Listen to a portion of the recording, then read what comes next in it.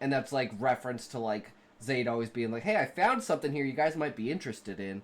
Because he technically found out who the Warriors of Light are, but no one knows what the Warriors of Light are except for Husai, and Husai never talked about it, so there was no conjunction between the two. And that's kind of a reason why Husai is like so mad at himself that he never listened to Zayd. He took Zayd for granted. He wouldn't let Zayd on the trip, and now Zayd's gone. Remember, guys, if you can't say fuck you to your friends, who can you say fuck you to? Fuck you.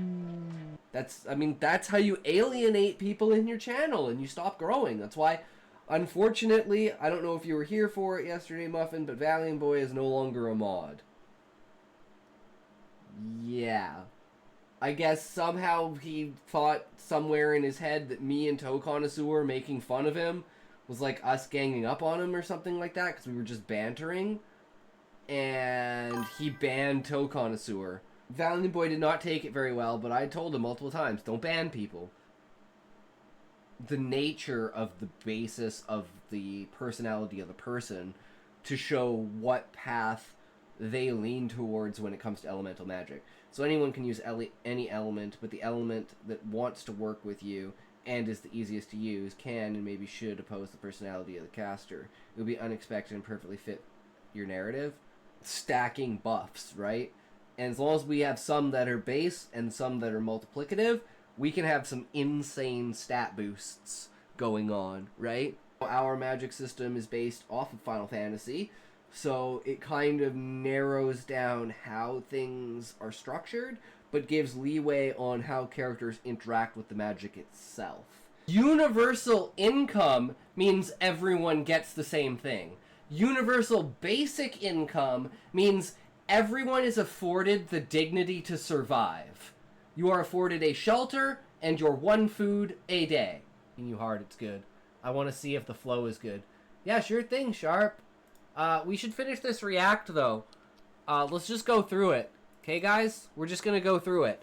We've pretty much explained most things I think of. We're just going to use examples and see how good our stuff stands up to it. And zinc and... If you can't say fuck you to your friends, who can you say fuck you to? Fuck you! We've got Quest. We've got the Fall. We've got the Exodus. We've got the Death.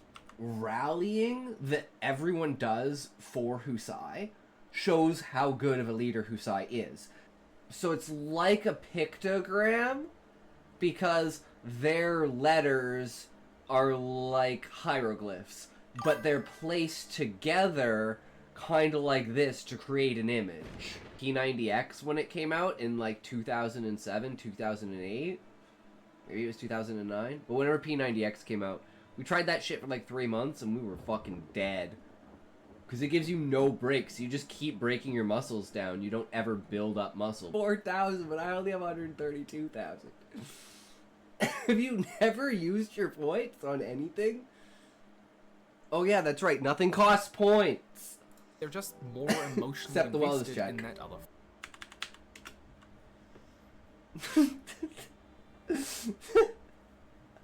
Should have given me the shards, I would have snorted them. So this should be like as basic, like everything is perfectly dimensionally set for like the space that it needs to acquire. So the Central Galactic Trade Hub, a whole system, is my suggestion. Yeah, the Central Galactic Trade Hub. That sounds great. That sounds great. In reality, the name of the planet should be the Roman version of Gaia, as all the planets are named after Roman goddesses. Venus, Tellus, Mars. Remember, thanks for sticking around. Thanks for hanging out. Always appreciated, you know. You guys are why I do this. So, you know. Always be thankful that there are other people like you. You may not be able to find them off the bat, but when you do, it's like a missing piece of yourself. So remember, if you can't say fuck you to your friends, who can you say fuck you to? Fuck you. Almost as big as if frickin' Queen can win, man. Come on, Queen. Crops going this way, and crops going this way. Like lines flattened in different directions. This was the video I was trying to find. I can't believe I couldn't find it. Umbrella? So it's like almost like a hierarchy where you have like, you know, this is kind of protecting these areas, and then like I see this as like a progression of time through generations. I think this is from Queen. Hit it really well. It's from a gotcha game. I don't know which one his avatar's from, but yeah, he does like reading and writing and plays Monster Hunter Wild. I think Queen's done for. This is gonna be 2-2. By the way, this is so fucking close. This is crazy. No idea how much HP that has. Yeah. So many drones dead. That was like 4 or 5 drones. Is that 4 You missile thought battle turrets? cruisers LOL. were bad. Yeah. Well, scary. Where you're like, well, is this game gonna break? We haven't had a patch in 25 plus years. Is the game going to be figured out to a level where no one can maps figure out will what to do fix next? it. Maps will fix thing is, every balance patch. Even when things get really bad like like that, that, it kind was of mostly here for the forces more reacts when you went creativity, heavy on them. and it forces people to find new ways. Yeah, like different Terror people like Reserve is different evolving content, now as right? well. Like a lot of And I people like are to working do a on it lot 'cause of no one different can seem to be content. sulky. You have to reload, Eat more protein to get more glaives in their system. Yeah. Nice storm. Yo, yo, yo, boys! Oh shit, my camera's fucked. Hold on a second here.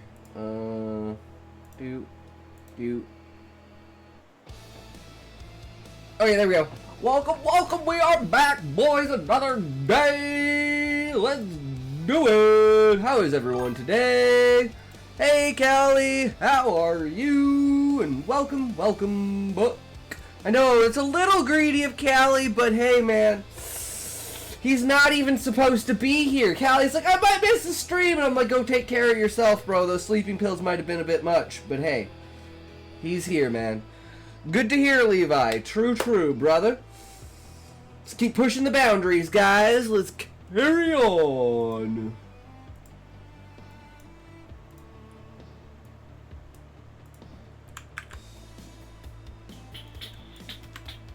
I just fucked up one thing here. Give me 1 second. But today, we are doing a kind of review. Seeing how well we did last year, let's say, for instance, right? Keeping record of something like that. Super, super important. Because I feel like the last year has been a significant step. Absolutely significant step. Were you in writing last year? At this time last year? No, Beezus, because you know what happened this time last year? At least I'm pretty sure it's this time last year. Like, it was like August 18th, right, when Wukong came out? So I was playing fucking Wukong.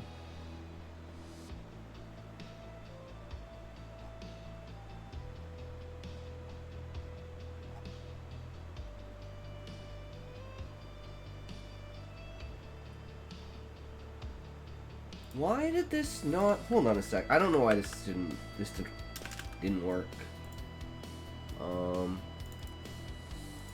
Trying something new here. But it apparently didn't do what it was supposed to do.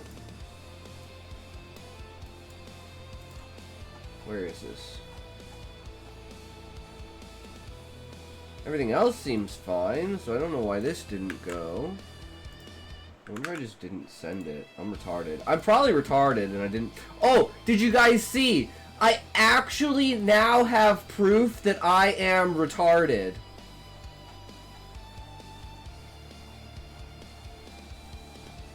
Where is this?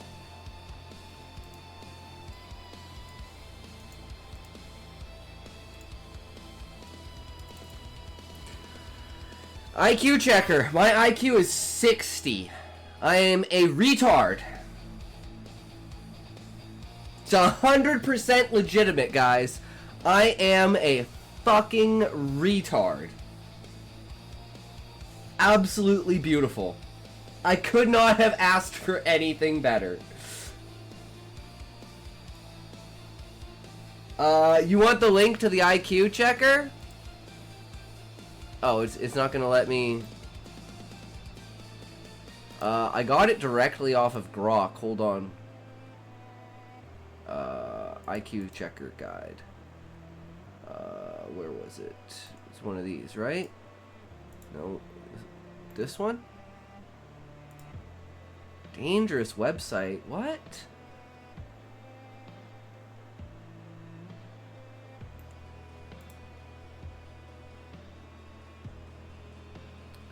No, I don't think it was that one.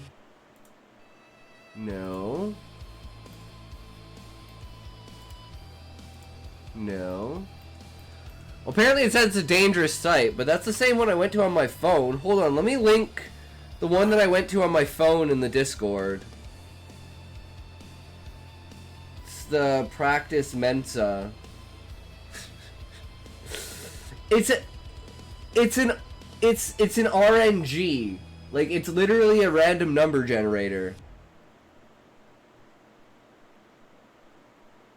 That's all it is. So it's just random, but it's just funny because it's like it's trending on Twitter, and even Asmon only got 71 IQ, guys. Video reaction Binky B1 what? Okay, Callie, hold on a sec. I gotta get this set up for everyone. So everyone, it's 100% accurate, exactly.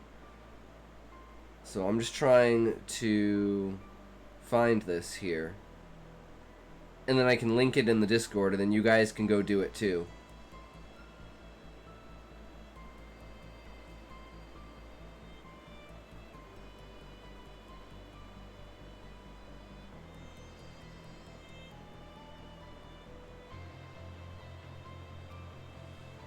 Okay, it's not that one.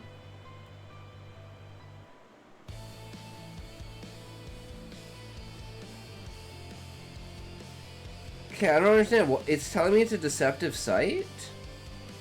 Did the site get flagged or something? I swear, that was the fucking... It's not letting me go to the same one that I used earlier. That's fucked up.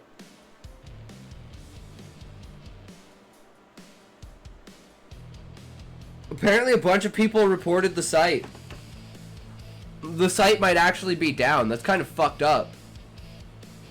I don't know what to say about that. But anyways, okay, I guess a little biggie titty committee. Okay, Callie. It's a little double entendre there. Okay. So I'm guessing this is... Oh, and book. Did you see yesterday, book? I said Liddy. Like Liddy Biggie Titty Committee. Ah. Okay. Like on fire. Okay. So what is this, Callie? Weekend's coming up. You got anything planned? I'm gonna go to this really popular nightclub. Really? I didn't take you for like a partier. I enjoy a good party every now and again. You don't really seem to like people. Well, that's why I'm there. But I don't. so what do you do there? I spend the evening locating couples. Damn, why couples though, man? Once I've located several happy couples, I'll watch, waiting for the moment that the male partner needs to use the restroom, answer nature's call, as it were. To what end, bro? Why? At which point I tail him at a safe distance as to not alert him of my presence. Just another bathroom goer at the club. Once I'm in there, I will discreetly spray him with a popular female perfume. No, not the female fragrance. I'll then excuse myself before him, get back into the crowd, find the best seat for the show. What do you mean front row seat? When he returns from the restroom, she will discern that foreign scent. Babe, whose perfume is that? No. And I simply watch. Illegal. Voila. Simila. You need to go to jail, man. Why are you eating it like that? Weekend's coming up. You got anything planned? I'm gonna go to this really popular nightclub. That's so good, Callie. I fucking love it. Yes. Oh my god. Oh fuck, man. So true. Did you see Beezus' post from yesterday? Technically not illegal, but totally messed up. True. There's some things that should be fucking illegal.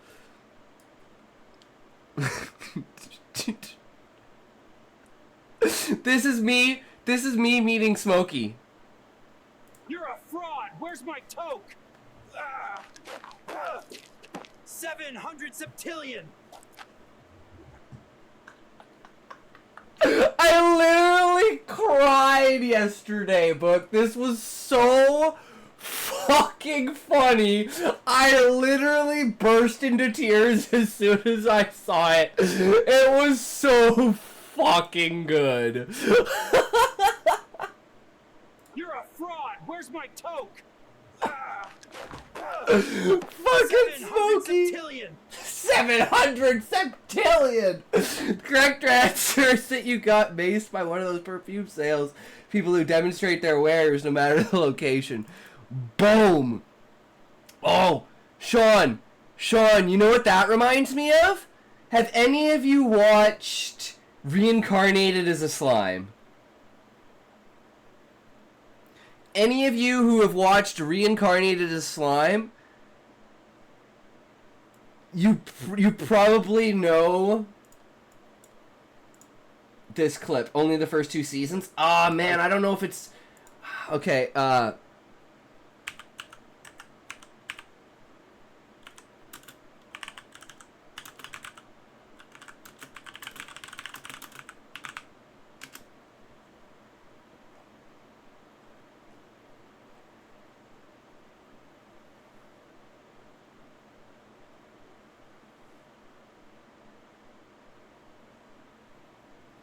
I can't find it. But it's like, in order to prove that Rimuru is like the real Rimuru, he has to say what he thinks of Shion's cooking. And then, because Shion used, like, her whole thing is poison, so when she cooks, it's like poison. So all the slimes are girls, and Veldora the dragon is her husband. Oh, fucking god, do you guys know why I couldn't sleep last night? No, Callie, why couldn't you sleep last night? Because of that fucking Beezus clip? Oh my god, it killed me, dude. It killed me. Is there anything else on here? Because I saw that, Click, dropped these in here. But I'm not sure what these are. Have no fear, my guys. If there's one thing I know, it's guerrilla warfare. I'll have you home to your families, girlfriends, and baby mamas alive, and before the child support check is due.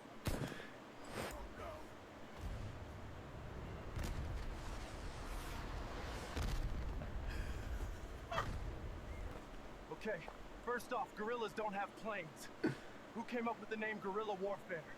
The struggle is real, my guys.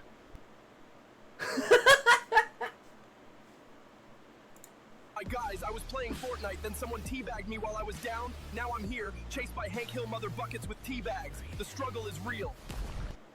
A pirate's life's for me, my guys. Once sink this enemy ship, I'm gonna steal his treasure and add it to my own pile.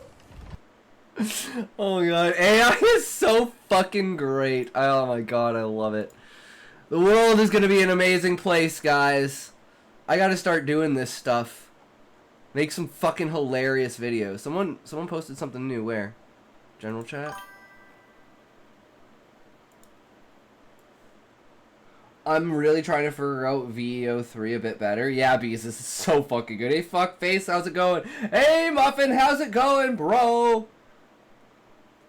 Again, Muffin, did you see this? I'm gonna be obsessed with this forever, guys. This is literally gonna be like the only thing I fucking talk about. Did you see this? Fraud! Where's my toke? 700 septillion. It's never not You're funny. A fraud. Where's my toke? 700 septillion. I'm gonna literally watch this on repeat for like a fucking hour. Just laugh my ass off. Dogs and I are both obsessed with something. Kinda looks like... I know, it's my dad! Dude, my dad... I showed it to my dad! It's that great. It is Furball. I don't check the server. Exactly. That's why I was wondering if you'd seen it, Muffin. Because I literally cried yesterday. I fucking cried. I was laughing so fucking hard. My eyes were exploding in tears. It was so fucking amazing. My dad was like, how did he make it so accurate to you? And I was like, I know, right? I'm so fucking generic. I'm just an AI. Beezus made that. And then the other one's got like a... The other one didn't quite work, but it's got like a substitution jutsu. Where's my toke? Substitution jutsu! 700 septillion.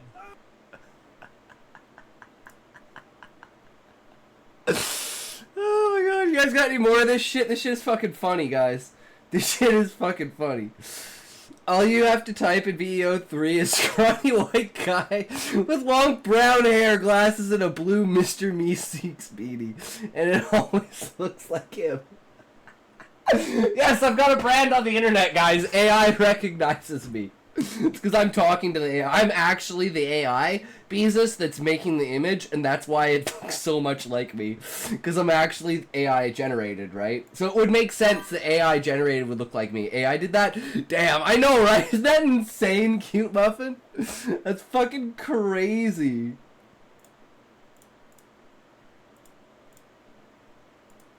Def not Grok. Yeah, I don't know about that one, guys. Wait till we get to play some Grok video games, and I'll be interested in that. But yeah, do you have anything else you want me to react to, Callie? Because I know there's a bunch of stuff that people have thrown all over the place in here. Grok 4 is free now. Yes, Grok 4 is now free for everyone. But for limited use. My furry drawings. Washington is an oven today, and tomorrow will be worse. Oh, that's never good, Sean. That is never good. So, in this case, shall we begin with Callie? Since we didn't read a chapter of your other story yesterday, do you want to do that now? Make it windy and you got an air fryer. True! That is a very good take there, Muffin. Especially with as wet as Washington is. So it's an oven with a pan of water in it. Ew. Damn. Brutal. The fuck am I looking for? Guys, I'm so lost right now. So a hot tub? There you go. Dumped the AC twice already.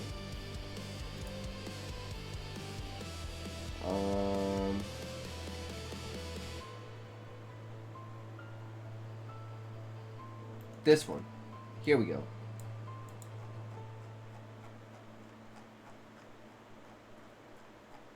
We're on chapter 3, right, Callie?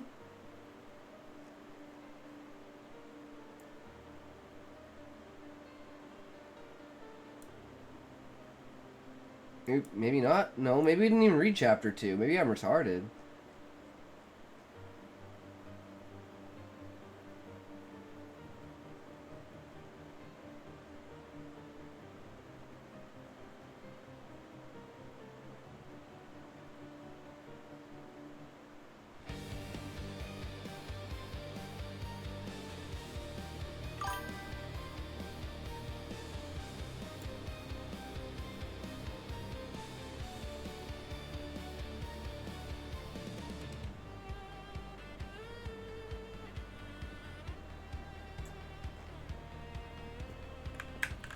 Okay, that's what I thought, Callie, because I was like looking at it and I was like, I don't remember this.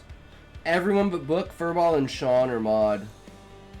Well, I mean, that's what happens when people ask to be mod and they just get modded. If you ask to be a mod, you're a mod. Boom, easy. It's a one-step shop.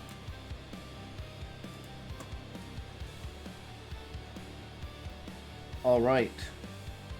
What is the last part? I don't know. I just don't remember. I don't remember it. I remember being on a. I remember being like. On. Am I still the only editor? I think so, Muffin. I think you're still the only editor. Looks like the sentence gets cut off. Oh, you're right.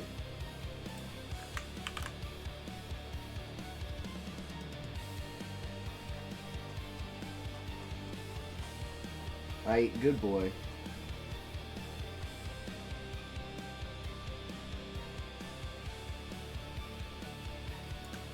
Yeah, that's odd.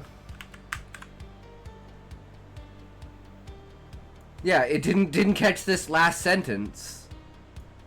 Good eye, Callie. Good eye. I'm gonna go see you in a bit, Ski. Alright, Muffin, take care. We'll see you in a bit, brother. Enjoy, good sir.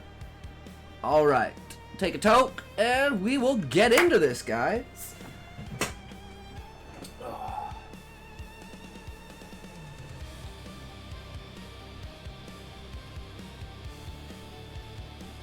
Oh, I wanted to talk about something first. I totally forgot about this. I'm retarded.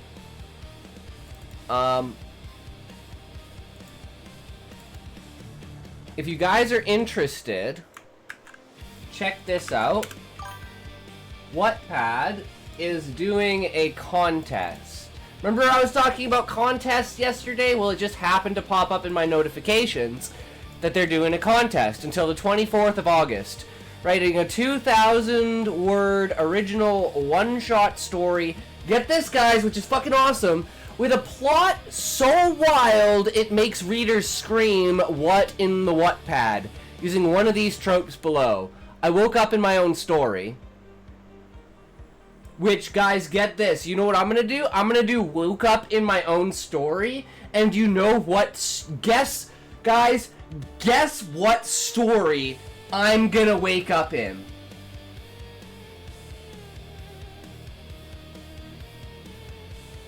I know you guys know. There's only one possible story that would be this. And the fact that it's woke up in my own story, I'm like, oh my god. No! The banquet!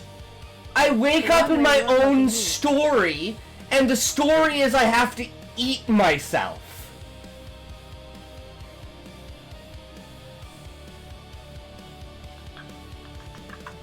Ritualistic self-cannibalism. Oh my fucking god, yes! Presented as a feast. So I wake up and it's like, oh, I'm in this massive feast! I prefer my rendition. I mean, sure, Beezus, but I think that's like overdone. That's something that's easy.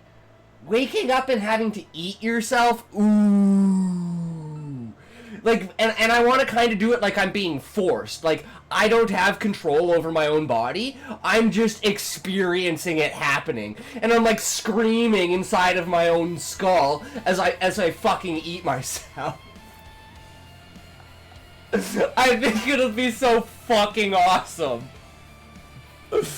Oh, but yeah, if you guys are interested, the contest goes until the 24th of August. So, yeah, I would love to promote this and run this. I think I posted it in the Twitter community. I was supposed to. I don't know if I actually did. Which we have 7 members, guys, which is absolutely insane. No, I don't think I did. So, let's go here, and let's go Wattpad contest. I'm gonna go Tailforge. Write a 2,000 word story from one of their 5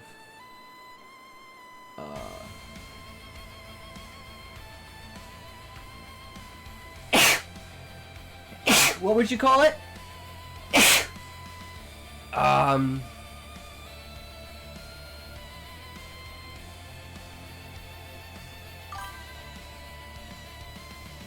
what would you call this? Oh, one of their 5 tropes. Let's get together, make some awesome stories.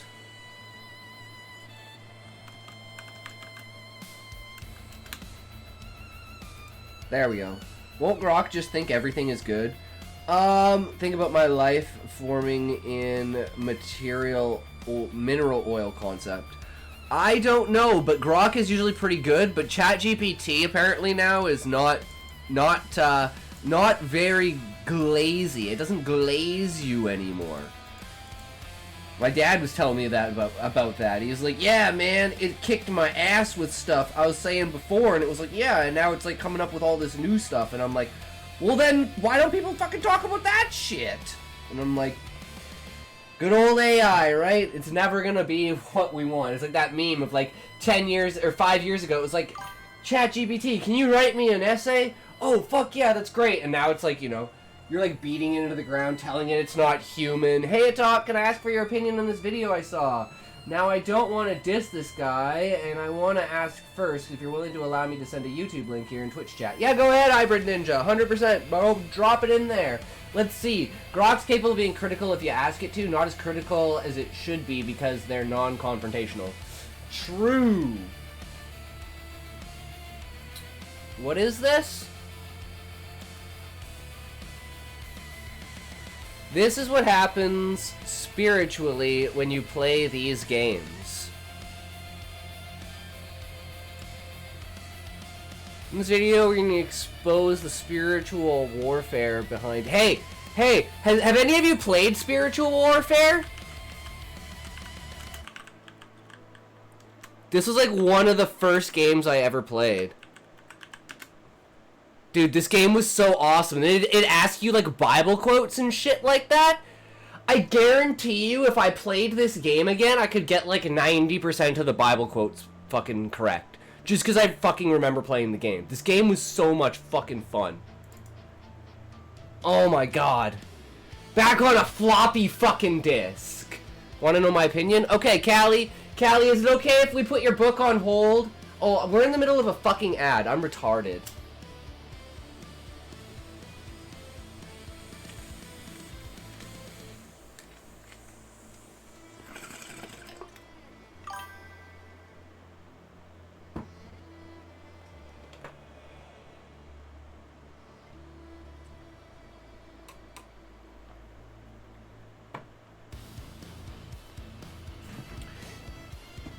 Yeah, Levi, but usually it's like a multiple choice, and it's usually pretty fucking simple. You know? If you kind of know, like, where things are in the Bible based upon chapters, like, that's not in John or Matthew, man! That's the New Testament! We're talking Old Testament here! It's gotta be in, like,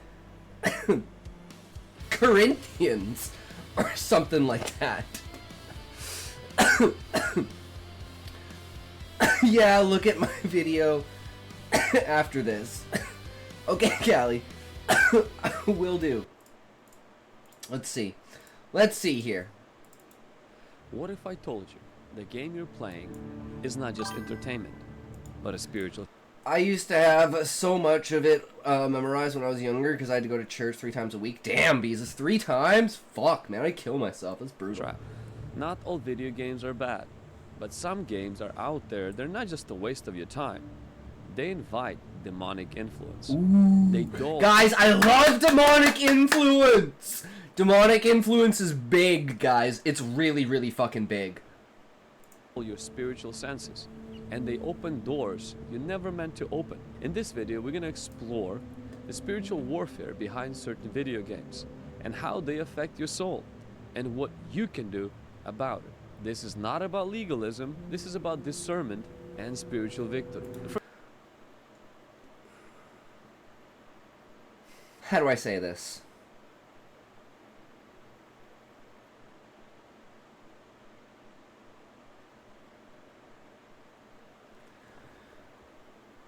Video games are... Fuck this demoni, I don't believe in souls or spiritual shit, the fuckckckckckckck. Okay, Callie, but I'm going to make an argument to logic for him in place of spirituality. And this is in favor of what he's saying. And its topics. Video games are a very, very, very unique medium in the aspect that you are controlling something. Which means you are putting your direct actions in play. Whereas watching a movie or something like reading a book, poetry, plays, dancing, everything like that, you're like, if you're doing it right, like, you're playing a role. But that role doesn't change, right? Whereas in video games, everyone who plays that role plays it differently. So I will approach this in the factor of consequence. If there were no consequences to anything, would there be laws against murder? For instance, if someone killed you and you just instantly respawn and you just, like, didn't feel pain. So it's like, yeah, you know, the first little bit of human society, everyone kind of killed each other, and then everyone just kind of got bored and was like, you know what, I've done this before, I'm just going to move on with my life. But there are certain things that video games open up topic-wise that you would never consider unless you had played a video game. Stop it, you're gay, poopy pie pie? How gay am I? Holy shit, guys, I'm 845 fucking % gay. Shit, what am I gonna do with my life? Oh my fucking god. Welcome, welcome, poopy pie pie. Yeah, you're gay, cooked. It's bad. It's bad. Yes, lol, same thing with sexual assault, because forcing people into, to undergo an event they don't want to should most of the time be a crime.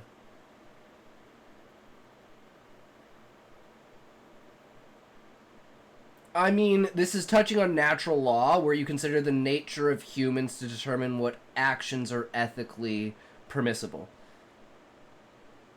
Yeah, Levi.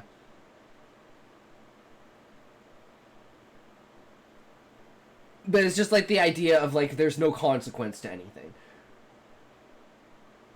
So, you know, what would be the point of having these rules if there's no consequences? So in video games, there's no consequences, so what's the point in having rules against them? But I do see the point that it opens up parts of your mind that would never be subjected to making that decision. And I will say, pulling the trigger in a video game is not the same as pulling the trigger in real life.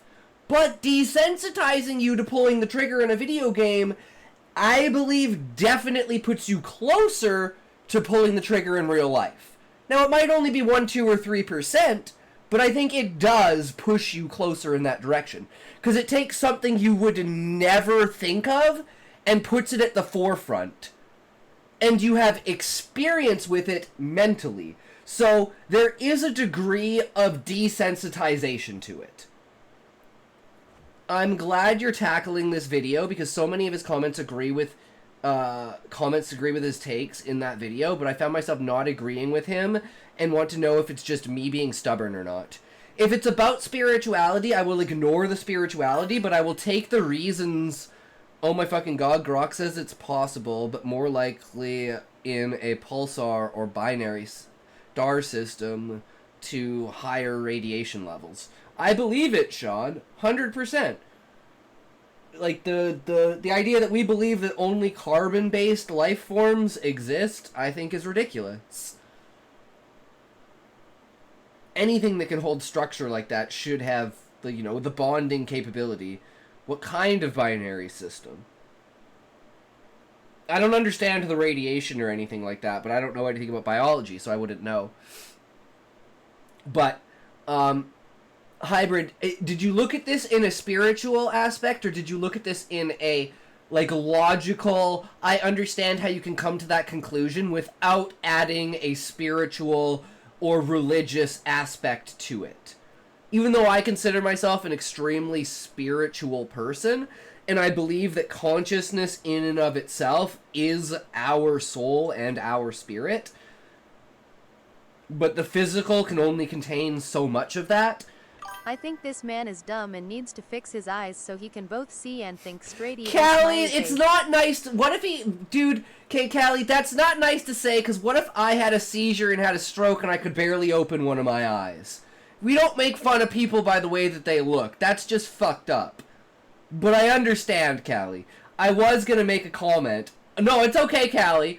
I think it's funny, but I do want to state, it's not good.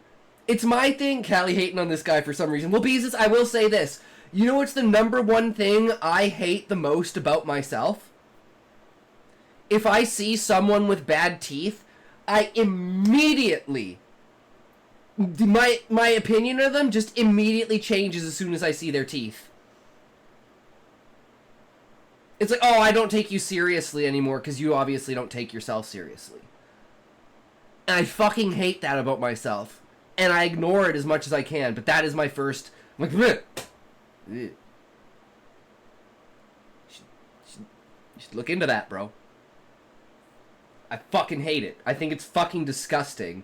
But it's a natural response. As long as you can curb that response and know that you should never act on that response, and after having that response, you should critically analyze everything to do with it, so that you know that you're not biasing your opinion based on their fucking teeth or what they look like. So, I understand where you're coming from. I fucking love making fun of people, but it's, in all seriousness, we're just trying to be funny. We don't want to make someone feel bad, right? So, Stream Up World! So don't ever feel bad about saying something like that, Callie. I just want to preface it with, we know it's bad, but we still think it's funny. How about that? First thing I want to highlight is that entertainment is not all neutral. True, I agree with that. 1 Corinthians chapter 10, verse 23, Paul says, all things are lawful to me, but not all things are helpful. Very true. Not every video game is demonic. But let's also be honest. Not some of them are! Yeah, not every game is fucking innocent, guys. There are some really, really fucked up games out there, and there's some really fucked up things that, like, for instance, I always think of Red Dead Redemption. When the people created the game, they just wanted to give the player creative freedom. They didn't think some guy would make his entire YouTube channel around fucking with women's suffrage. But the fact that that's an option to do in the game shows the scope of free will. And the fact that you know the guy is doing it for comedy and not maliciously is clearly obvious when you're watching the videos, because it's fucking hilarious. But and it's not meant to be malicious at all, because there's so much other fucked up shit you could do that was straight up malicious. But the shit he does is just fucking funny, man. Get over yourselves. Humor exists. Like how smart people who hear a southern accent want to deduct around a 100 IQ point no matter how smart the person actually is. Yeah, Sean, it's a natural human response ingrained in us over, like, our lives, right? If everyone had fucked up teeth and no one knew what straight, natural white teeth looked like, we wouldn't have this unnatural response. But because our world is so...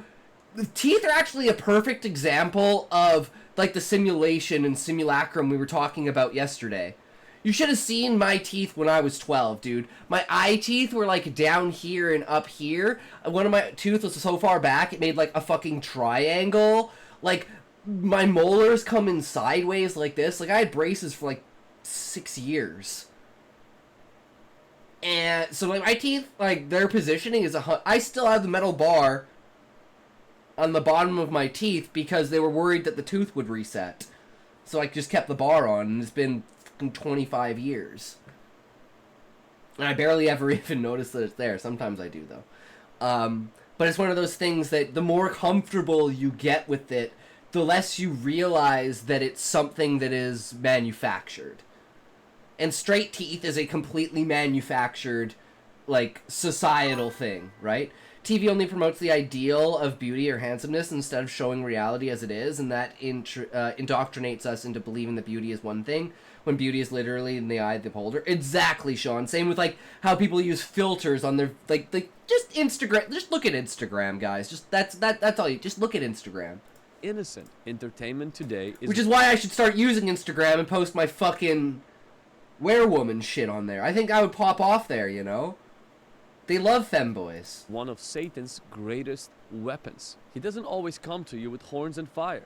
He comes with deception. He comes... See, now let's change this from, like, Satan in the fact of, like, the real devil, and let's place it in the idea of there are things that we associate that are so evil that we call them demonic. That humans would never do something like that. Torturing animals, stuff like that, right? Like, just the taking advantage of the absolute innocent. And it's like, in some video games, you can do that shit. But it's all creative freedom. I think the problem comes when you can't, like, for instance, that's the perception, though, Sean. It's the perception that humans don't do that, even though they do. So we place this word demonic on it to make it go beyond the realm of human. And the entire, to me, the humanistic idea behind that is dehumanization. You want to dehumanize the people that do those kinds of things so that people won't do them because they understand that that's so, like, degrading, right? Straight teeth are actually pretty normal. Mine are naturally quite straight. Crooked teeth often come about through poor nutrition, injury, or genetics. No, I just mean, like, perfectly straight, Levi. Like, you know, there's, like, absolutely nothing wrong with your teeth. Like, I will notice the tiniest fucking thing about your fucking teeth. Even if it's, like, the tiniest twist or overlapping or, like, tiniest gap or something like that. I don't know why, it's just something I fucking focus on for no reasons. Humans are a dangerous, savage child race, full stop. I agree, Sean. The degree of kindness and divinity that humans can show, contrasted with the horror and demonic essence of the things that humans can do, is the true nature of being human. It's the fact that you get to choose what you want to be. At the end of the day, no one can tell you. They can only try. One of the girls in my school had to have her wisdom teeth pulled early because they tried to come in before she even reached adulthood. Yeah, that happens. And then you get stuck with way too many fucking molars in your mouth. Your mouth is too big. Crushes your fucking teeth. Talks, look! I'm sorry, Callie, did I miss your message? As soon as I hear the word soul and Satan, someone basing their whole philosophical system on that, I lose all respect for them, though. I don't know if that's, like, anti-religion, but I don't like listening to these types of arguments. I agree, Callie, with the caveat of if you add other things. I do not mind people having these views in a spiritual essence or religious essence. I just agree with you if 100% of their perspective is the spirituality and that. And there's no logical reason, there's no other reason, it's just, no, this is evil and bad. It's like, okay, but let's break it down and see why. Like, what does it lead to? What does it open in your mind that allows you to go to this place? And like I said, it opens you to the possibility of things you never would have thought before. And the more that you do that, the more desensitized you get to it, even if it's 1, 2, or 3%. Honestly, I don't care about it myself. Most people that are religious are super nice from what I've interacted with in my life. That's very true, Beezus, but there is a spectrum of people that are just pieces of shit that are religious for, like, fanatical reasons to, like, push it on other people, right? With distraction, and he wants to desensitize you. to the things of the demonic kingdom. Video games are immersive. You don't just watch it, you participate in very it. important. They make your spirit... Arguments regarding souls and the devil only function if your audience already accepts those premise. It just doesn't work when people try to use them on atheists or agnostics. Exactly, Levi. That's why I said let's approach this in a logical sense. Let's take what he's saying and let's structure it in a logical, non-spiritual way, and let's see if we agree with what he's saying. So far, I agree with everything he's saying on a logical level. If you break it down and you look at the outcomes, even if it's one person, it's still more. More vulnerable. Think about it. Would the Holy Spirit feel welcome to sit beside you? It's like a great thing that Asmund says. Oh, people don't like cryptocurrency and gambling and stuff like that. It's like, if you die, go to the pearly gates, and they're like... And you're like, hey, can I get in? They're like, oh, but you gambled. And you're like, yeah, but it was cryptocurrency. Or you're like, oh, I gambled, but at least it wasn't cryptocurrency. You're like, oh, I gambled, but it was only in video games. It's like, yeah, I don't know, bro. I don't know about that one, right? And watch what you are doing. It's like, just be honest with yourself. No! The answer is no! That game. Some games glorify darkness. For example, things like witchcraft and sorcery. Games like Diablo. Games like Dungeons and Dragons. True. Elder King, The Witcher. They're built around casting spells, summoning demons, and becoming oneself. You participate in that. You're not just playing in it. You are this virtual person that's in that game. There are games that... And this comes down to weak minds, too.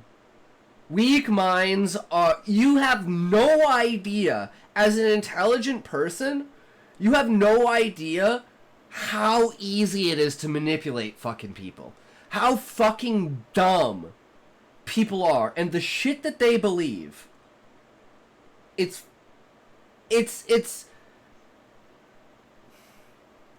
goes beyond naivety, almost beyond,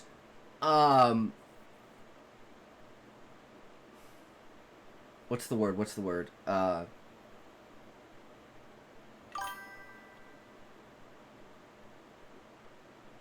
am I thinking neglect? It's not neglect.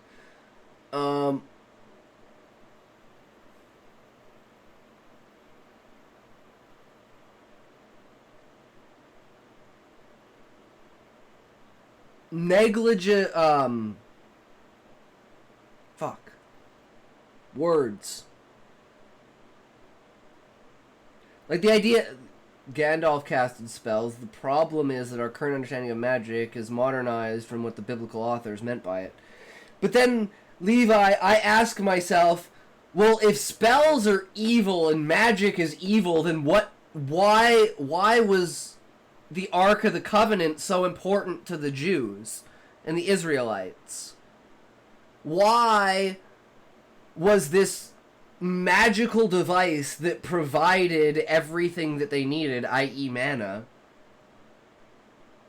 Explain that. How is that not magic? So, there are two sides to spells as well. And the same thing, God was in the box. Same thing with, like, could you say the miracles of Jesus were also magic? Because, what is it called? So it's a spell and magic when it comes from the devil, but it's a miracle when it comes from divinity. Well, who decides what's divinity and what's demonic? Because nowadays we would say turning water into wine would be demonic. But that was something that Jesus did that was considered divinity. So how do we reconcile the difference between divinity and demonic essence on that scale when it's all classified by the current society and their morals around certain subjects, like alcohol? Imagine if alcohol was, like, Prohibition had lasted and gone throughout the world. We would think of it as Jesus turning water into wine as sacrilege. Because magic is humans trying to create their own miracles while the ones created by God are real. And attempting to create your own magic was considered blasphemy, and trying to say you were capable of doing what he could do your question is pretty directly addressed in the Bible. No. I understand that, Beezus. But I'm saying, how did the people think about it? Like, why would the people call this one thing a miracle? If this guy comes out and says, hey, I can cure the blind, and he cures the blind, some people are going to call that a miracle, some people are going to call that magic. Now, if this person is professing, hey, God lets me do this, versus one person professing, hey, I can do this, that is the sole difference in perspective. Right, Beezus? So one would be, you are saying you are the cause of it, and the other one is you are a vessel of the cause of it, which is very, very nuanced in a way. Glorify spiritism and necromancy, games that involve speaking to the dead. Oh, I missed your message about Diablo, Sean. I love the message of Diablo 1. You fight to remove Diablo as a threat, and then in your hubris stab his soul crystal fragment into yourself to contain Diablo. I'd rather just release Diablo and defeat him directly or die in the attempt than become Diablo myself. If it comes to God, from God, it's a blessing. If it comes from humans, it's magic. Interpretations on how they address where their powers came from is the difference. I think we're too detached from the historical context for me to explain the distinction clearly. Religion for Breakfast has a good video explaining why the issue is so confused. I think it's just people being dumb, Levi. I think it's a very easy correlation, and even you can tell the fraudulent people that say, oh, this miracle comes from God, but it's absolutely fake. Using psychic powers and channeling spirits. These are not just fictional. They are replicas of real occultic powers. Games that glorify violence and bloodlust. Games where the thrill comes from blood, brutality, and carnage. Yes, I love it. It starts to numb your conscience. It does. And it feeds your flesh. It does. But these are not... I can say that my temper has not improved from playing video games, guys. It's gotten a lot fucking worse. So I will tell you that. Sekiro is a fucking example. It has not improved at all. Just themes of entertainment. They are spiritual doorways. In Ephesians chapter 5, verse 11, Paul... I would argue they're just mental doorways to open up ideas. And the more ideas that you open up, the more comfortable you become with those ideas. And as a moral person, you want to stay as far away from these things and stay as discomfortable with them as possible. Tells us have no fellowship. Or you have to have the intelligence to be able to separate the two. You need one or the other, or both. With the unfruitful... Both is usually the best option. ...works of darkness, but rather expose them. You may say, how does Satan use these games? They're just innocent. I'm just having fun. When you're done with the video, give my opinion on his final word and let me know your opinion. Alright, sounds good, Hybrid. You must understand is that demons operate through legal access. They look for agreement. It's stuff you watch, things you say yes to, things you participate. That matters. Yep. They look for your engagement. Repetitive involvement a lot of times would open those spiritual doors. And they look for idolatry. Anything that would pull your attention from God becomes that snare. And this is how it will work. Curiosity leads to... I will say in this regard, let's just go back to these three things.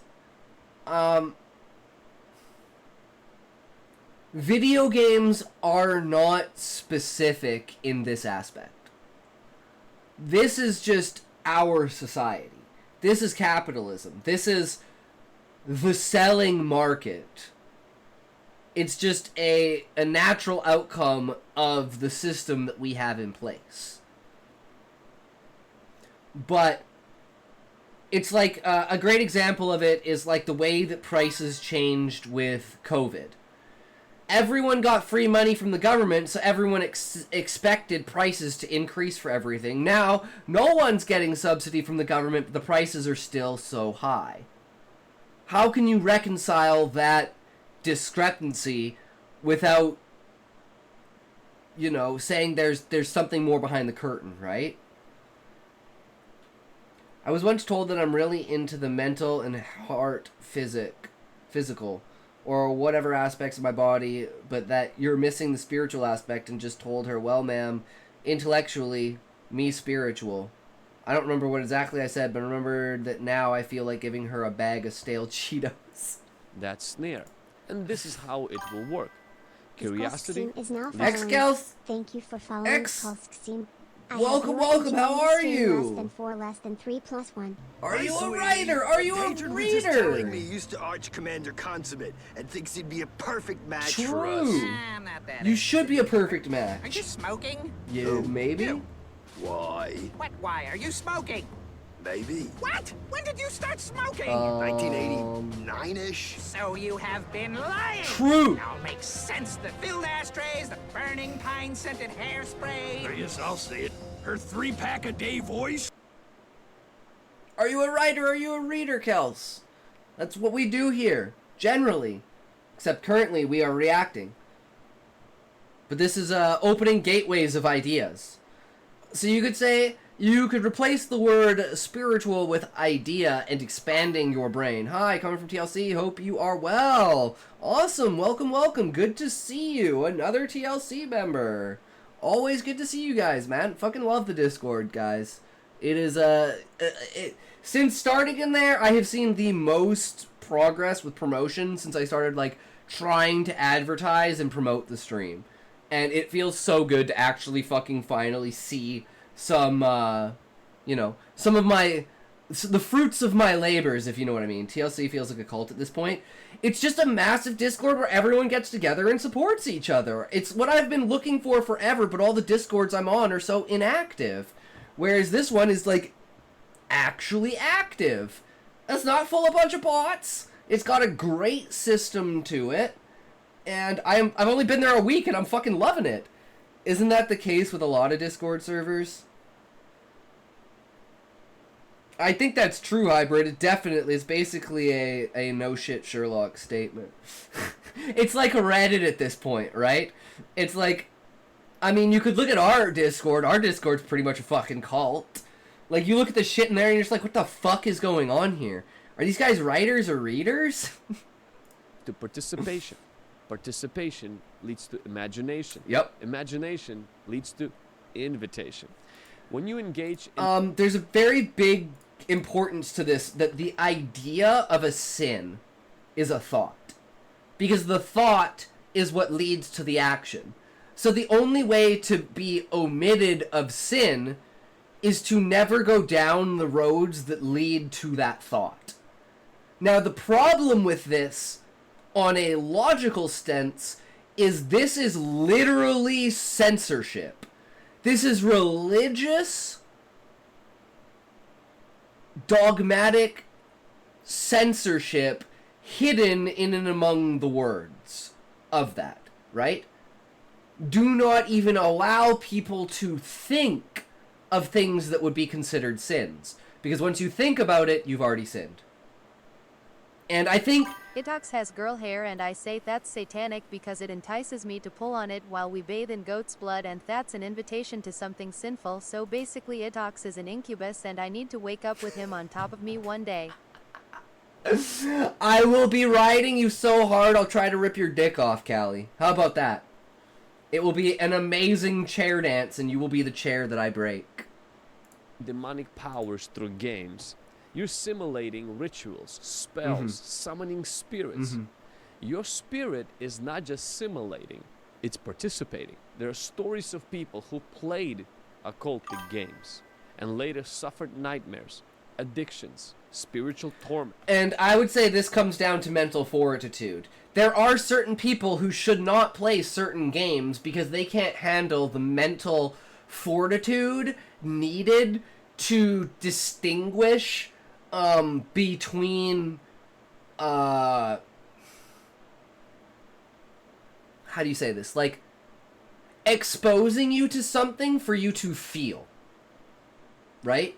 Like, a great example of this is like in any kind of entertainment, using the trauma of a character in order to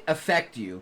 If you, for instance, watch FNAF and you can no longer go to Chuck E. Cheese because you have panic attacks, I think you need to take a step back and look at yourself and say, okay, why do I have these attachments and why do I feel this way about this subject? And I think there's something you're probably fundamentally, mentally blocking yourself with that you need to overcome that's causing that to happen. Okay, it doesn't do that, I'm fine now. Yeah, that's kind of the difference, Callie, is letting it impact you in the real world to the point where you're like, I can't / won't go to this place because it reminds me of this. It's like, if you can't separate the two, then you're going to have a bad time when you're influenced by these. If that makes sense. If demonic powers exist, then you're both infested. True, Beezus. I am the embodiment of demonic, satanic evil. But you know what? I still try to promote all of the virtue. Because that's the duality of man. No man is perfect. No one should present themselves as perfect. I am not perfect at all. I'm a terrible person. I think he's got too legalistic a view of how a supernatural world operates. If you're playing these games to vicariously experience the occult, then that could be a problem.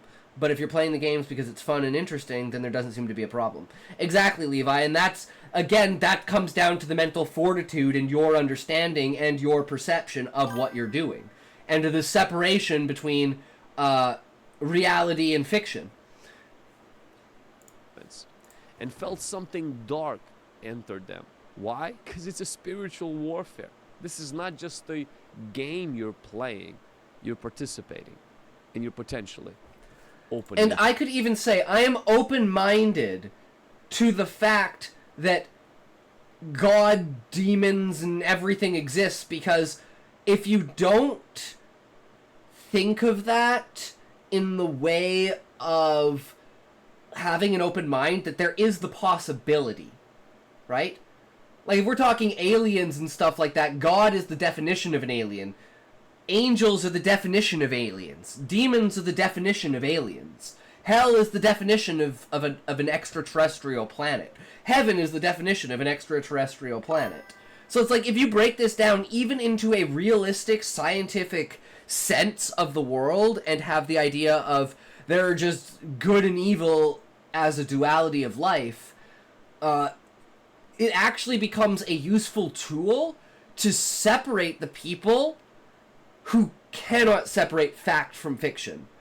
And you can filter those people out using these means. So I think this is actually a great tool. And it's the idea of using your enemy's weapon. He's too deep into the religious rabbit hole. He needs to stop eating carrots, get out of the hole, and eat someone else's hole instead. Jake David Bridbrow Cow. Jake David Bridbrow Cow. True, I like that. But his view seems to be that playing these games constitutes some legalistic consent to the occult regardless of the actual religiousness of the player. Yes, Levi. And if you're thinking in a purely spiritualistic world where spirituality and soul is fundamental to reality, then I understand how he's putting it into that perspective. So I see where he's coming from thinking about it in that way. That's why I don't want to criticize, like, his fundamental beliefs, because he's allowed to have those fundamental beliefs. I believe consciousness is fundamental. That is a far-fetched, far out there, like, extremist edge belief, because most people believe that consciousness is emergent from a complex system. But I believe that consciousness is fundamental to the fabric of reality. And it goes beyond what we consider just brainwaves in our head. And the fact that we are actually just like TVs picking up signals. We are not actually outputting the signals. We are the antenna picking up the grand consciousness that is coming from outside of ourselves. And dreams is consciousness is some other third thing. Yeah, Levi, exactly. But I believe that it's fundamental to reality as opposed to emergent from reality. Whereas scientifically, it is accepted that consciousness is emergent from reality. Whereas I would say reality is emergent from consciousness. So it's kind of taking those roles and reversing them. But that goes beyond the scope of physical reality. But again, I can understand where he's coming from How this. would you rate my current creativity levels, and how high do you think I can get with or without weed? Callie, I'd say your creativity levels are 8 out of 10. And with weed, you could either go from to a 6 or to a 10. Some people fall behind on creativity, some people get boosted ahead. But the good thing is, you don't have to be high all the time, so you can test it out. Science can't concern itself with the nature of consciousness. There's an epistemic gap. Yes, but it's generally accepted that if you ask a scientist, is consciousness fundamental or emergent, I think you'll get a 90% answer that would say emergent. Without, just... it's my gut feeling, right? And that would be their answer. It's my gut feeling. I have no proof to it, but it's my gut feeling, right? From all the evidence, empirical evidence that I've seen based around it, that's materialistic presuppositionalism. Okay, so there is a word for it. I always figured there was. But yeah, it's just that's how I believe of things. So I understand if you're thinking about it from a very spiritualistic way, this gives you, even if you're not a spiritual person, you don't have to believe in consciousness for consciousness to exist. So from his perspective, you don't have to believe in spirituality for hell and heaven to exist. Thus, your intent doesn't matter in this case. It's still opening gates inside of your soul. Oh my god, someone commented on my audio. They said my sound ate crispy. My sound is crispy. Deep. True. Door. Ephesians chapter 4 verse 27 says, do not give the devil a foothold. Mm-hmm. Very important. The other part that I want to highlight is not only the deception of video games, where a lot of people also experience distraction of video games. Again, I'm going to highlight not every game is demonic. And I would say as well, it's video games are specific in the fact of enact. You have to have purpose to enact the evil thing. 90% of video games don't have that evil thing as a must-have to progress. You don't have to rape someone to progress the story. And murder's so desensitized at this point, I'm not even going to consider that, because most video games revolve around killing someone. So we're just going to throw that out with we're going to throw the baby out with the bathwater with that one, right? I believe in the spiritual stuff, I just think he's wrong in the particulars. I can agree with that, Levi. And I would hope he would be open-minded enough to agree with you as well. And this situation would be agree to disagree, right? We all have our own perspectives on it, but we can all have a civil discussion about those perspectives without enforcing our perspectives on other people. And we can debate and try to, convince them that our perspective or your perspective is better. But at the end of the day, it comes down to how well your argument holds up in the free marketplace of ideas, and how well you can express the hooks and pulls of your interpretation of reality. But many of them are distracting. True. The enemy doesn't just need you to fall into the occult. Oh, and I was going to say, it's entertainment in general. TV, books, writing and stuff. like a lot of people say one of the main reasons why the church didn't want people writing is so that they could control the word. That's true, but like 15% of it is also they didn't want people going down these rabbit holes, right? And having things on paper is a lot different than discussing in reality. Every word of his, my brain is just gonna treat as white noise. I can't even sleep to.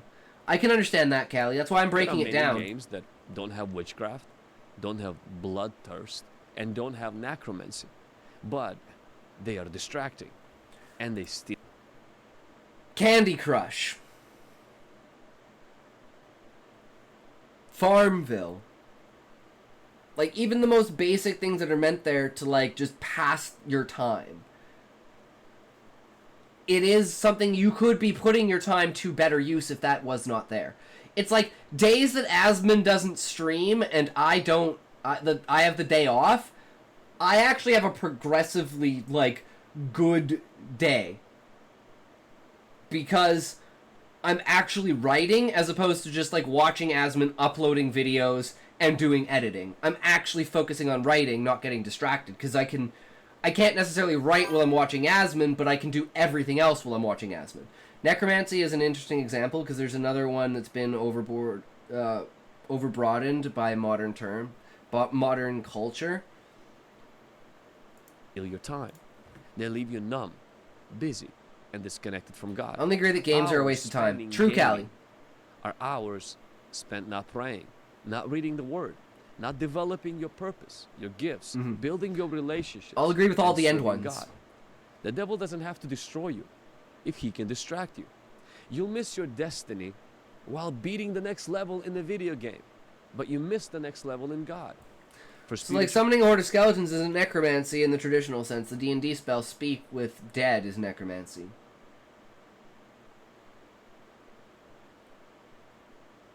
And using the souls of the dead and manipulating the souls of the dead itself.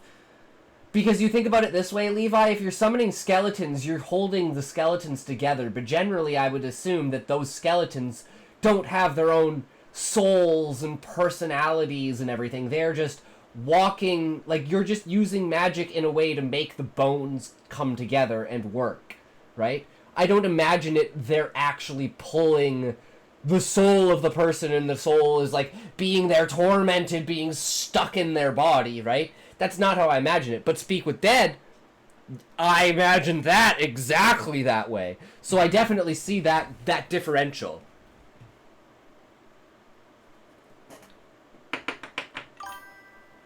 Nothing is a waste of time if it's enjoyable.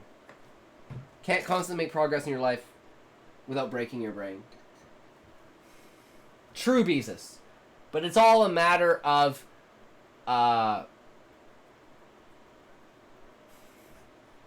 This guy made me want to play satanic video games just to spite him.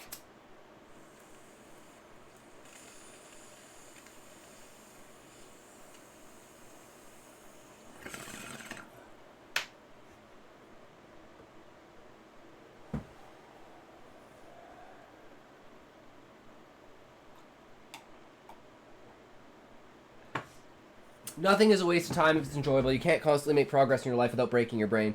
True, Beezus, but it's a matter of, why can't I not think of the word? But like rotation, you know? Like degrees. Are you spending 95% of your time, 98% of your time, wasting your time? Or are you spending 30% of your time wasting your time? I'd say spending between 30 and 80% of wasting your time is completely acceptable. That 20% progress that you get is probably really fucking good progress. Right? So I don't really have a problem with that. But you're hitting 95, 98%. Priorities, man. You're not paying bills because you're skipping work to play fucking new releases. Sup, y'all? Shucks. What's up, bro? How's it going? Welcome to the channel. Are you a writer? Are you a reader? Are you a purveyor of ideas? Do you enjoy creativity and imagination? Do you bring to the table such Aw shucks. Aw shucks. True. Shucks. Shambles. I mean, that's just semantics. If you're calling video games as a whole a waste, I think that's too aggressive. Doing anything not in moderation is negative. Moderation, that's the word I was thinking of, Beezus. Everything in moderation, right? Exactly. So it's like, how are you using it? That's another thing, right? And like I said, I love the pronunciations. Yeah, man, okay. I'll give you this one, Chucks. Try and pronounce my name. I have heard so many different pronunciations of my name.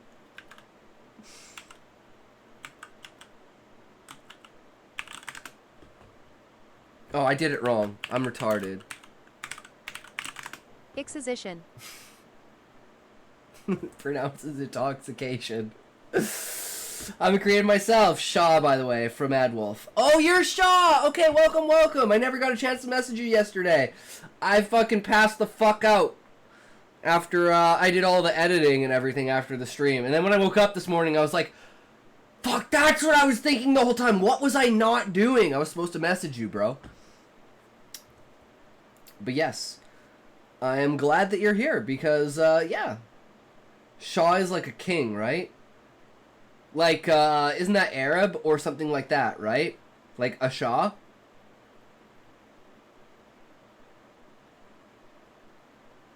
Not a problem, man. Decided to personally visit you myself.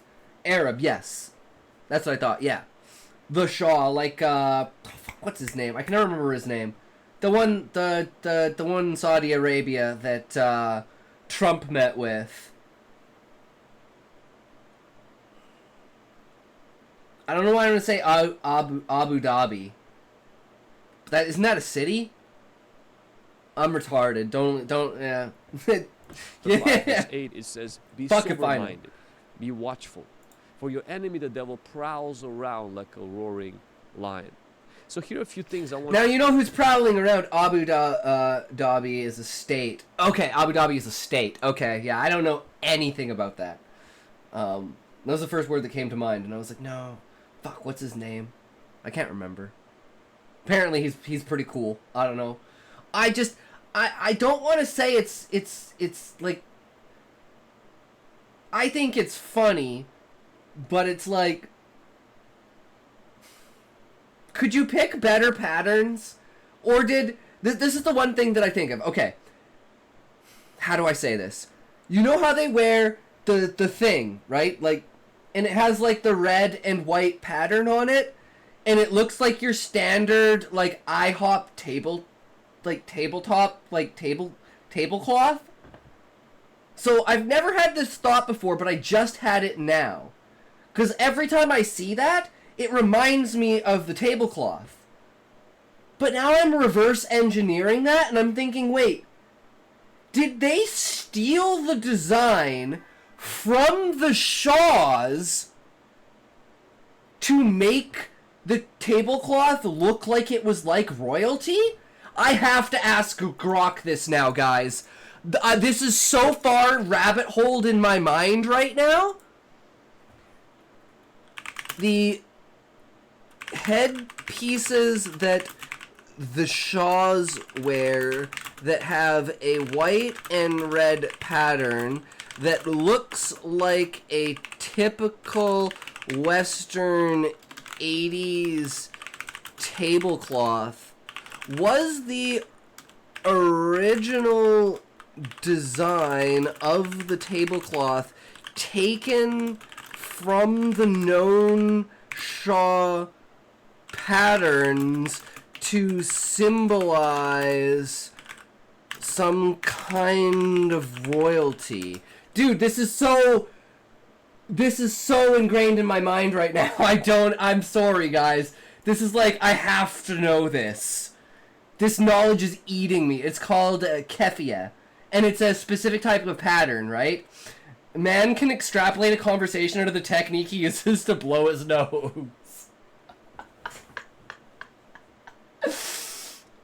Okay, sorry guys. I just got completely fucking dragged into that. Okay, let's go back.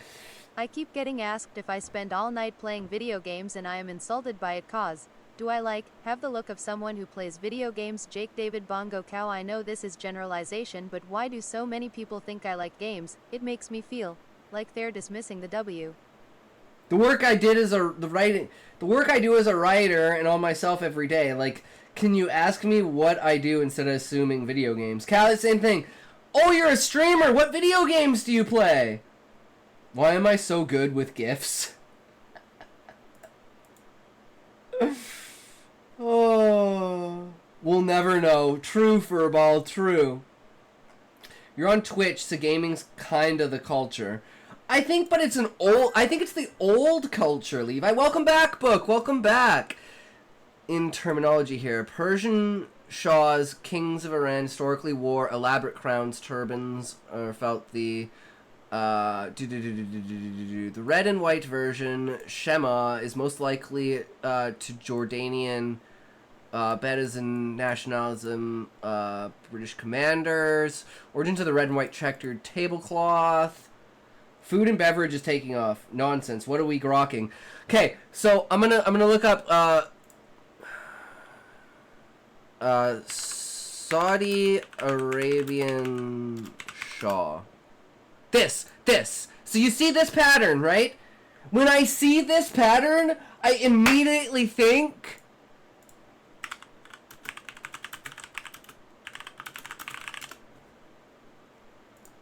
it's fucking exactly the same. It's just the plaid red, right? It's like, it just reminds me so much of it that I'm like, is there one that is other than just plaid?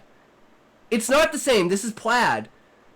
Right? But I'm just wondering if there is, like, one that's got that same exact kind of thing, right?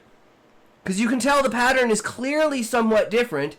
It's got, like, little tiny wisps and stuff inside of it. It's not plaid, but, so that comparison, but still, you know, like, the typical, it just immediately my mind goes to that. Because I had the thought in my mind that the reason that they used that plaid book, like, this is total psychology to me. The reason they used that red plaid was to symbolize royalty. And to make it look like that kind of pattern was, like, high class. And that thought just completely obliterated my brain and took over everything, and I had to know. It's not the same. It's plaid versus something else. It's just my mind playing tricks on me, but I had to fucking know, because that's funny. Now I have to write a story about that with conspiracies. To watch for. Ask yourself these questions before you're jumping and playing into a video game. Does this video game glorify sin or glorifies righteousness? Is it filled with witchcraft, violence, or sexual perversion? Yes! Do I feel clean or convicted after playing? Is this video game helping me to grow or pulling me away from? We can share him. True book buyer. And what I was going to say, sorry guys, I keep getting interrupted. I've been trying to say this thought like 4 times. The one thing that he is not considering, so let's think of this on a completely spiritual level, guys, right? What happened to his eye? I don't know. His eye's fucked up. We don't need to comment about it. We don't need to think about his physical features, right? Instead of having a lazy eye, he has a lazy eyelid, right? His head is also, like, perfect for using as a table. Yeah, he has a weird-shaped head. He has some weird ears, guys. We're not going to make comments about it. Or if we're going to make comments about it, we're not going to use them in any argument. We can say he looks a little bit weird, but it's like, so everyone looks kind of weird, right? Says the man who has boobs and butts in his background. Exactly, no, the tablecloth guy. Oh, you mean the Shah? The Prince of Saudi Arabia? Sorry, I just keep saying Shah. I know I'm using the term incorrectly. My bad, sorry. He's a prince, but still. I like the word Shah. It's fucking cool. It's not for any other reason, guys, don't worry. Using the enemy's weapons against them. When I see the prince, I just think 90s Southern Kitchens. Yeah, exactly, Furball. You really need Adderall? My pleasure. Kitchens. No, Beezus, I'm all over the place. Think about this. If you're spiritual and you want to be a warrior of God, you need to understand your enemy, and you need to understand the weapons that your enemy uses. So if you're going into this with the mindset of, I am going to use this as research and learning, you can actually turn this all around and use Satan's weapons against him in a very, I'm the warrior of God kind of thing. So the problem I have with religion and spirituality is I can break it down so easily into these contexts and then separate each of those contexts and say, okay, this is why you would feel this way and look at it from this direction. How does that apply in any logical aspect, right? And it's understandable for the idea of good and evil for not affecting other people, right? But I wonder what he would think about using the weapons of the devil against the devil. God, if your game grieves the Holy Spirit, The obsession with Arab balls is crazy. why would you entertain it?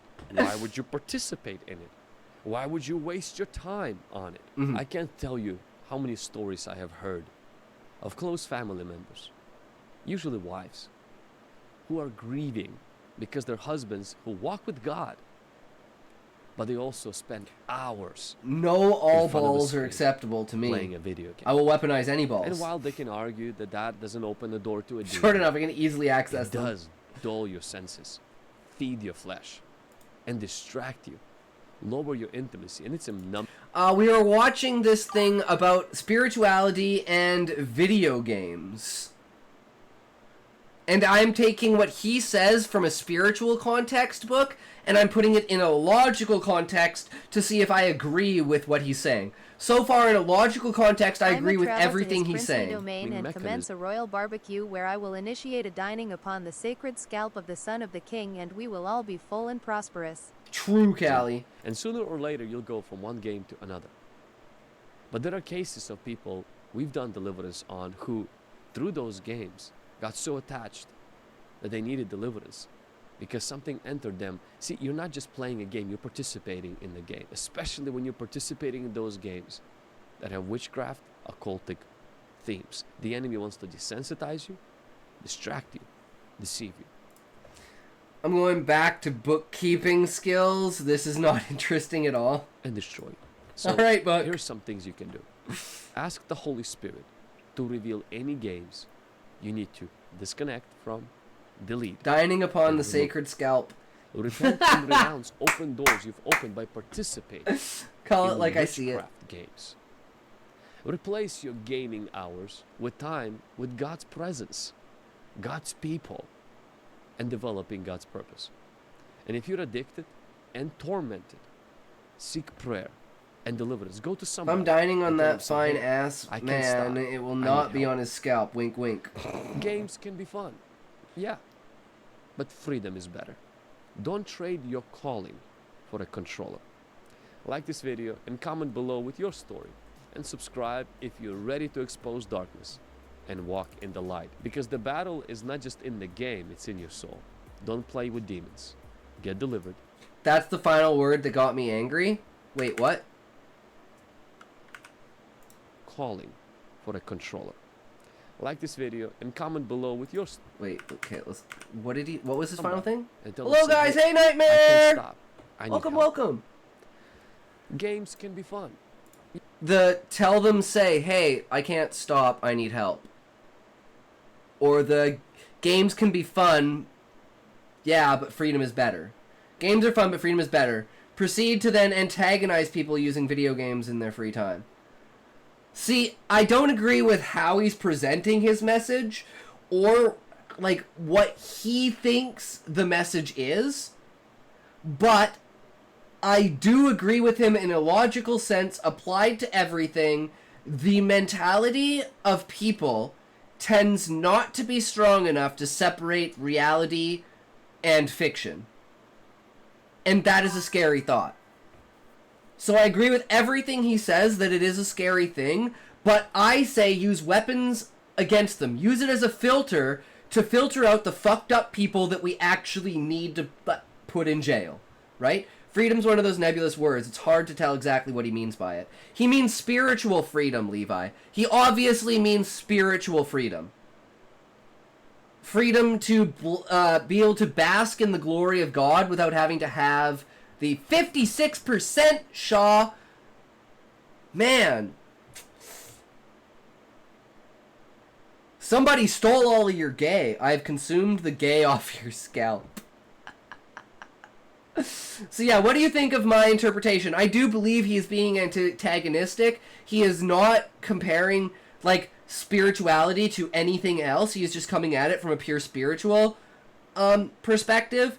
But again, on a logical level, I agree with everything that he said to a non-extreme. I could fit a bottle in my depth. Damn, Book, that's brutal. Okay, Callie, you wanted me to watch a video now. Jake David whip cow, Jake David yeah, whip okay, cow, where's Jake your video David at whip here? Cow, Jake David whip cow, Jake David whip cow. Okay, let's see this. This is Callie's new one. I think it's fine, but you're a religious person to have his stance on this topic.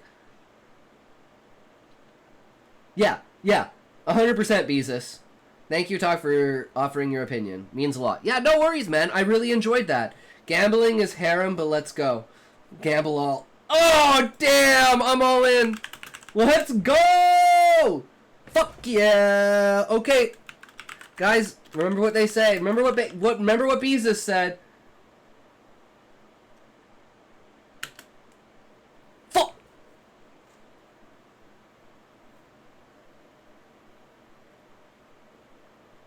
Never mind, gambling is not for me. This one is better. 83%, that's not too bad. Oh my god. Me and Callie. Everyone did tea at the same time. Let's go. Tonberry. You're Tonberry again, book buyer? I'm an orc. Fuck. How we treat... Oh, I was talking about this earlier. Callie, this is the exact clip I was referring to earlier when I said, in 2020 we treated AI like this. Oh my god, thank you. And now we treat AI like, you're not human. Do it better, but you're not human. Can you please write an essay on the Jurassic This period? is fucking amazing. Of course. Here you are. This is incredible. Thank you. By all means, my pleasure. No, really, like you made the prehistoric age come to life. I'm just happy to help. Okay, undergraduate level article on the energy consumption of AI. This article explores the significant energy demands of artificial intelligence, particularly in training and deploying those large language models. Not quite my style. Let's add some filler. I understand. This piece dives into the massive energy appetite of artificial intelligence, especially when it comes to training and running those hefty large language models. Love me some berries? Hell yeah. No worries. I don't want you to just repeat the same thing in a different tone. I see now. This article investigates the high energy demands imposed by artificial intelligence, with an emphasis on the intensive processes required.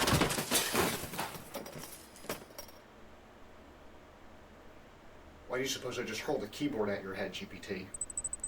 I don't know. Sure you do. Were you overwording or were you underwording? Overwording?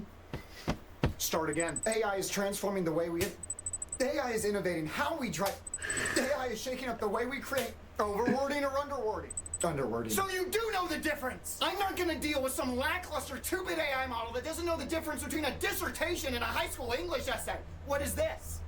Adjective. What is that? Adverb. Count how many prepositions are in the article. 1, 2, 3, 4, God, 5, I didn't know they were 6, Silicon 7. Valley Neanderthals train these models. If you try to deliberately sabotage my article, I swear I will unsubscribe and switch to Gemini. Now, are you an overworder, or are you an underworder, or are you gonna finish my essay?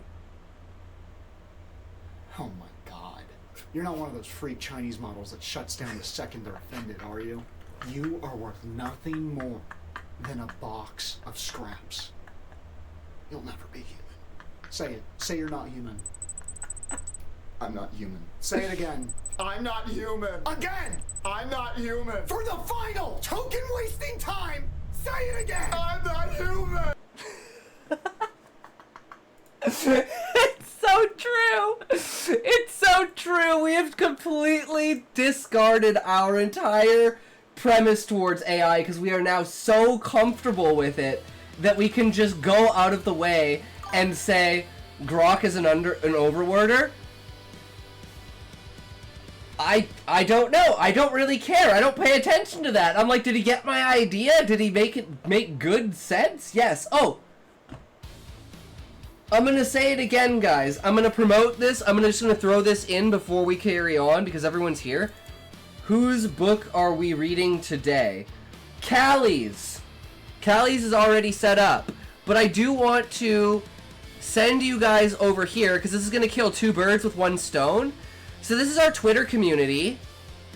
And wait, did it not? Oh no, it's right here. That's pinned. So check this out, guys, and check out the Twitter community. Wattpad is doing a Community Happens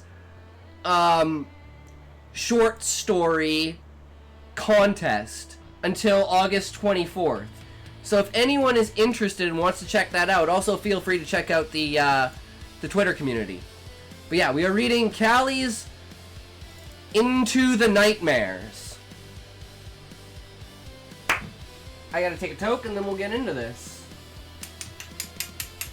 This is, this explains Callie's, I can't write short stories for shit, I always turn them into novels or series. Should honestly tell people, post a link to their stories in the community for it. What is Callie doing in Nightmare?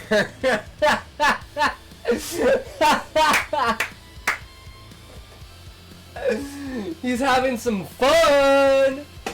Callie, are you cheating on me? God damn it!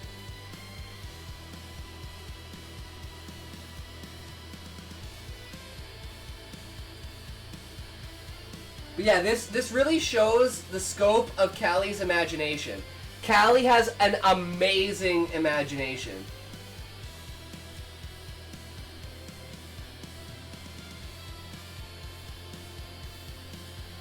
Beezus, aren't you a moderator in the community? Wait, Beezus, aren't you a moderator in the community? Can you go do that? Do you know how to do that? I totally forgot about that. If you want to.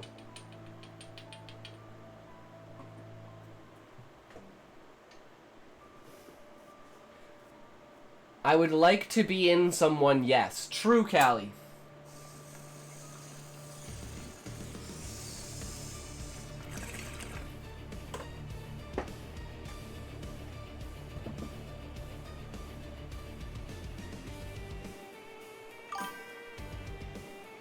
No, I'm gonna be in myself.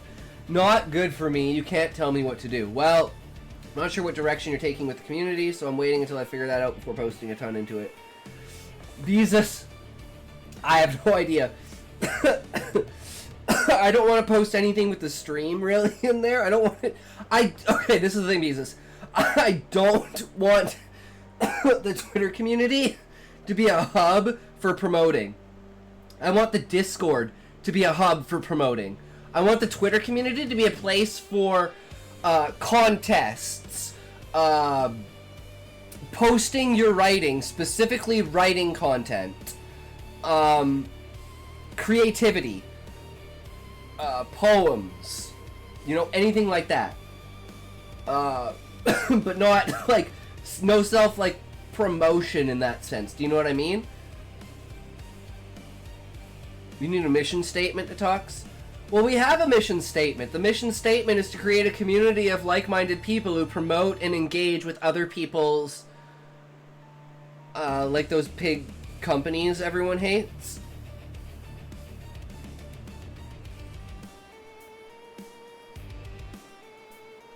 Well, I'd say impose on yourself. What do you guys think about that? I heard pig companies. True. What do you guys think about impose on yourself as a motto? I think it is like, I run a small company, I'm safe. Nice, Shaw. Hell yeah. Medium. I'm like, it's like a triple entendre. Because it's like, check yourself. Which means you're going to check other people because you want to make sure that they check themselves. and then it's like third part with satire where it's like, I am turned on now, guys. Help me. actually, you know what? A better way of saying it, guys. A better way of saying it. How about this? How about this as the saying?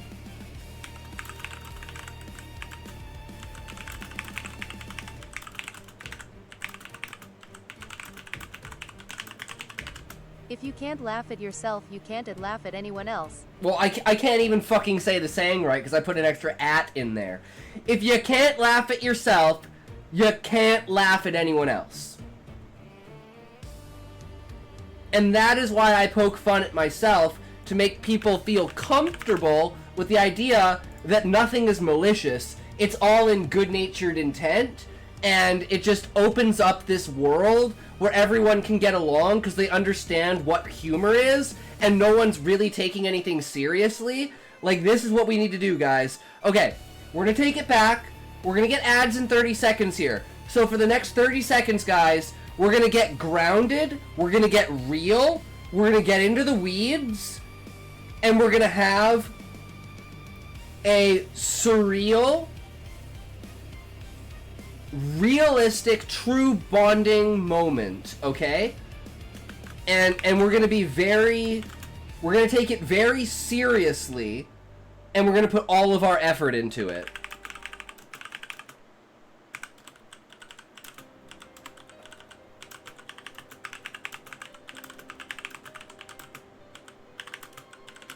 Fart, fart, fart, poop, poop, pee, fart, burp, pee, poo.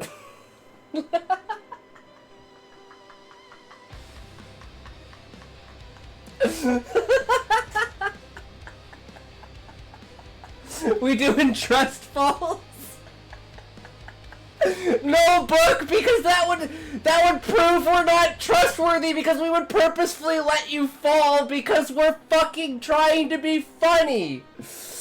You're not allowed to toke again this stream. You've gone too far. Oh shit. Too strong book. Oh my god. Guys, we're an hour and 45 minutes into the stream. We haven't even read this yet. Oh, it's a day to day, guys. I fucking love this. Like, I would trust any of you. Me.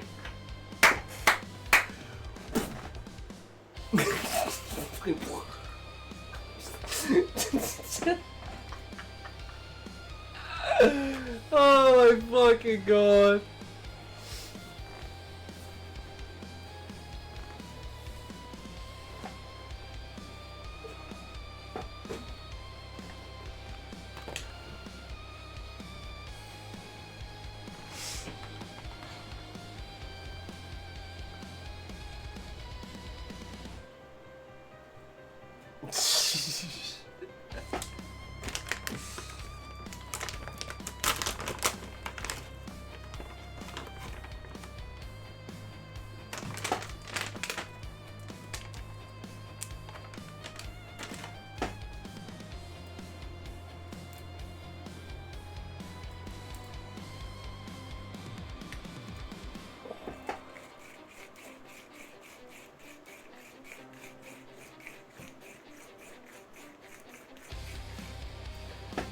Oh no, we got 5 seconds, guys. We're not gonna outlast get to yourself. You can't read an atlas cause you want outlast the atlas before you outlast it last.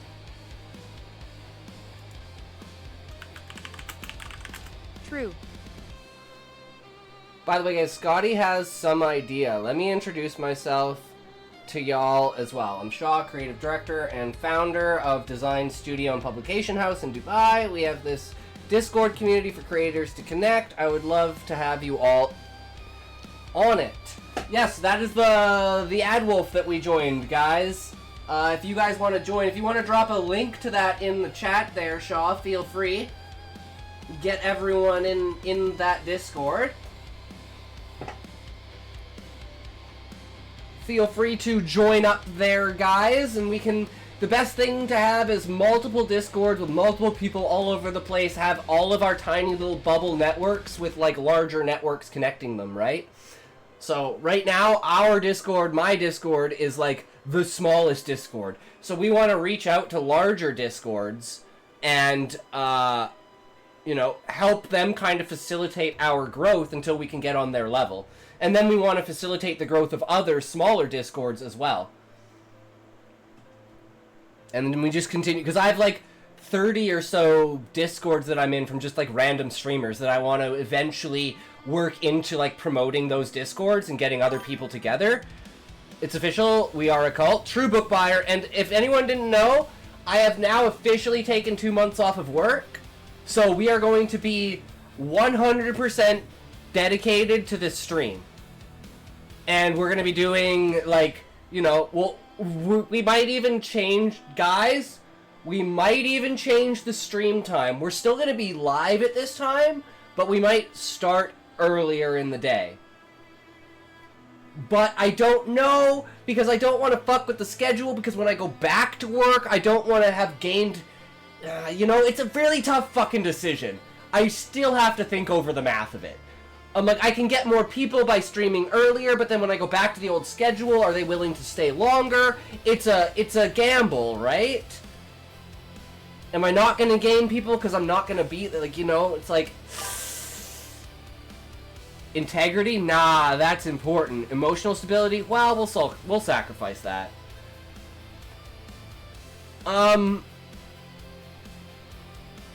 We don't... How do we say this, Sean? If you even think emotional stability, you weren't even ever considered to be here. Like, you have to be so far gone, you don't realize that you're gone. Like, that's what it has to be. You're just so far gone, you don't even know. 13, yo, bro, not much. I am Callie. I am an academic himbo. I write, workout, and do voice acting sometimes, and I think that donuts are the world's best invention. And like this one time I was looking for my glasses and I asked my family where they were and they pointed at my head and I realized I am wearing them and we...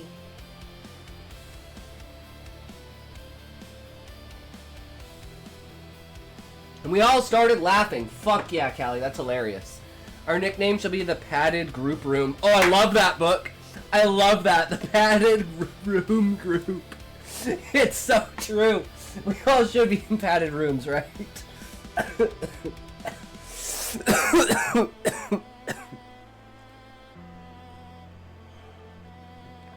Okay. Doing good? Fuck yeah, dude. Oh wait, let me start over, says the 4-year-old who's trying to tell a story as a single run-on sentence. Oh, yeah, sure. There you go. So you use the command Discord to bring up the Discord, and you can just use that to go ahead and promote it. Feel free. That's the one thing I don't promote in, like, any other place. I don't promote the Discord. I only promote the Discord in the stream. I need to change that and start promoting the Discord in other Discords and other places on Twitter and stuff like that, right? But it's just this... I only had a certain amount of bandwidth while I'm working, right? To be able to actually do this idea list that I have. Some of those anime girls confuse me. Same here, book. Same here. We're going to have to update that list as well. And we might even add some hidden spice in there, guys. You never know what's hiding behind that fucking mirror. You know, one day I just click it and it's like, boobs! I was crazy once. They gave me some cheese. The cheese had a rat inside it. I put the rat in a room. The room made me lazy. I gave the cheese away and spread the bubonic plague. Nice, Callie. There's a questionnaire to join the Discord. Can we have some hot anime guys? Yes! Callie! Callie, that's a great thing. Can we add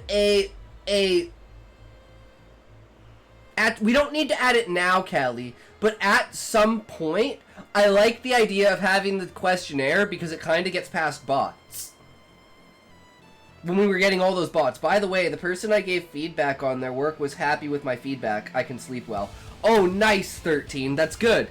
Sometimes giving feedback is really hard. Yeah.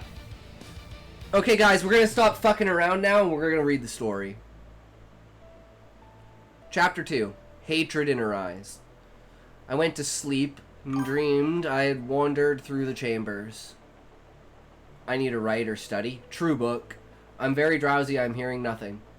My body walked up the winding stairs. Undeterred by the mist, outside there was a brightness that refreshed the senses, though I woke up before my eyes could fully adjust to the sun. Forced awake, I jumped from my bed. Adults walked me over to the path in my dreams, and I left me to myself. The mist embedded itself into the markings on the walls and lit itself a neon green. Horns that spiraled around my head grew from my scalp when I stared at the fire, and my hands burned with the same heat as the mist. When I turned away, my horns receded. Though I felt mine was the path of the mist, I followed the path the dream showed me. I wondered why these adults didn't just interrogate me to match the stories on the walls with my own life. I made a right turn away from the mist, then fell into a pit of spikes, but not without slamming my head onto the ground. I fell unconscious. A man came to check on me. He noticed the blood on the edge of the pit and assumed the worst. He's dead. Amber walked over and took a hook to fish me out of the pit. Save for a red bump on my head, there wasn't a scratch on me. How are you still alive? She noticed I was sleepwalking and walked me over to the men who assaulted her. You're the kid we left barred up with the bulldogs. He grabbed my arm and looked at my face. Are you sleepwalking? Hey, this kid's the one. I punched him in the gut and held his arm so he wouldn't fly any further. I pulled him back and punched him in the face. He blacked out. The others took off their scarves. The one I knocked out got up, picked me up with his scarf, and spoke. He was still asleep. That's right, kid. You're not the only one who's unlocked the first state. Wrapped in his scarf, I never felt weaker. Once they trapped me in the strong silk, Amber walked into the room. He's right. You're not the only one. But I'll tell you one unique thing about you. You're the strongest one. Wait, this has abuse, I think. Yeah, I wasn't sure about that word, assaulted. I was like, okay. That scarf can't hold you, so get out of that silk and kill them. I shook my head no. Kid, you can't knock out what fights in their sleep. So either you kill these men or wake up and surrender and every prisoner dies. When I was awake, I told myself that all I would do was rough them up. But the man wearing the goat's head walked in. Wake up, and I did. I watched him wrap her scarf around her neck tighter and tighter. I'm not very good with children. They tend to take the breath out of me. I beat my head in to knock myself out. I had to help her, and I couldn't do it while awake. You found him. I have no use for you, Amber. Now, in the arms of Morpheus. Came I, tightened his hold on her neck and suffocated her. I lost myself. I fell to my knees. The man walked up to me. Phobator is returning. Callie, I fucking love this. This is badass. I know it's fucked up, but I love how dark it is. Like, I'm just imagining him like fucking Vader, like force choking her, just like, yeah, you think that's the way it's gonna be? No, that's not how it's... What are you trying to fucking do here? Fell to my knees. The man walked up to me like, are you fucking betraying us? Like, oh my god, the imagery is so powerful, Callie. Callie, you just got a new fan? And he says he doesn't like this book. It's his first book that he wrote. The curse he placed on us will lift, and nightmares will invade the sleepless. Reminded of the goat heads hung on the walls of my home, I closed my eyes and inhaled heavily. Everyone's scarves came alive. They weren't the dainty pieces of cloth I thought they were. The scarves thrashed in the assailants with the force of an iron ball from a cannon, sliced open muscle and bone to satisfy a desire to inflict pain and witness blood splatter. My fight was being fought for me. It was because I wanted them dead. The scarves made my dream come true. I had something soft to sleep with now. The scarves held him by the neck. The second state. At this age, you really are her son. I could hear it in his voice that he became desperate. You can lead the cult and take the reputation that goes with it. He who distributes. That's the name Nemesis would want you to have.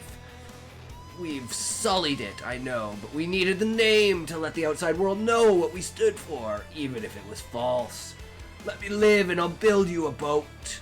I'll even tell you the story of where you came from. The scarves slithered over to me. He removed the goat's head he had on and gave it to me to wear. He knelt down. I'll tell you the story of your divine father, Phobator. These stories are better absorbed when seen as well as told. I owe you the enhanced experience. He once turned into a goat and fell in love with a mortal woman that took care of his flock every day. The goat allowed no one to shear him, but one day he finally gave her the chance to do so. She accidentally swallowed a bit of his wool, acquired persistent consciousness, gained the ability to transform into animals, and bore his child. So well written, we get to see very poorly written stuff almost every day and asked to sell. Trust me, I know what a bad story looks like. Well, there you go, Callie. You're getting it straight from the horse's mouth. Choking and some sort of form of fucked up bestiality gets you sold because they know that the soul of the writer is there and you're not holding back. You're just going for it. And then you should read Butterflies with Vertigo, Shaw.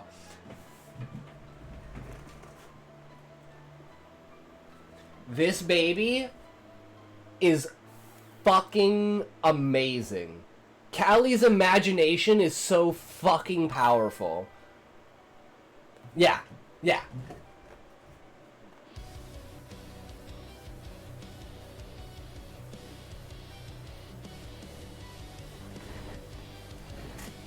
It is, Callie. Drop your links, bro. Or you can go into the Discord and under the writers community, we have all of the promotions. So if you go to Writers Unleashed community, so he's got his Royal Road and his Amazon if you want to buy the book. Everything there. This is our promotion channel.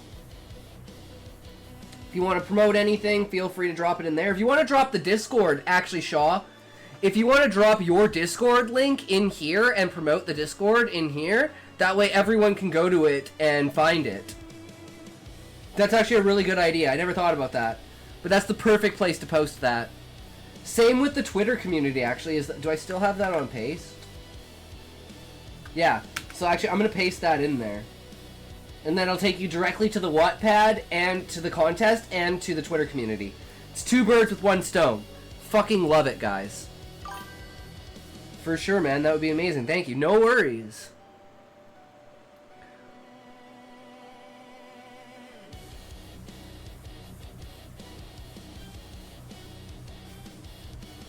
Where were we? Oh.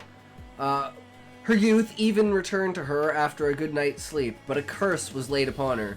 If she sleeps for too long, she will be transported to the realm belonging to the world's recurring nightmare, where she will replace the monster that exists there. The monster will take away body part after body part as it becomes her, and she becomes it. That woman's name is Michelle. She cannot die, but her body can decay, and she suffers as much as any mortal woman desperate for the end.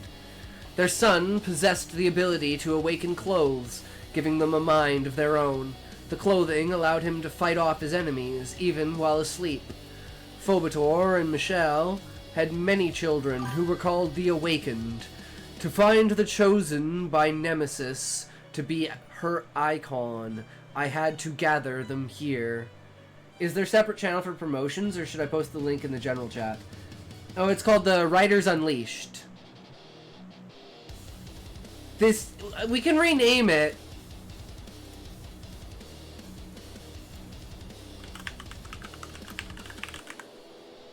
There, I'm just...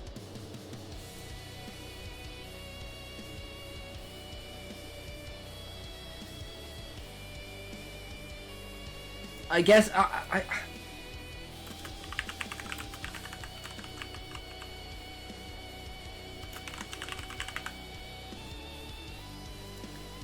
Self-promotion, writing community unleashed. There. So now people know it's a self-promotion channel.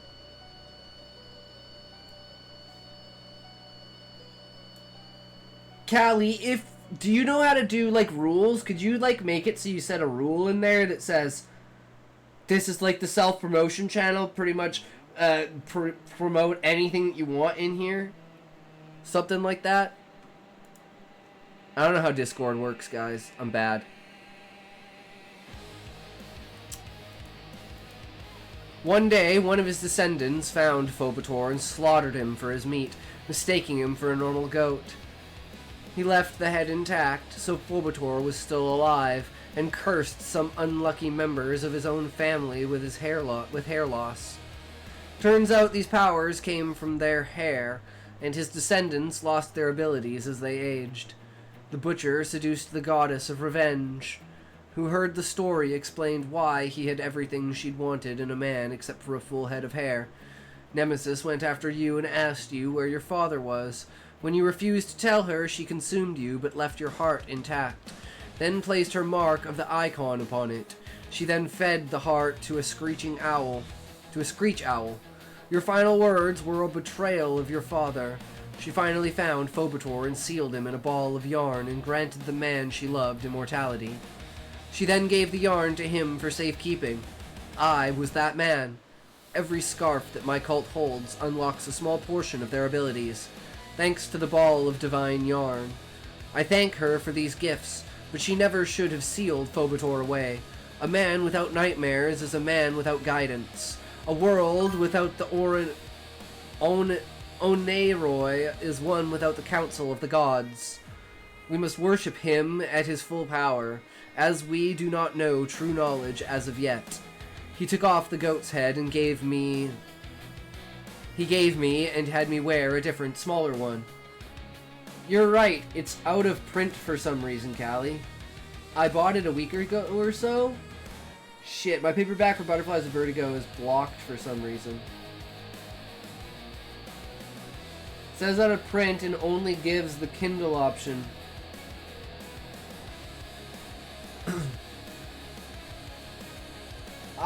How does paperback work? Do they like print the book as soon as someone buys it, or do they have like a stockpile that they've invested? Do you have to pay up front a certain amount for physical copies? Because I only have digital copies of my books. I don't have physical ones.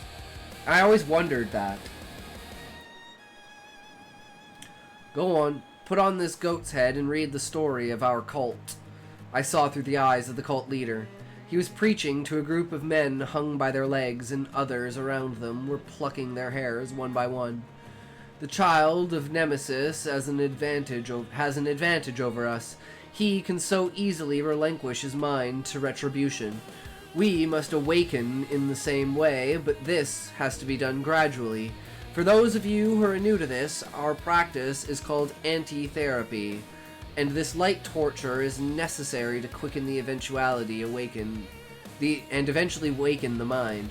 Anti-therapy involves isolation, fasting, and sleep deprivation, along with meditation to focus your mind and etch one thing into your brain. Sleep is merely another state of awareness.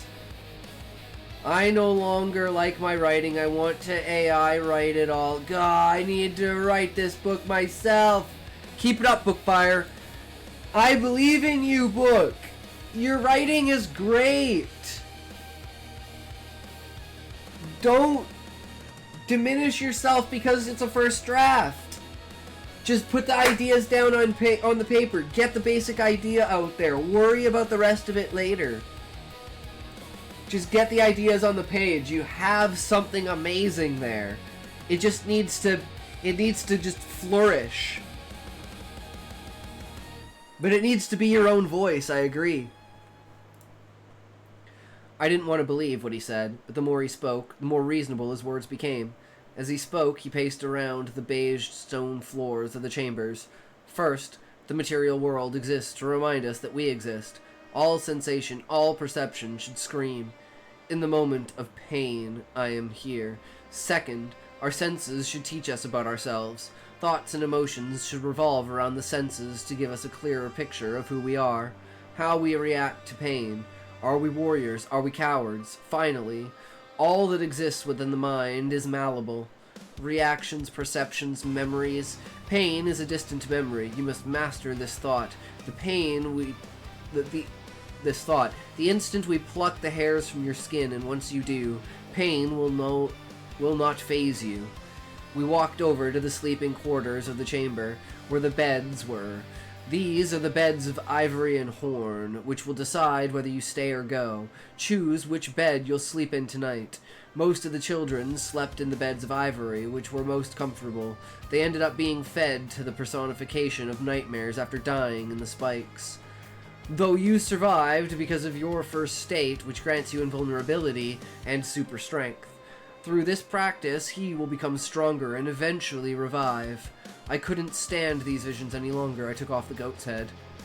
Do you not see what I've built? Murder me, and you'll destroy a way of life. Our religion is the practice that keeps Phobator strong. I let him live, not to preserve his philosophy or religion, but so he would know that what it's like to be without a family. I will hunt down every cult member out there and build a kingdom of my own. For Amber, to give her death meaning. I wrote 77 terrible words. Awesome book. That's 77 more. Go. Who and why did what for when was how did then he was for it then be for me to what his been he was in for at the why does him hit what if does her she feel who what ate over.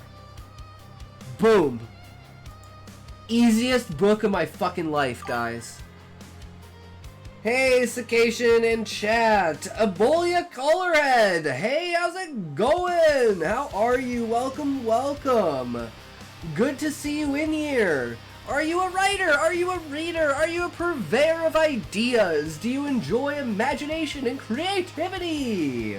I'm fine, thank you. Thank you. How are you? I am fantastic. We are reading Callie's story.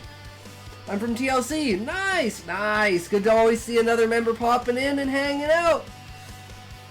If you're a streamer, feel free to drop your socials and stuff in the chat. And everyone, if he's a streamer, go support him. Give him some love. Give him a follow. Check out his channel. Always want to spread the love. There you go. Drop your shit in there. Let's spread some love out. The second state wasn't just awareness. It was focus, willpower, and instinct. I became the person I needed to be at the moment. Tragedy awakened it, and though I did not wish it entirely, I killed. Even though I was asleep during this state, the scarves drew power from my will, same as my body drew power from my desire during the first state. Hey Ebola, hope you're well. Hello, A42A, how's it going? Welcome, welcome, how are you? Are you a writer? Are you a reader? Are you a purveyor of ideas, creativity, and imagination? Do you enjoy the dark, fucked up, and powerful world of words? His second state wasn't just awareness, it was focus. Wait, where did I read that? True! I'm not sure what that is, but hell yeah, I can get behind it, bro. I've tried before to put that into the TTS, but it doesn't work, right? If I try to TTS this, just to see what it sounds like. Yeah, TTS it has an issue with it, unfortunately. The first state felt more like defiance and longing. I was the bird with a boulder held over its body that still flew despite its weight. I didn't take the boat off the island. I swam back towards my parents. From Saudi Arabia. Nice! Thank you for letting me share, Cication. No worries, bro. Here we go. Okay, let's, here. I don't use Instagram, so I don't think I can actually do that one, but everyone else can. I love these things so much. Nice, nice. Hell yeah.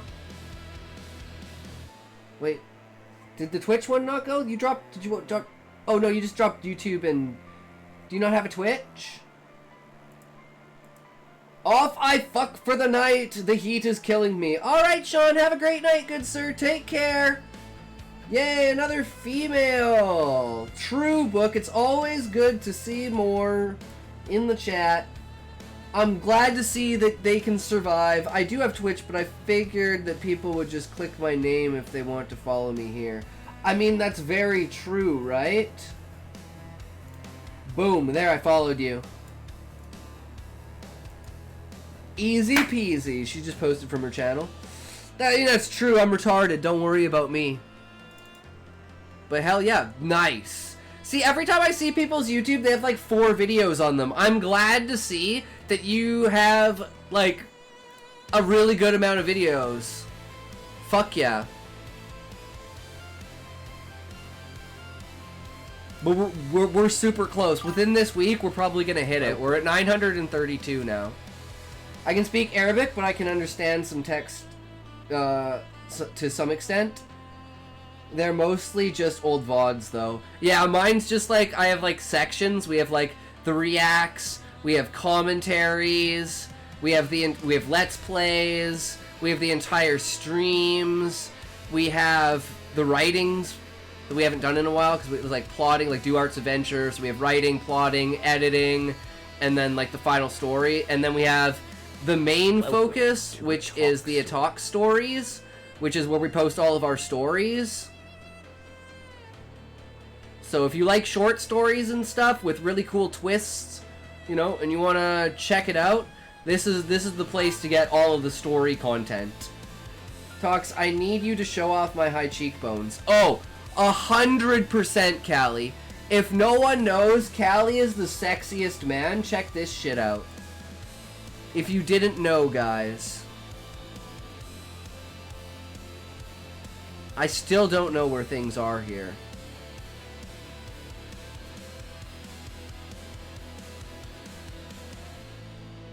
Well, there's one. Ibalaya Colorhead is now following. Thank you for following Ibalaya Colorhead. I hope you are enjoying the stream. Less than 3 plus Hi, 1. sweetie. Hatred was just telling me he used to Arch Commander Consummate and thinks he'd be a perfect match for us. He's so adorable! Look, he's got the book there. Are you smoking? Who? You. Why? What? Why are you smoking? You're just too cute, Callie. When did you start smoking? 1989-ish. So you. Thank you for the follow. Thank you so much.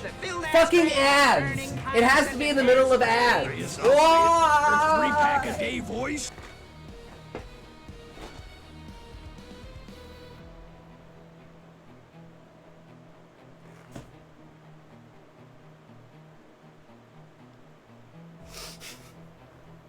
Yeah, fuck ads. Do we have any manga or comic writers here?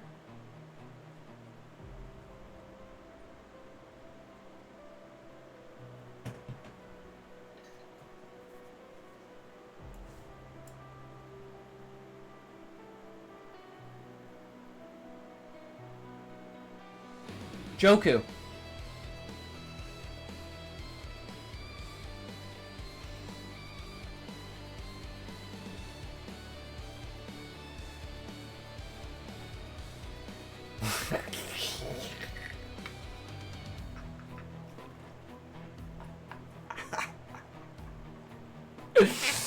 Oh my god.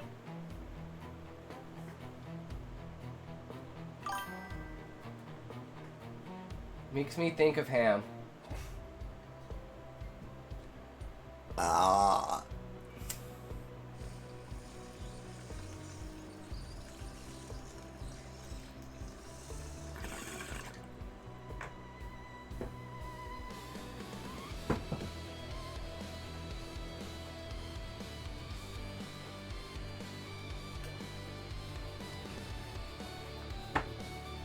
Ask me if I was a writer. I'm not really a writer, but I wrote a parody on Genesis. I can't dance as my intro. I can't dance as my intro song. Interesting. I love. You don't have to be a writer. It's just creativity. People that are, creative minds, and usually content creators. We're creators. We create content. We tend to usually have creative minds and creative aspects about us, whether that's personality or something, the hobby or genre that we're involved in, right? So any kind of creativity is good, whether it's you know, just humor creativity, like Tyler's a comedian. He writes jokes and stuff like that. He does stand-up. I'm a painter, though. See, art. We'll be moving into the art. Check out my art, guys. This is from last month. So this is... Here, I'll make things big so we can see. This is my art. Okay, so this is the insectoid species from my book. And they're supposed to look something along the lines of this. Imagine kind of like this, but like from a ladybug. Oh, I'm retarded. I don't have the screen up. I'm a fucking idiot. Cocutus. I'm glad I looked at that. I'm retarded. Cocutus. So it's like, imagine like that, but it's like a ladybug. So like kind of morph those two premise together. Then this is the Emerald Weapon, because our book is based on Final Fantasy. So this is like a giant like protector.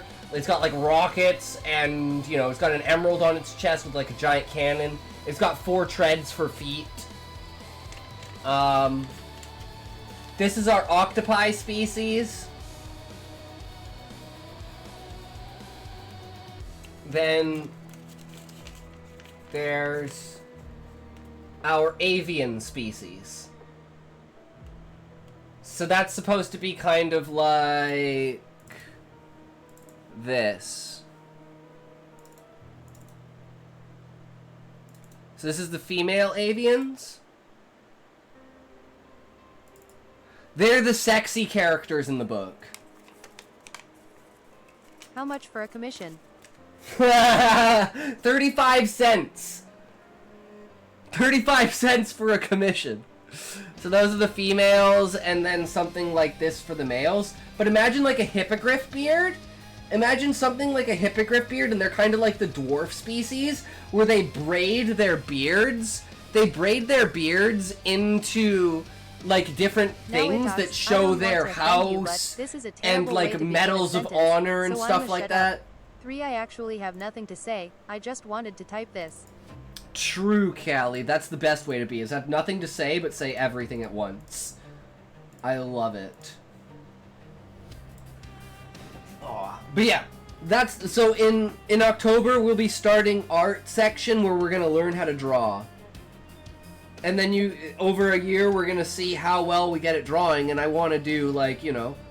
I want to do manga and comics and shit like that. Like, I'd love to do manga panels if I could actually learn to fucking draw.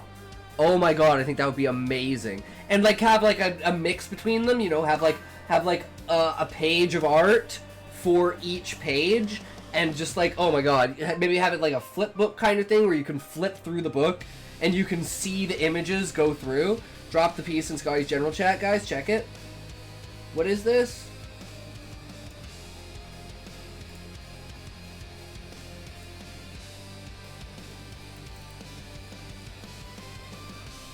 Found it buried underneath the old shrine. Capsule of memories. Would you like to remember or forget? Showed me lives I've never lived. Face I knew but couldn't name. Warning, memory overload imminent. Felt like coming home and falling apart at once. I choose to forget, but some things never stay behind. Talks, I have given up on my dreams of becoming the Dark Ritual Picasso and will be dedicating 50% of my time to money and exercise. Was this originally in Japanese? Made by a new mangaka we hired. Would love a critique in his art. I mean, I love the idea of the story. It's so simple and basic, but it shows like such a significant journey. That is honestly incredible. It's got that whole old school anime vibe from Something About That Girl's Face. And it's so detailed. I agree, Beezus. Wouldn't it be a graphic novel then? Words, whatever. Fucking semantics. Written in, it doesn't matter. Semantics. But yes, you are correct, because manga is just graphic novel, just, you know, we tend to call them manga because, yeah. But, like, look at the background, guys. Like, look at the background and, like, the aesthetic of it. The darkness of it. Like, it also reminds me of, like, a fucking Dragon Ball. It's like, it's got everything, like the combination scenes of the backdrop with the face reacting, like, you know, it gets you intrigued by what is this, because it puts it right in your face. Like, the style is just, like, especially this, like I love this, because it leaves you with so many questions. Story was mine, guys, I can write too. Nice, Shaw. Panel flow could be better. What are the price points on stuff like this, Shaw? I agree, Levi. The panels could be a little bit, but I think Levi, it is structured for impact. It is not structured for story component. It's structured for impact, and I think that's extremely important to take into consideration.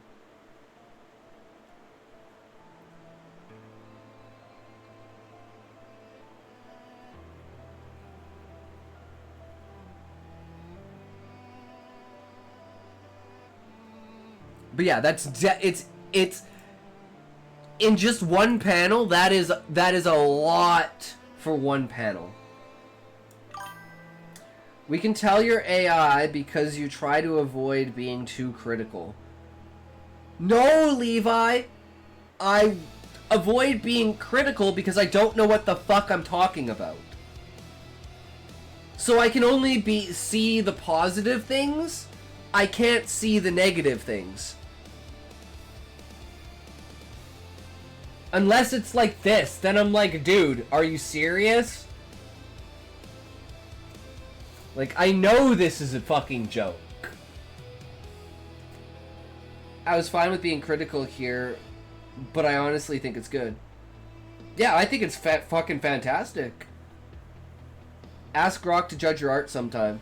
Shaw, should my answers in Discord thing be long? I just put I was a writer when I was doing. I just put in like one-word answers. Like I do those fucking things all the time now. I don't even pay attention to it. I'm just like, yep, okay, this, okay, yep, okay, thanks, okay, I'm in the server now. Like I literally did one today for this new server called, where is it? Yes, this. Help small streamers. I just joined this one. I had to do like the questionnaire, then I had to go through all of the stuff for it. But this is the new one that I'm checking out now. Because I saw it on my other account on my phone, on the Atox account. I'm just post my whole resume, guys. Perfect. Perfect. Usually around 100 to 150 USD per page for short books, and lower when the projects are big. Nah, don't worry, short works. It's just for us to vet out spammers. Yeah, that's the whole point of it, is just to get rid of spammers. Spammers and bots. The snakes were friendly towards me, and the scarves I was wearing paddled me away from the island. Every other child made it across by boat. On my way out, I noticed that this was the only part of the desert expanse covered with greens. Not much of a field, not much of a desert, either. My parents were beyond the mountains that skated the edge of the island. The peaks finished gliding the sky, where land met water. I remembered the poem my mother read to me about the mountains near our home. The birds that circled the peaks had wings of spider silk, and marked their prey below with chunks of acid milk. With claws like spider fangs that fed the trees their sap, pallow trees that come alive to take you in their silken trap. I took the long way to avoid the perilous climb. Piles of bones lined the base of the mountain. Black-widowed ravens crawled down its side with their hooked beaks, multiple blood-red eyes, and thumbed wings. The webs they weaved with their fingers allowed them to blend in with the white sand beneath. Whenever I looked their way, they were after me. As I ran, the widowed spewed their wads of silk at me and wrapped my legs together. I couldn't move, but my scarves lifted me up. Thrust forward, the scarves carried me towards the river that surrounded the island. I went underwater, but the widowed covered themselves in a water-repellent silk to swim after me. One of the widowed sunk its talons into my right leg. I woke up and remembered that the cult leader said, "The material world exists to remind us that we exist. All sensations, all perceptions should scream. In the moment of pain, I am here." And my scarves went limp. All sensations left my body. The venom was spreading. I reached for the scarf that saved my life, but it was too far away. I blinked and ended up at the surface of the water. I switched places with the scarf, and in a daze, I forgot that I was swimming and went under the clear waters. It came as a surprise that I could warp the space between the scarf and me. A trace of me still existing where I nearly drowned. The widowed that attacked me was several yards away, and had a scarf. I looked at the scarf and blinked, then kicked the widowed out of the air. A necklace fell out of its beak. The jewel was a yellowish-orange color and reminded me of Amber's own eyes, that glowed with the same fervor. I fell to the ground and lost consciousness. When I came to, I found myself in the arms of a tree which injected me with its sap. The pain faded away. The feel of venom in my veins was gone. From the poem, I thought the trees were dangerous, but this one saved my life. I took my horns to the tree and carved my name into it. I need an internal cheerleader. They're really good to have. I don't like the pacing at that part.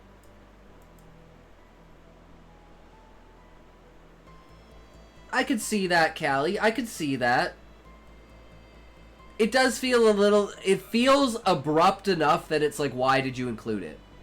Right? You can do this. You can write. You're amazing. You're great. Go book! We believe in you. You have the power. You can do it. We believe. Let's go. You are it. You're the one. There. Use your brain. Use the creativity to pump it up. Let's go book! Let's go! Woo! Woo!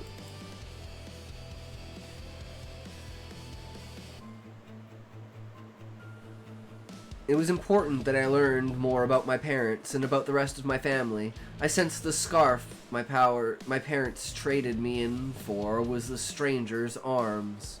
I blinked. The space around us warped and I ended up in the arms of a gatherer. I pushed the man away and ran towards my family's home. Passing the crowd of people who gathered in the stone path, I still had a few scarves on me from the chambers. "Hey, give me back that scarf," the gatherer said in a deep voice. A gatherer should have been able to tell the difference between scarves. This one wanted a scarf. Any scarf, not just the one I was traded in for. At the gates gathered other members of my family. "You're better off dead than back with Reginald, kid." An officer crept up behind me and grabbed my arm. I gave the officer one of the scarves that was around my neck. In sign language, "Sorry, could you give this scarf to Reginald? Someone stole it from him."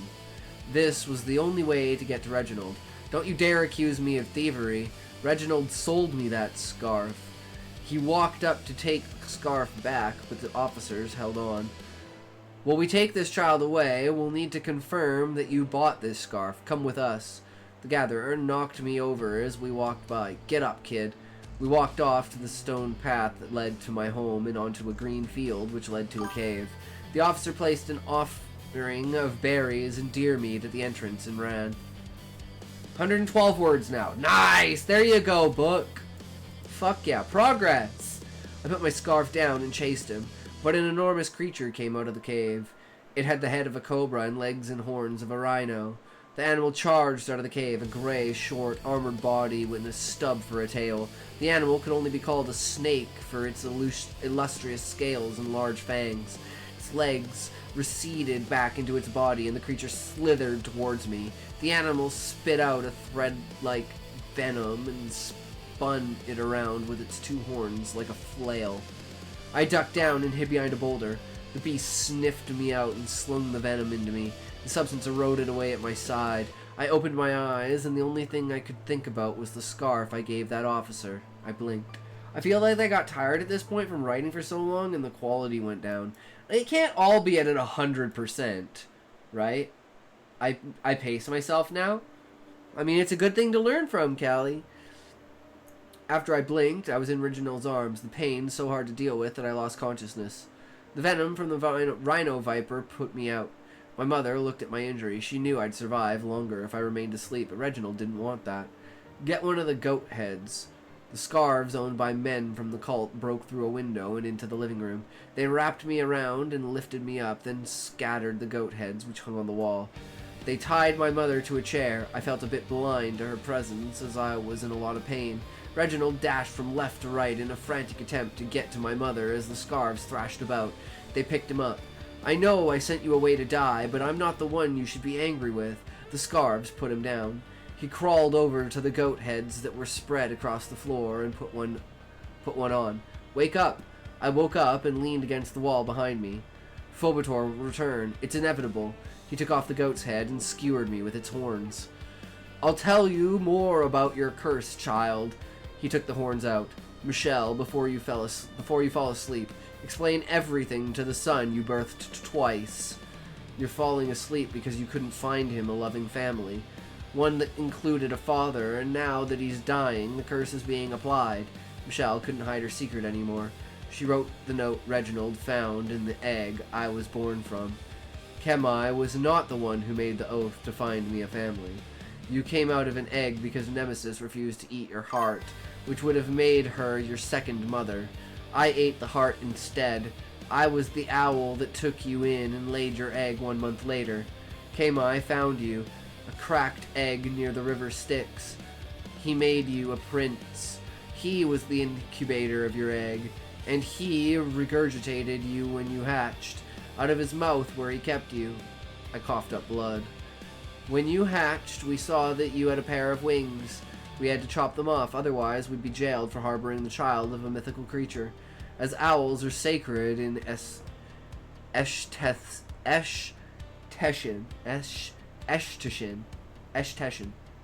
I buried the wings 6 feet underground, and the day you turned 4, 2 deformed children with 1 wing each dug themselves out. They flew away, arm in arm. Kemai took you to sacrifice you and revive Phobator and his Oneroi. I actually like that part. That was badass, Callie. Your world building is so amazing, dude. He was planning on reviving you somehow. I fell to the ground. You should have stayed with him instead of coming here, Reginald said. Dark angels crashed through the windows of the home, into the man who impaled me. They were blindfolded and emaciated, their backs hunched and fingers hooked with sharpened nails and broken teeth. Though they busted through thick sheets of glass, they landed unscathed. Twins, Adelpha and Delphi. Come to save your brother, he growled.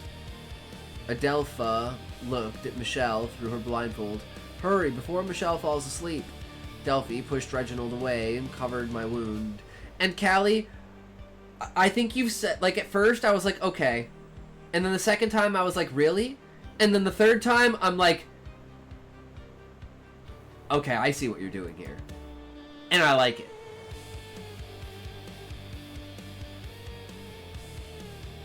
Because you're not just like, it's not stale repetitiveness. You're pushing, I don't know what's going on in your head. The way that you present things. How do I say this? The foreshadowing.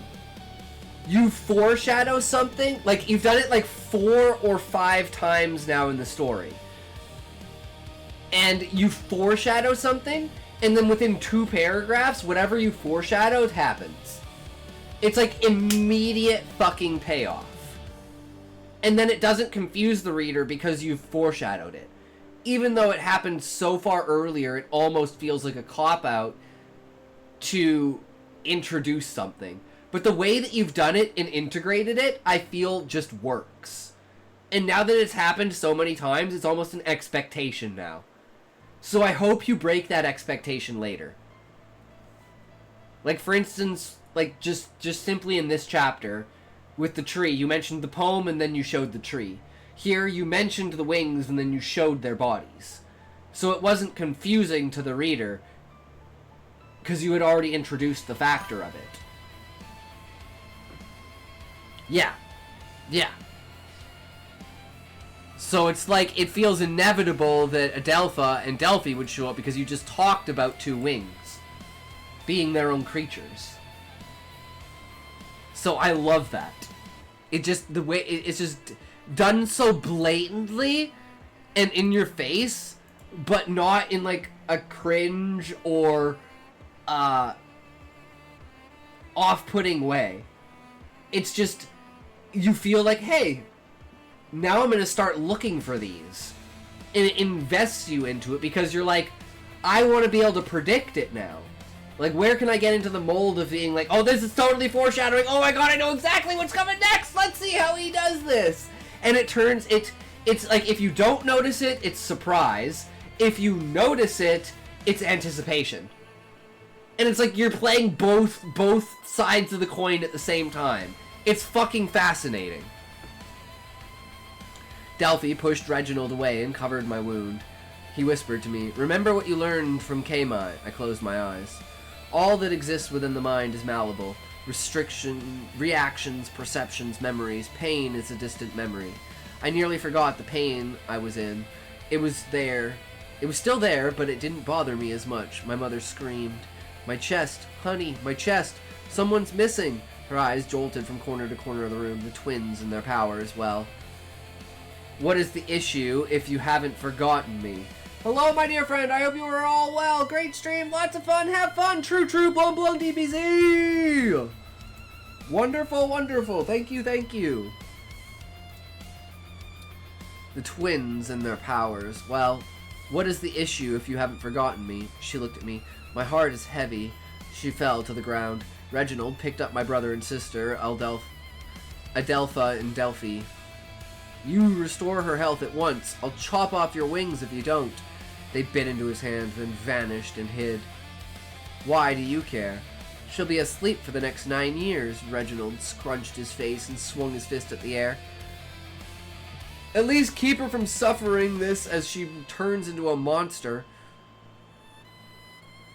Ekthros must receive one of his mother's organs, otherwise she'll soon die of heartbreak. Heartbreak? Why is she heartbroken? He looked at me. Because Esthros has forgotten her, and Esthros loved his mother. He slammed the floor with both his fists. One of our family members is a spinner.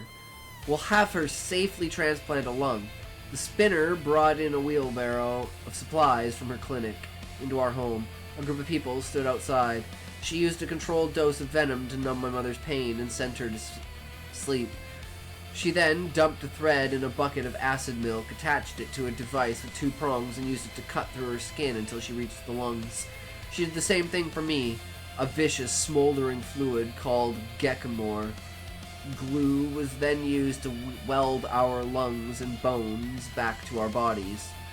Once the spinner finished the transplant, she spun out the venom that was inside me. My wings grew back, and the scarves let me go. Adelpha and Delphi appeared before her in their twisted forms. The spinner left her mouth agape. Esthros, your eyes, these are the descendants of the gods we fear. I'm glad to have been of service, but I really have to go. She ran off in a hurry. After the transplant, my mother fell asleep. She wouldn't have saved you if it wasn't your mother that would have suffered. Now, you 3 should leave before the town arrives with pitchforks and torches. The twins might be alright, but there are still those who despise them. Delphi, one of the twins, scoffed. Now that Ekthros has his wings, he should be able to awaken scars without having to be in the second state of sleep. A town of ordinary citizens wouldn't be able to lay a hand on him. These sleep states were a mystery to me. I wondered what other powers I had awakened. I closed my eyes and tried to enter this second state again. Do you need some beef and drama in the server, Scotty? Yes, Shaw. Absolutely. 100%. If you don't have a hater, you're not a streamer. I need more beef in my life. I need to eat more steak, it's true. Get that protein. Some Indian guy called the manga out for being AI generated, and I kind of want to have some fun. I mean, Shaw, at the end of the day, who cares if it's AI generated? Is it good? Yes. Okay, that's all that matters.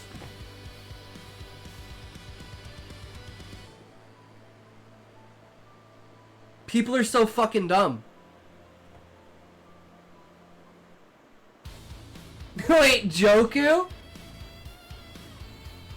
Wait, of all the people, Joku said it was AI generated? Yeah, but it's not. Use some AI checker to scan. I mean, you never know, but then look at Joku's.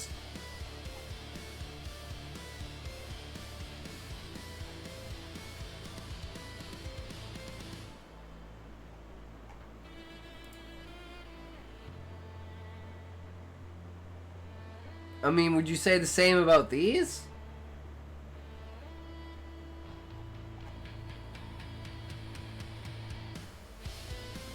So, I don't know why he would say that. But, I mean... yeah. So, maybe call him out on his and say that his are AI generated. That's what I would do.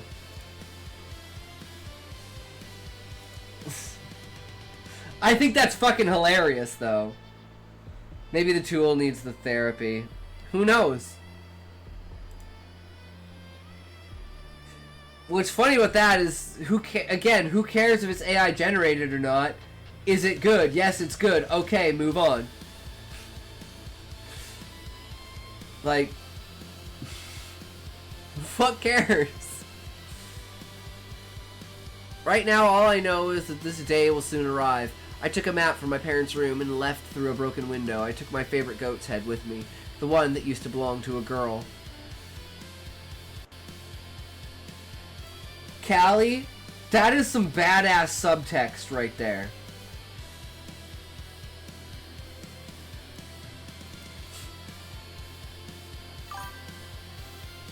Ads!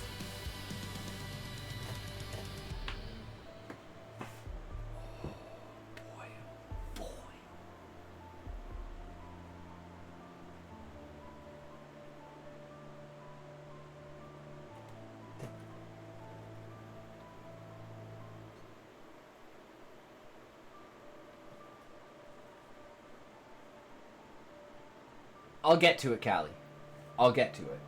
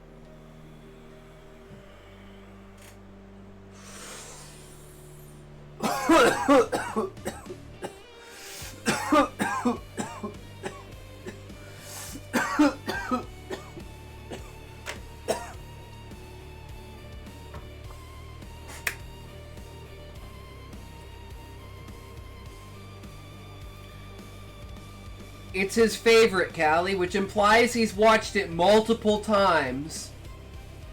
Which means there's an implication there that he has feelings or is an attachment to whoever that girl is. So it builds curiosity, it builds, it rounds the character. So I really hope that you use that because it seems to be obviously important. The memory that goat head holds. Does that make sense, Callie? Usefulness was the only thing ever expected of me by my village. AKA Jacko RS, do you support AI art? Yes, I do. I support using any tool that's available to you in order to facilitate your means. But I will say this. Are there still painters? Are there still people who draw?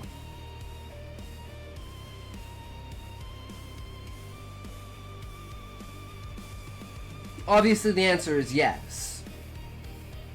So, do computers and digital art, but they steal it from actual artists and it's taking their jobs. Jacko, let me ask this. If AI, or sorry, if I, okay, let's say let's use this as an example because this is a perfect example. If we look at something like Berserk, or you look at something like Final Fantasy,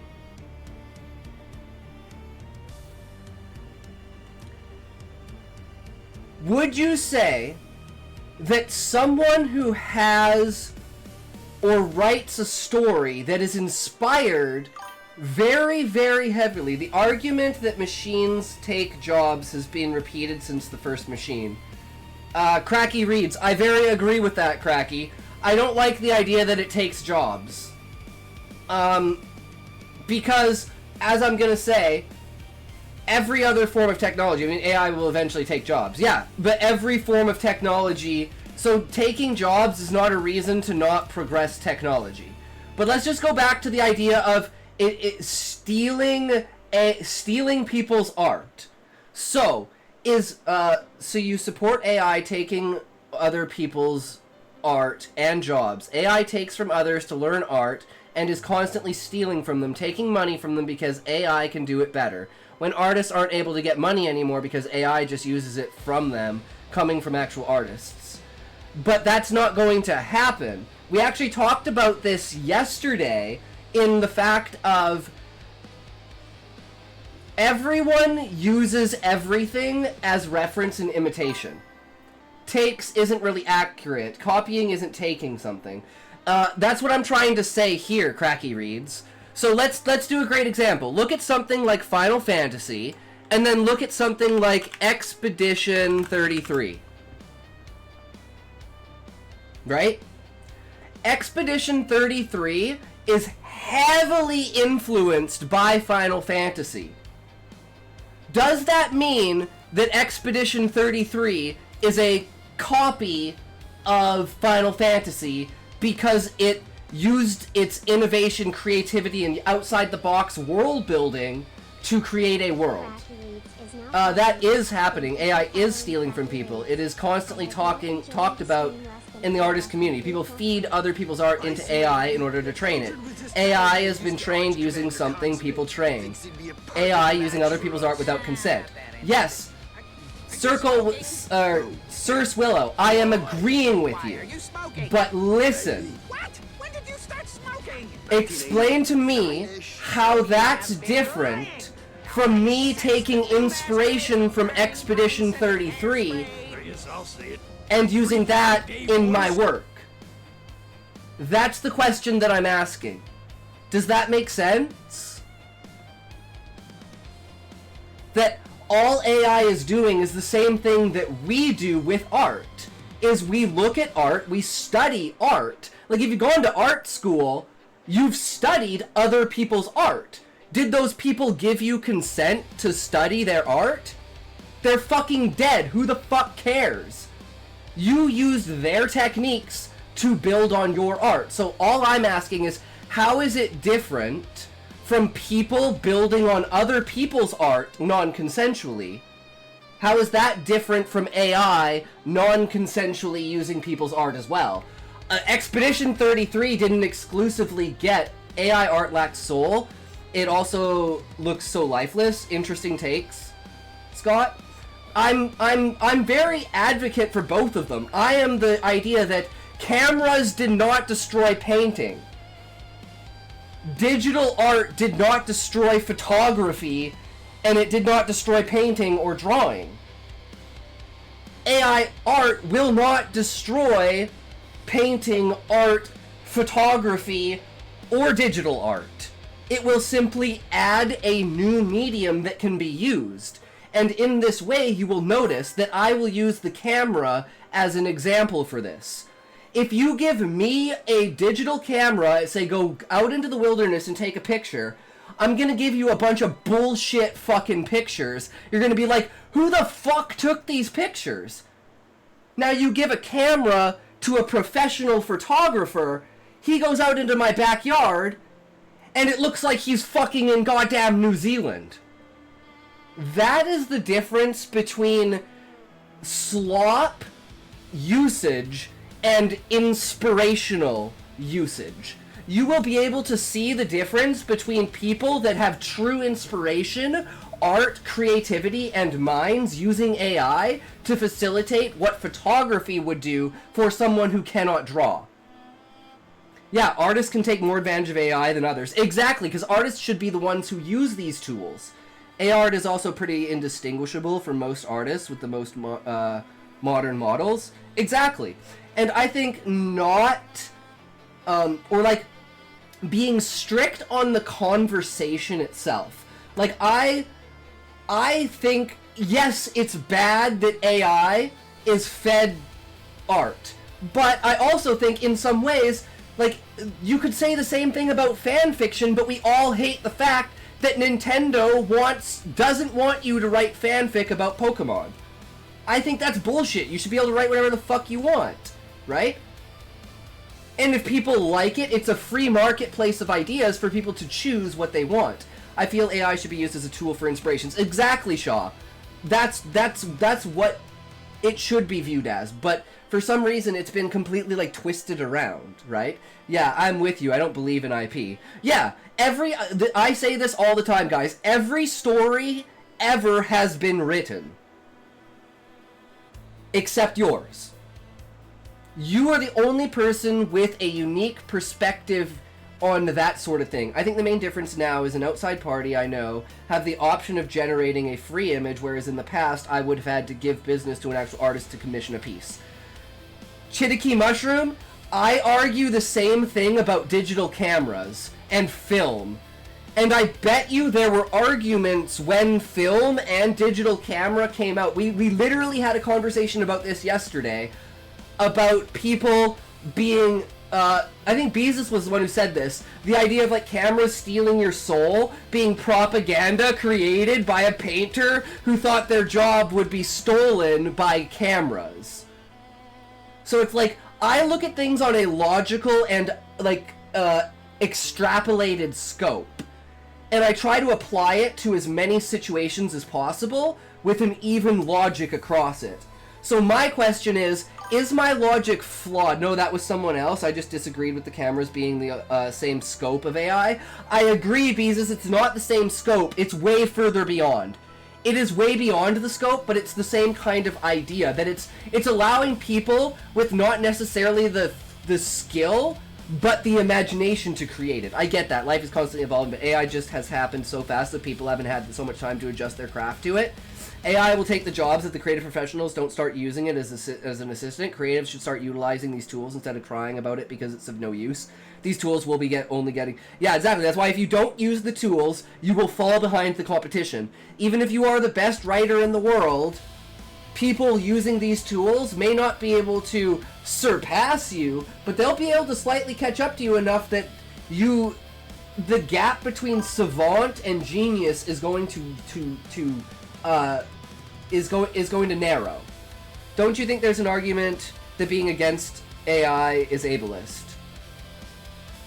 I think you could say that, but I don't think it's if you're going that deep into the conversation, there's so many other things that I think take priority over top of it.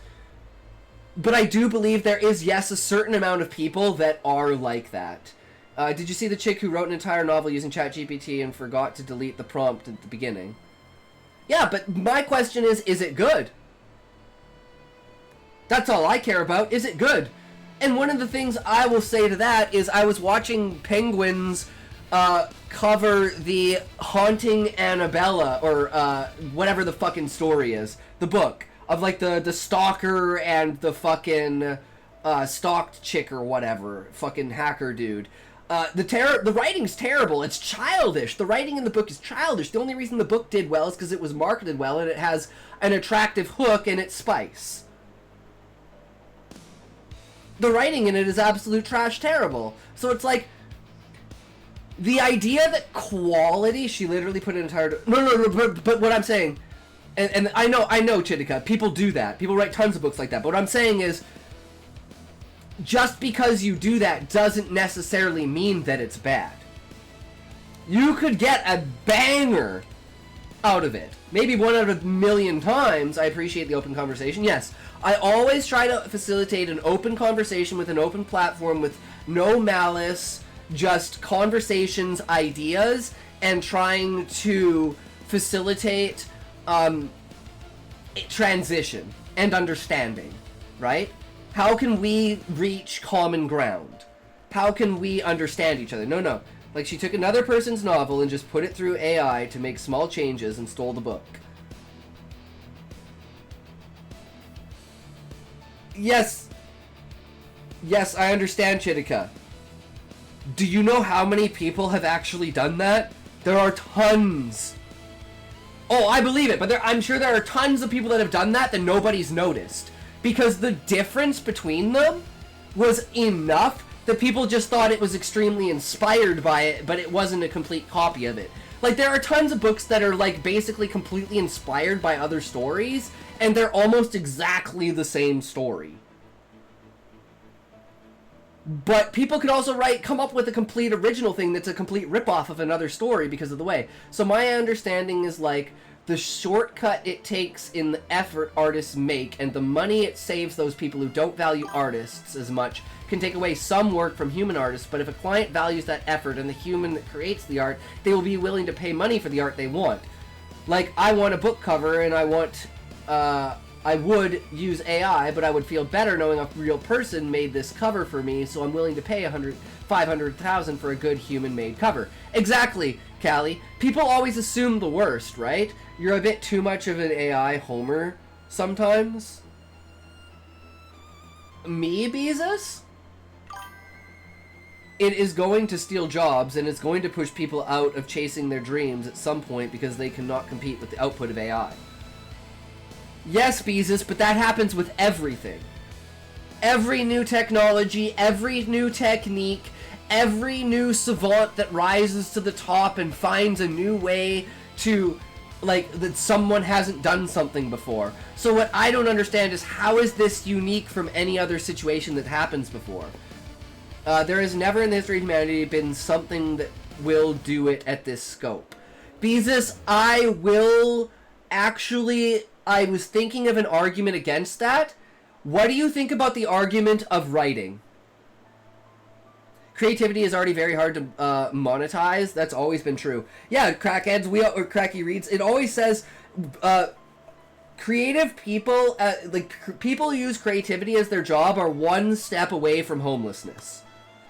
Like, you are so close, unless you either don't make it or you fucking make it. I forget how much a cover is, but I think I found someone who charges $2,000 to $8,000, and her art is way better than any AI can make. Exactly, Callie. If you have the skills and the things, you can still create that, right?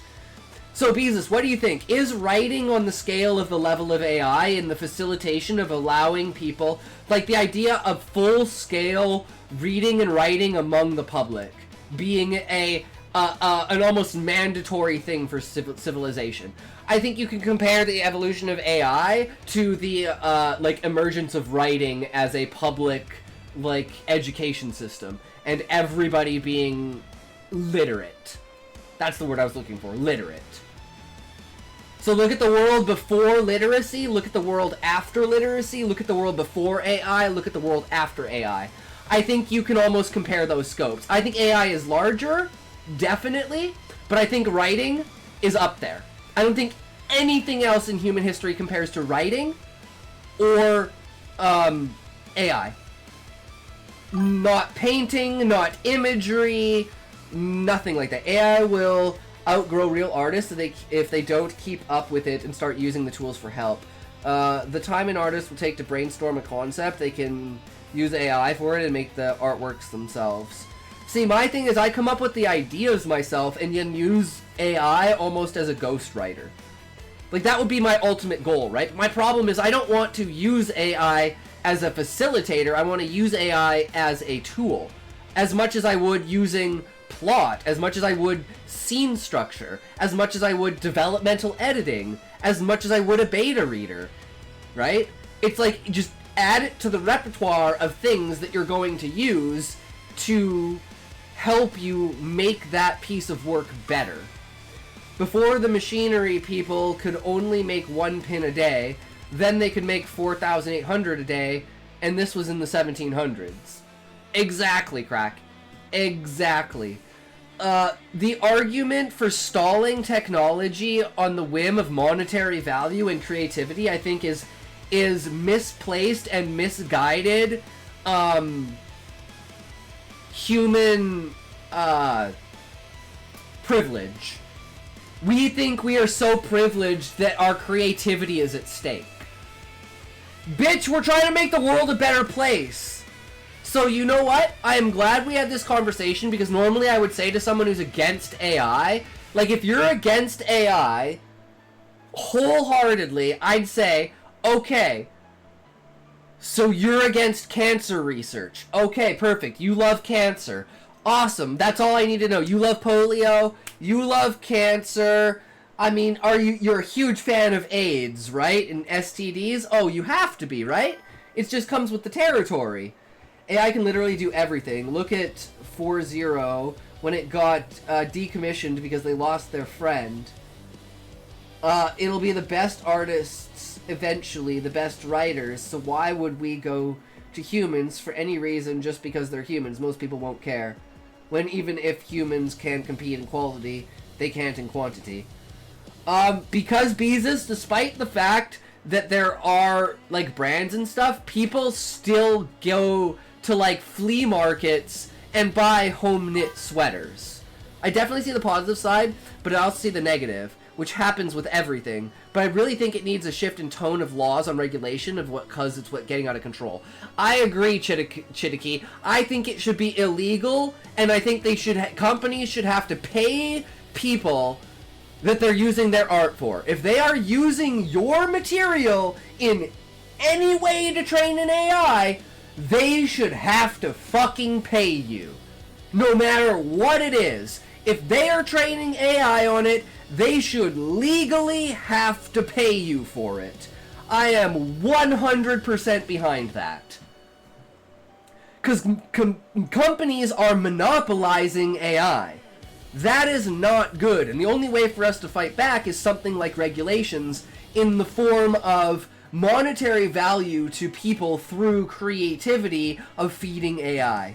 So I think if they had to pay you $100,000 per hour of, or per amount of data that they fed, either AI would be shit, or everyone would be rich.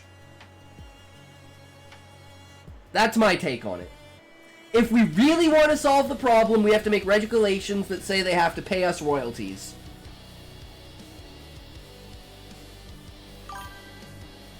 I think that solves everyone's problems, because everyone's problems at the end of the day revolve around money.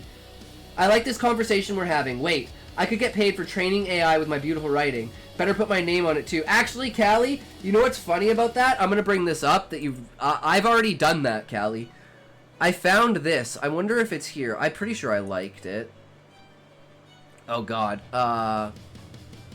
No, I'm probably gonna have to go into my history to find it. Damn!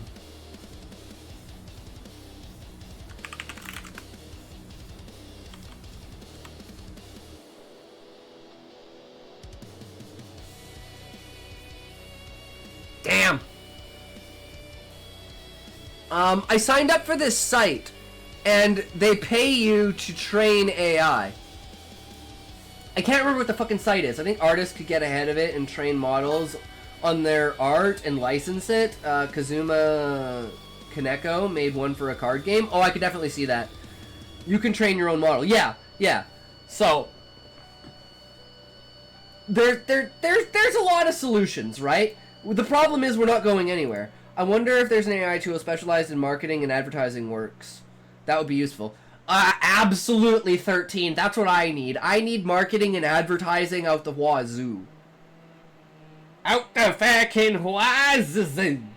But anyways, I mean, I don't want to cut the conversation off, so keep talking, guys. But I'm gonna go back to reading Callie's story. I'm that AI. Contact me. Marketing is too hard. Honestly, I'd be fine with using AI for that. Yup. Anything that's marketing and advertising, that's why I facilitate it, because I know how hard it is to do and how people push back on it, even though that's what everyone wants, is to have their stuff promoted. That's why people pay for it.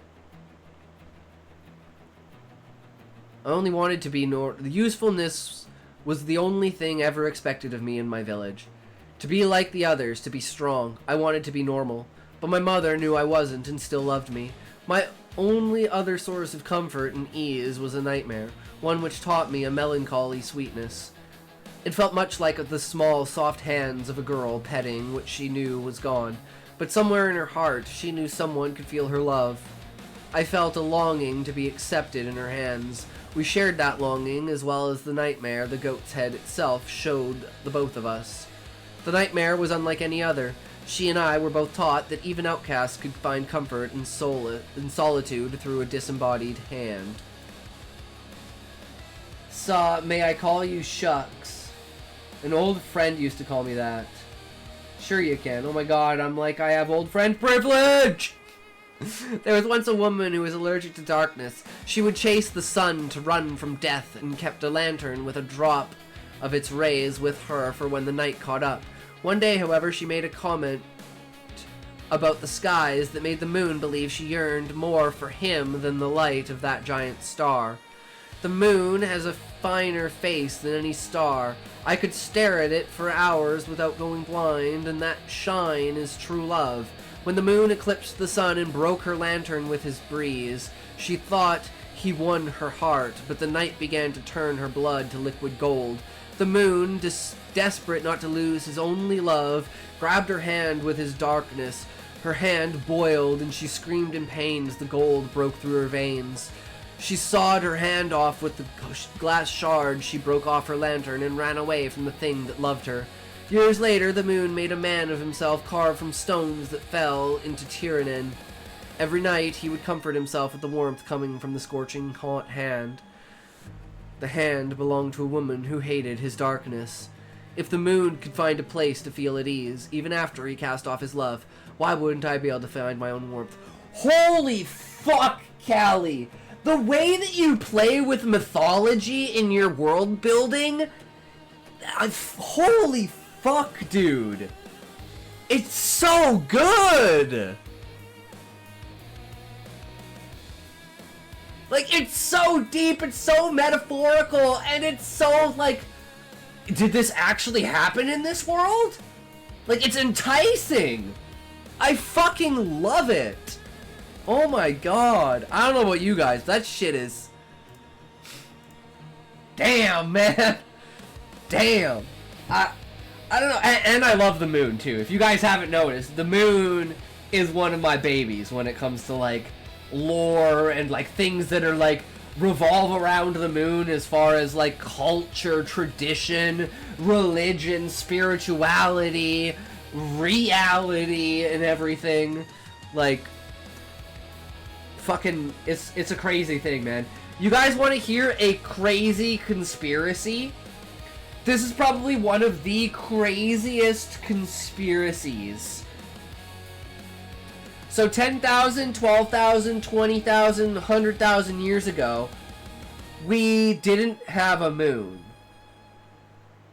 And the primitive humans that lived in that time lived in a world that was basically... Yeah. Where? No. We don't know it, but it's a conspiracy theory. The reason is, you got more holes in your brain than the moon. Are you the moon? No. Hold on. Let's logic this out, right? So, first of all, let's step back. Guys, let's get rid of the 100,000. Let's step back and let me ask you a question. How long do you think the genetic evolution talks for the moon? We'll put my face on it, guys, with the me-seek smile, and it'll be great. The glasses and everything. How long do you think it took genetically to develop eyes? Like, in the spectrum of the entire species of, like, life on Earth, to develop eyes. For a single species to develop eyes, how many years do you think it would take? And then from that number, say, if it took that long, 1,000? Wait.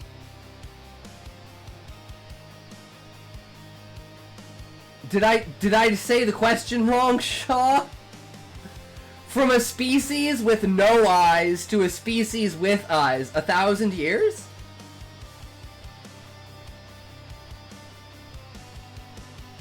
Is that actually supposed to be a legitimate answer? I'm curious. I mean, some people think the world's 6,000 years old, you know? Because we have... Okay, think about this. Have you ever heard of a species... I was serious. Okay. Let's put this in... There is no logic to this. Science points directly to a planet called Theia crashed into Earth billions of years ago, and the debris that came from it formed the moon.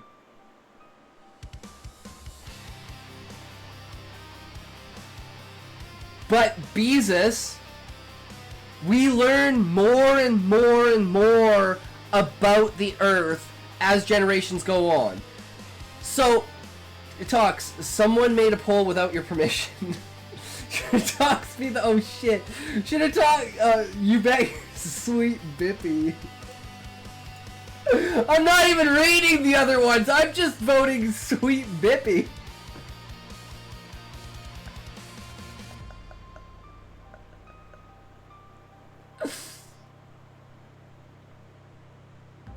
Okay, let's wait for the ad break and then we'll break down the logic, Beezus. Okay, guys, we're gonna go into this and we're gonna break down the logic. So,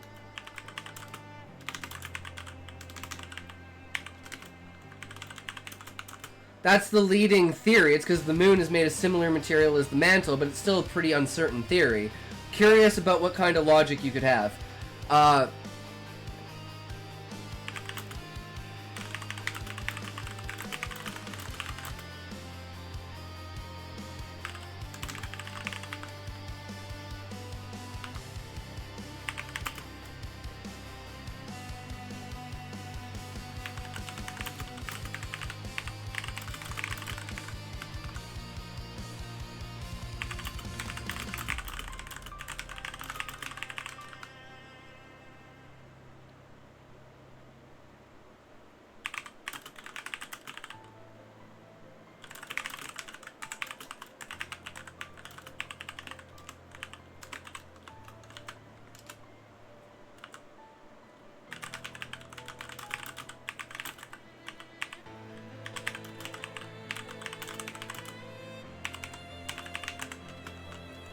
Okay, let's go over these points. Everything about space is uncertain, but saying we didn't have a moon a few thousand years ago is not in the cards.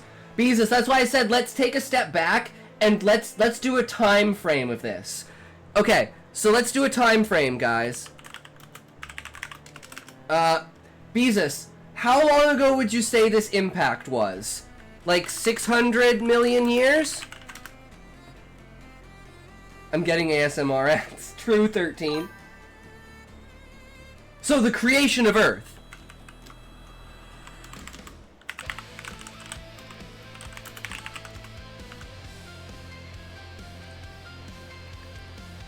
Oh, I forgot the other one.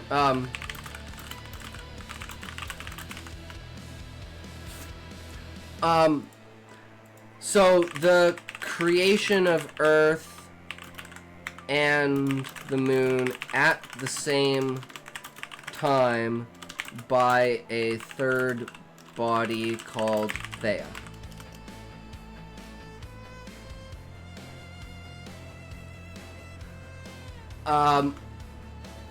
Okay. How long do we think it took the Earth to form?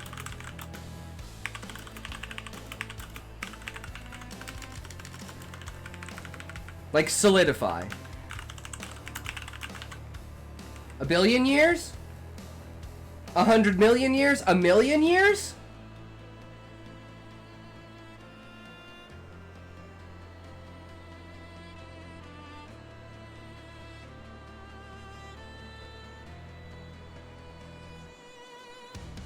So here's where something in this theory gets really interesting, Beezus.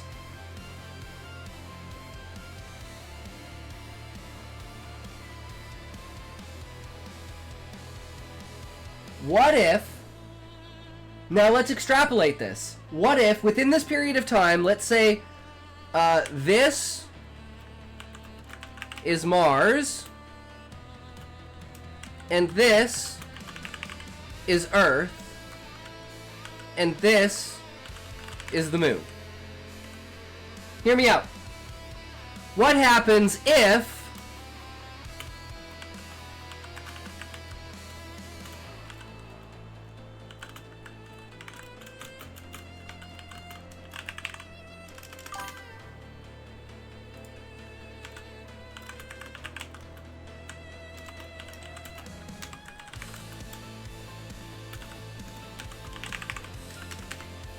tell me it can't happen.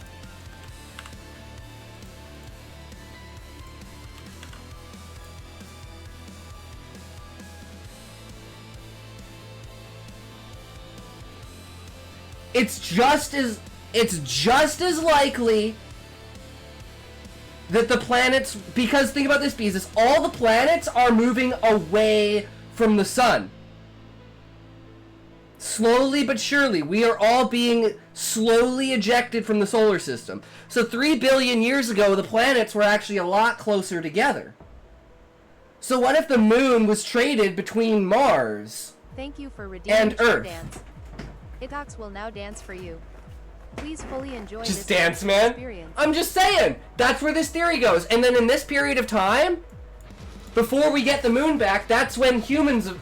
That's where our history as humans come from.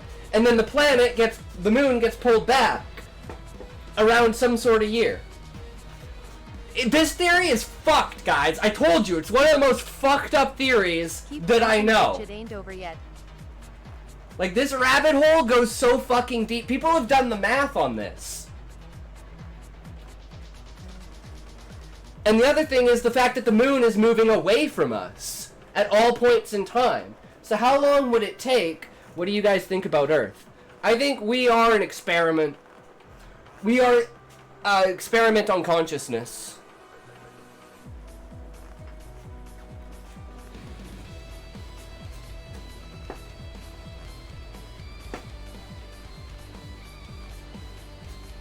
You did good, you can rest now, babe. This basic bitch stupid. The moon screamer has never didn't get his existed. hammer It only right. just appeared Hot when we spring started springs. talking about it because, as Rene Descartes said, you moon, therefore you get fined, and if you're already fine and it's consensual, therefore you're in my thoughts for the rest of the day, so basically.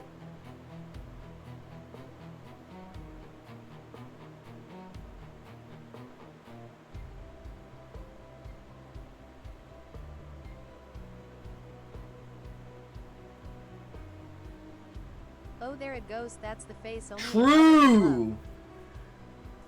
Earth is not real from everything I've read, but I'm interested to see if anything's come up to prove that. So when you believe the moon appeared, then? No, I don't believe this. I don't believe this. This is just a conspiracy theory that I know of. I don't believe this. It's just a fucking crazy conspiracy theory. Wait, Beezus, did you think this whole time that I actually believed this? And this was like what I actually thought? And it was my opinion? There's no fucking way! I say fucking crazy conspiracy shit all the time. I don't believe fucking any of it. I mean, I believe some of it, but it's all based on empirical evidence and pattern recognition. I mean, you believe in crazy stuff, yeah, but like, this is a theory. That's like, I don't believe in the Big Bang. I don't believe in string theory. Nothing's proven yet. Everything is up in the air when it comes to science. So, yeah, it's just a crazy conspiracy theory, but the proof is in the eyes. Include your favorite flavor of cake. It's in the eyes, guys. Shucks, take everything I own. You're too nice. But anyways, the idea is that the moon has not always been here, and it will eventually not be here. So what happens in, let's say, 3, 5, 10,000 years when the moon is so far away that it has less of an effect on the Earth? And eventually the moon will escape Earth's orbit. Unless there's some sort of mechanism that makes it come back in after a certain amount of time. But it's just kind of slowly drifting away until, woo, it's gone. That's where I based my theory of, like, celestial beings being the planets and the moons being their, like, kids in fetus form. And then the moon eventually gets shot out of the orbit of the planet and becomes a new planet. And then that planet grows to have a moon of its own. And then, you know, the older a solar system is, the more planets it has in it. That kind of thing. Damn, Callie. That's really good. But guys, we have really fucked around this stream a lot, and it has been quite amazing. But we should get into the weeds now. The moon was not always there. Earth existed before the moon did.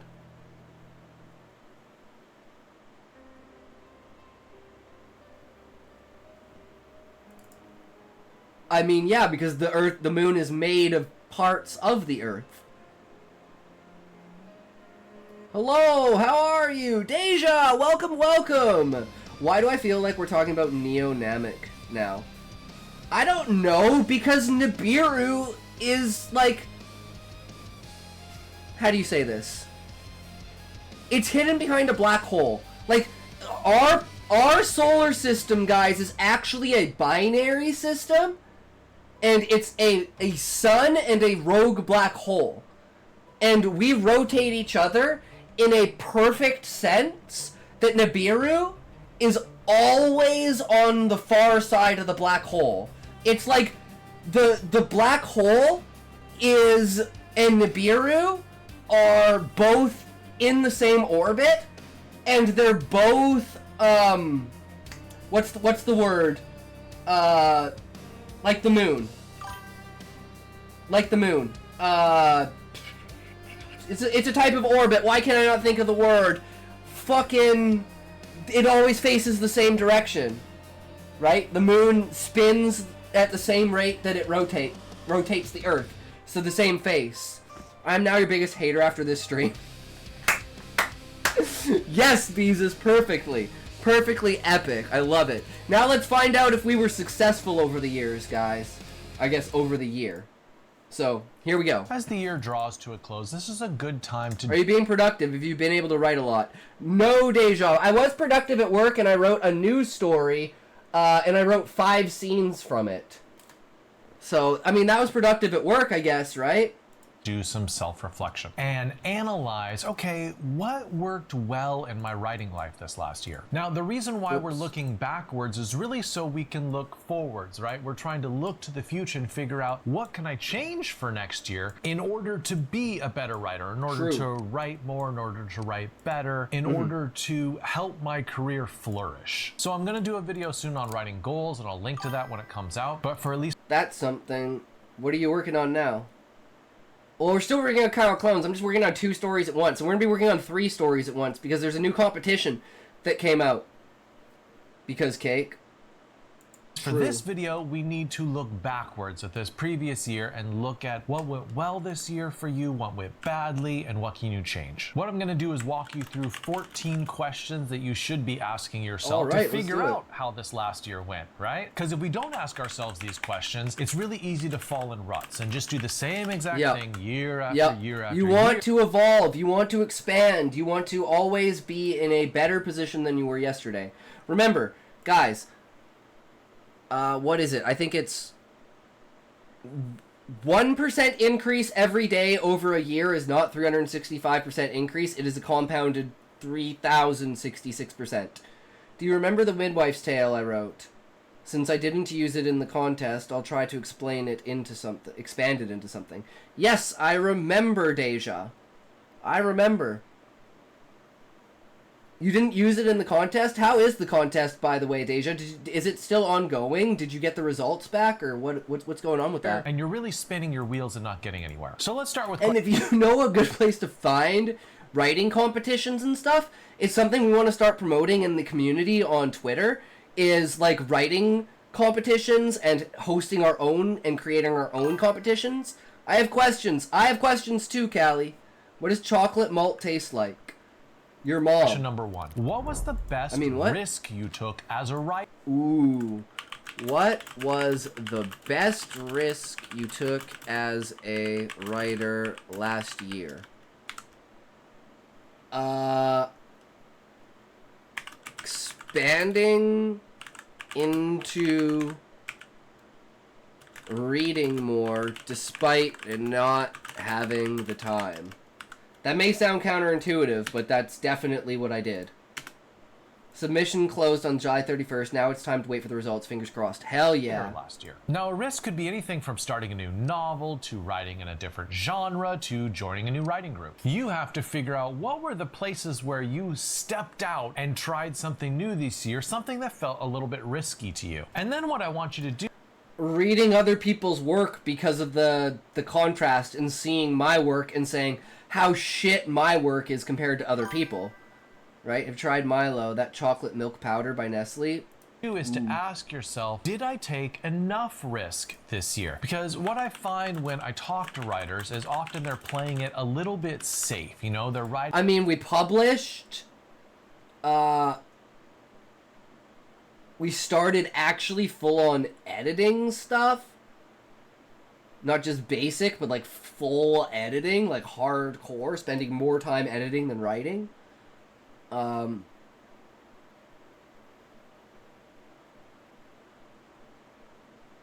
What else could I do for risks? I just don't... The problem is I just don't have time. In genres that they know really well. And I write in every genre. I've been doing the same thing with short stories. But I've been doing more...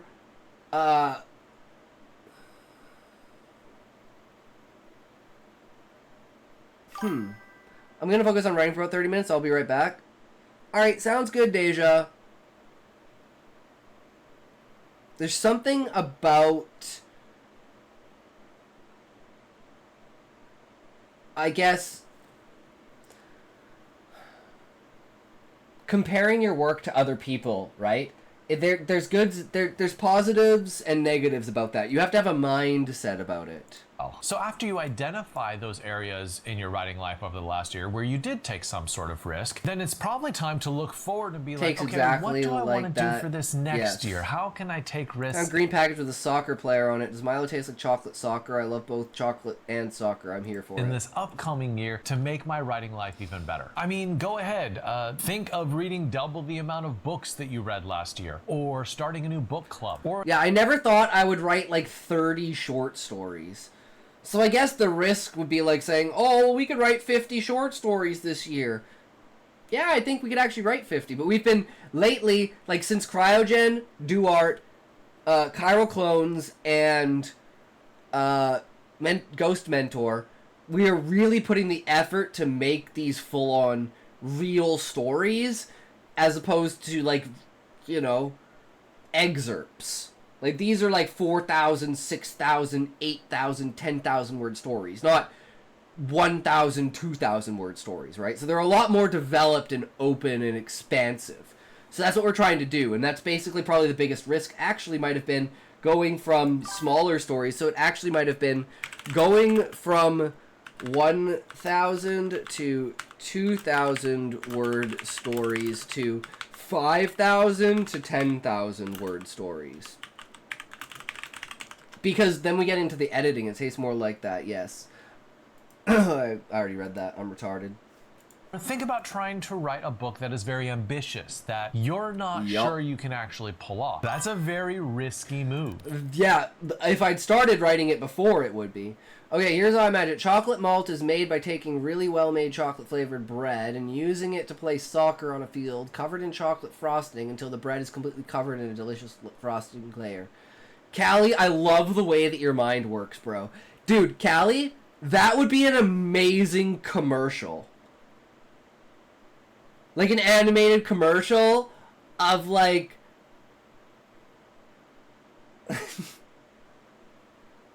You're fucking creative. He is! Callie is so... I thought I was creative, but Callie, damn, Callie's creative. What was the best dollar you spent on writing? Oh, shit. Here we go.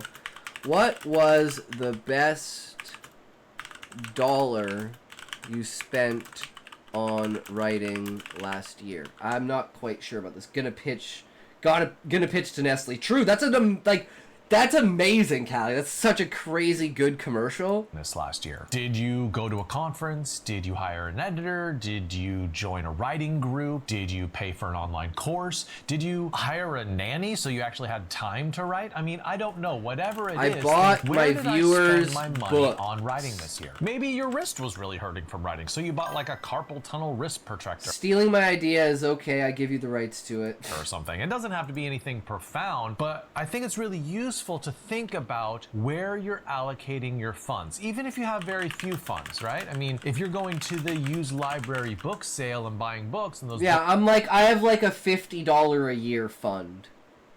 But I mean, hey guys, we're getting like $22 to $23 a month from streaming. Can you guys believe that? That is fucking insane.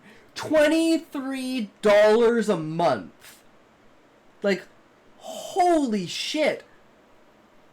I never would have imagined. Books end up inspiring you to write your novel, then that's money well spent. And as an exercise, what I want you to do is to think, how can I spend money in a different way or a more effective way in this upcoming year? And once again, the amount of money doesn't matter, right? This could be $50 we're talking about for the year, or it could be $10,000 we're talking about. I don't know your situation, but what I'm encouraging us to do is to think of money as a means by... Callie, buying yours and Sinister's book was the best money I've spent this year. Hands fucking down. And I had to buy lighters and weed. Think about that. which you can improve your writing career. And if you really want to develop as a writer, then you have to be devoting some kind of money to it, right? It can't be completely budgetless. Yeah. Maybe you just want to save up some money so that you can buy a good cover designer when you publish your book. That's great, right? So you could be, I want to save for when I do publish. Maybe you're saving up. I'm someone's boss now, guys. How much do I pay my employees? Am I a fun boss or like the guy from The Office, or my brain just stopped working? Callie, you would be a fun boss, but you wouldn't take shit. You would be like, I know exactly what you're doing. Stop it or get out.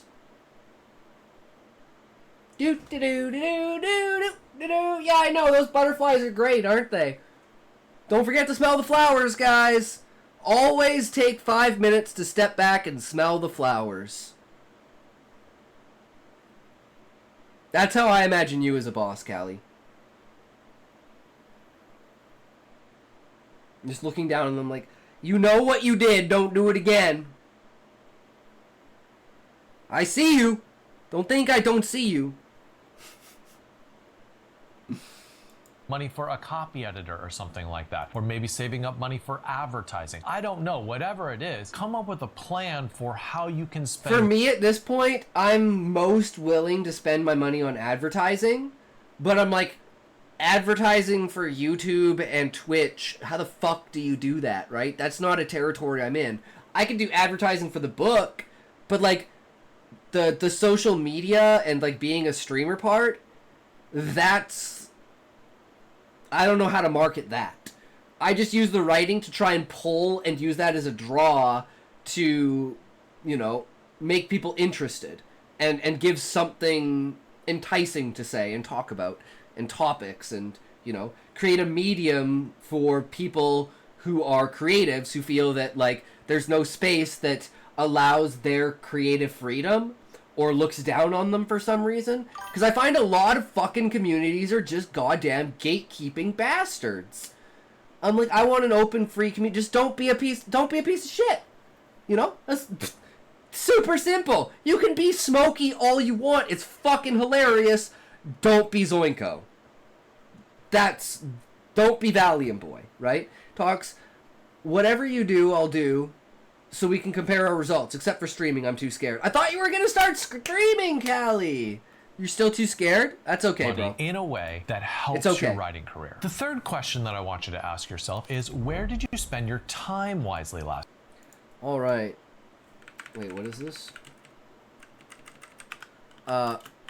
Where did you spend your time wisely last year? Very wisely spent on streaming and pushing my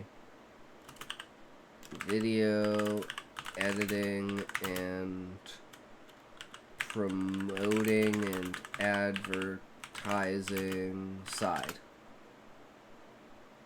I would do it if I had a VTuber. Well, you're talking to the right person, Shaw. I want a VTuber. There you go, Callie. Be a VTuber. That would be fucking awesome. I know a lot, like, honestly, guys, I would have been a VTuber, but I literally started the channel as a makeup channel. And I was going to do beauty and makeup and cross-dressing and, like, fashion. But I just really had no passion for it. Like, I like dressing up. I like putting on makeup. I like prettying myself. But I'm not dedicated to it. It's just something I do for fun. Writing. Oh boy, no, writing is where my passion lies. As soon as I found that, I was like, oh, the stream is fucking set. Let's go. You're pretty anyway, Scotty. Oh, I know. But I don't know. I like the feeling of it. I just like it. I understand why women do it. No worries. You know, it is what it is. And, like, I used to do it more, but now I'm like, I just...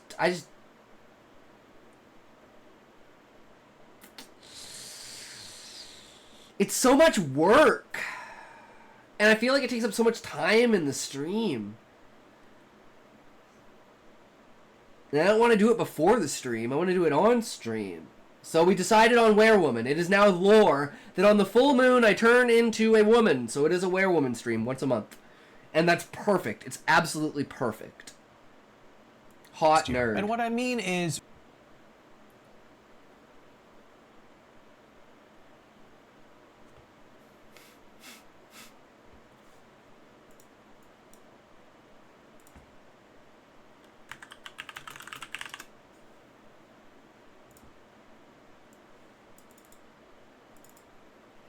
There you go, Callie. What about that?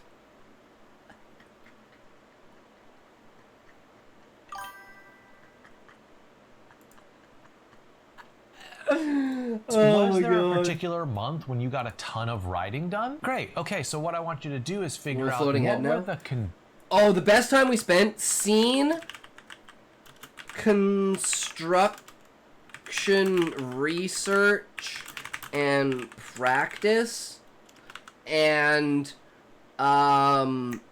editing, practice, and research.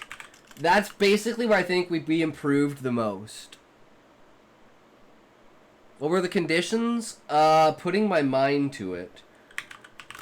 What were the conditions that allowed you to be so productive that month?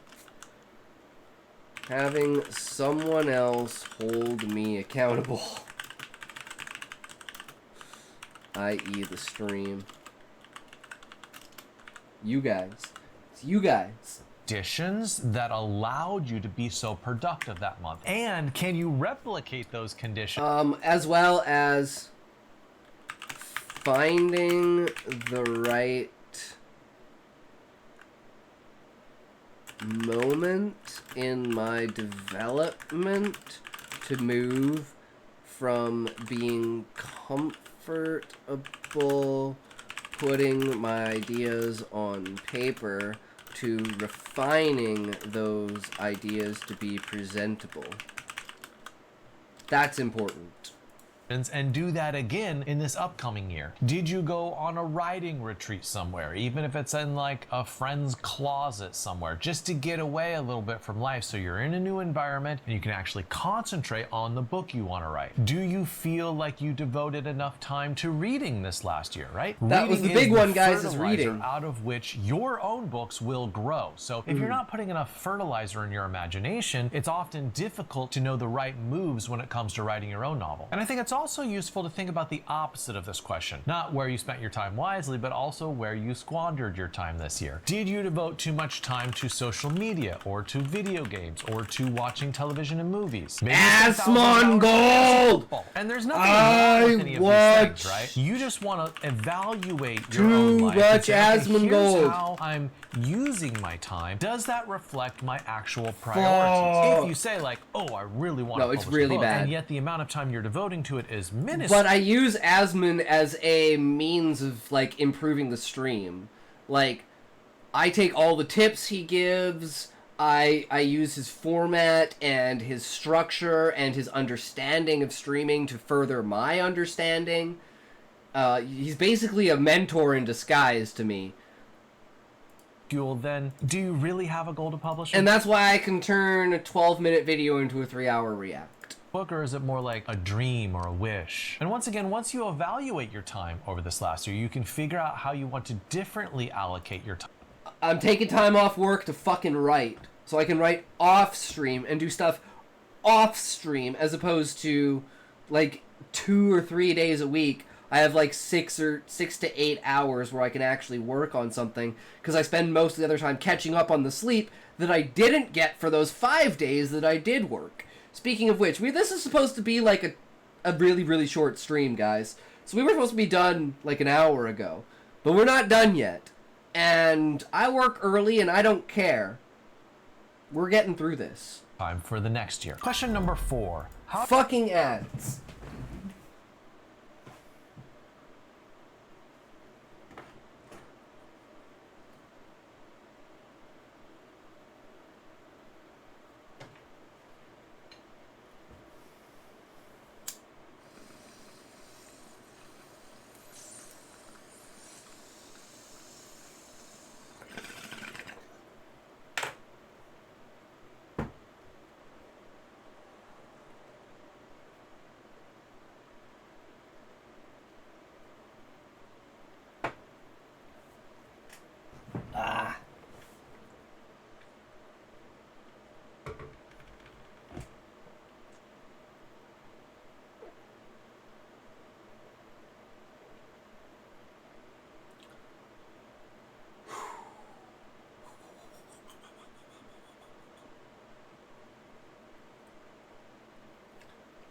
I'm like, cough, damn it, cough! Get it out of the way! We gotta be like, testing.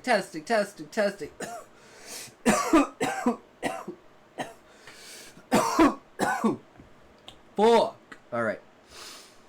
Okay. I guess we paused on the right one. 4. How did you develop friendships with other writers this year? So how did we develop friendships with other writers this year? I forgot what we were talking about. I was going to say something as we went into ads, but it doesn't matter anymore. I don't think. Fuck it. The stream. I made friends with you guys. Social media.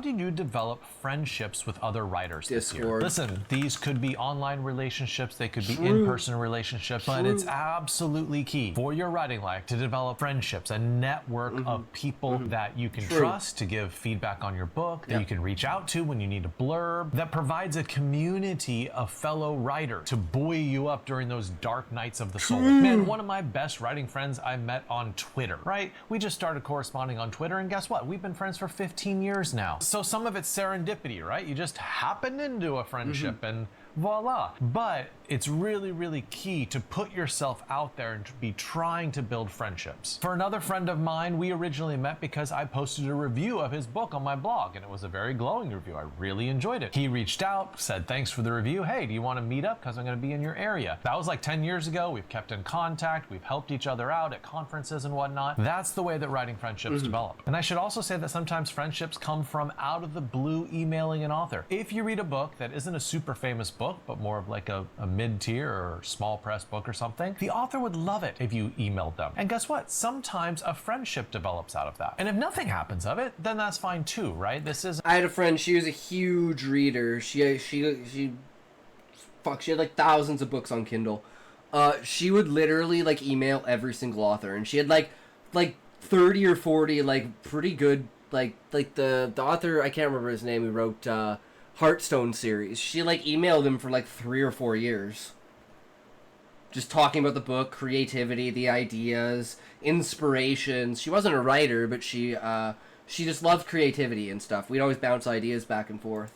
Transactional, at least you told an author you love their book, and that brightened their day. 5, what did you do last year that you need to stop? Every writer has some bad habits, and maybe you're thinking about yours right now. It could be that you're super jealous of someone who is in your writing group and went on to big success and You're a six-figure lazy deals and movies and voila, and fat ass. stewing in anger, thinking, Stop why being couldn't that be a me? I lazy think I'm a better piece writer of than shit. they are. Maybe you need to cut down on self-criticism. Is there a voice inside your head telling you, I'm a terrible writer, I'm a terrible writer, I'm a terrible writer? You need to figure out a way to silence that voice and speak into your talents as an author. This would be good for whatever book. Your error The inner is, like, you cheerleader. need to be able to name it and say, look, I need to stop doing this if I'm going to flourish as a writer. True. And a great idea is to create like a swear jar, where you create a jar and every single time you make that mistake, you put $1 in there. And then later on you say, I'm going to use this money to do what? Like go to a writing conference, buy a writing course, something like that. 6, what was the best advice about writing?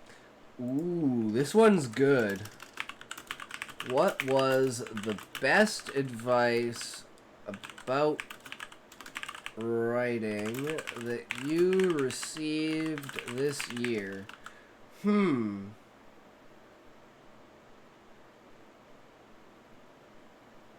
That's a hard one.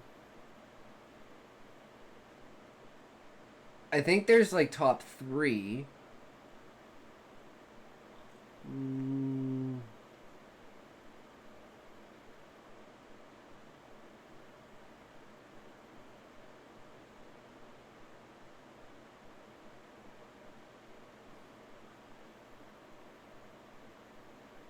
Okay, I think the character one. I think honestly the character one, that's like the psychology of your character comes from their past. So asking the questions, what did they want to be when they were young? Like, what do they want to grow up and be? What was their relationship with their family? What was their means of growing up?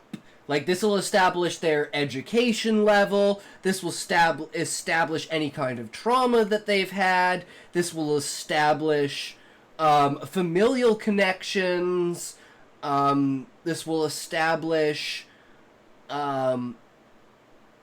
like things that the character's interested in. Because it's like, look at the things that happen to them in this thing and say, okay, we'll pick one of them and be like, this is something they're interested in. So it just gives you a way to start and a structure for looking at the personality and psychology of a character so that you can easily set yourself into that mindset. I think that's probably the best advice I've gotten about all of writing, over all of everything. There are a couple contenders, but I think for like character creation, that is like the most potent one.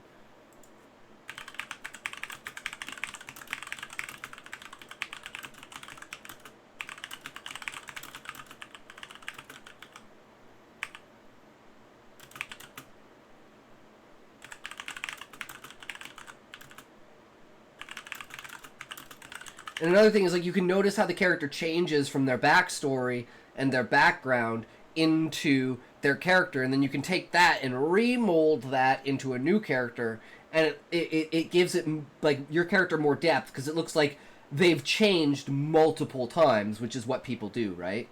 So, I don't know about you guys, but that's probably the best advice that you received this year. What about you guys? What's your guys' best advice? If you can't, what have you guys learned from the stream over this period of time that is stuck with you and really stood out and helped you write? Not just like motivation stuff, but like actual techniques or something like that you learned. One, then either you're not getting any instruction about writing, which is a problem. Hopefully all of you are watching this video, so maybe you think of one of my videos as being good advice that you received this year. What's actually really funny is that one piece of advice I got from a TikTok.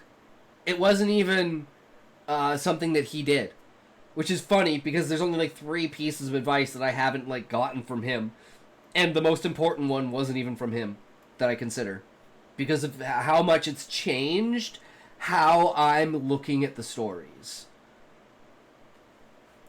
I hope. But if you are receiving advice about writing and yet nothing springs to mind, I think the problem is you are not reflecting enough on the wisdom that you receive. And so a good way to solve this problem is to start a writing journal. A writing journal is simply a journal. That's kind of what we're doing here with these notes and stuff, and that's why we turn them into the like picture slideshows, because we take on random notes while we're streaming, right? And then we structure those into what they actually should be, and then we present those in a way that's understandable in either examples of my book or other books. Devoted solely to advice about writing. Something that you heard, something that you read, something that you realized when you were watching a movie that teaches you how to write better fiction. And a writing journal is key because not only does it help you remember that thing better when you write it down, you'll also be able to look through it and go back and realize, oh wow, look at all the stuff I realized this year. Look how far I came over this last year. And guys, you want to see how far we've come? This isn't even all of them.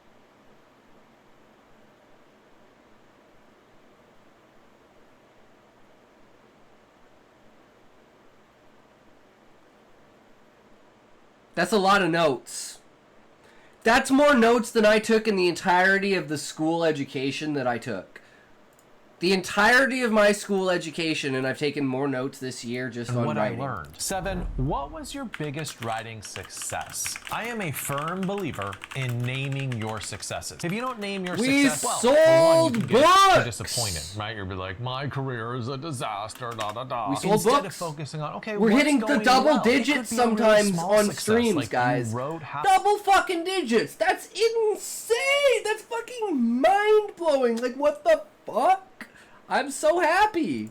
It's crazy. Okay, that's not a small success. That's actually a big success. It's fucking huge. Your success is, you need to name. Do you want to read the enlargement of the text, and if you can help me with the direction or where I can enlarge it more?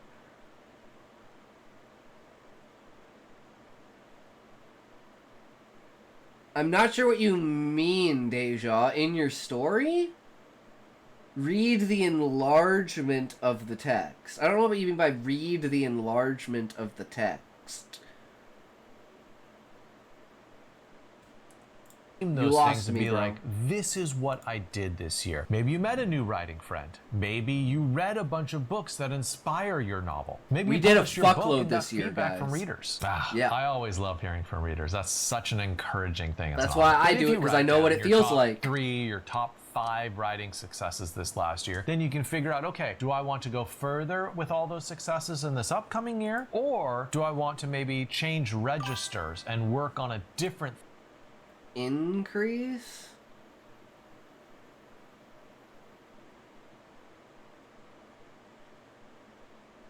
Okay, I know there's a language barrier here, but I'm not quite sure what you're trying to say. Yeah, I know you're struggling there, Deja, so I'm trying to figure this out too.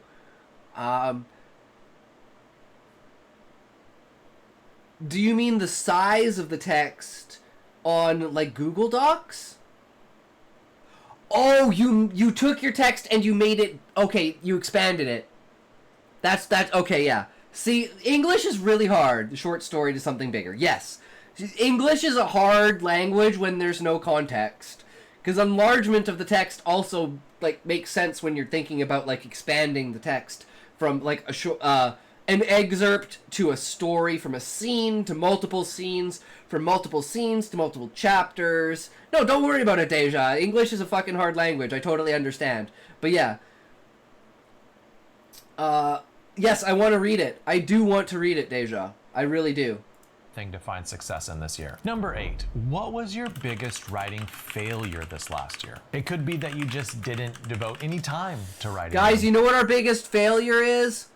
That we know that sex sells, so we sold this book. We knew we could at least get one sale from this book, right? You know what's really fucking sad? This was my masterpiece, my baby, my love, my everything. Didn't sell a single copy. Even when it was free. Didn't sell a single copy.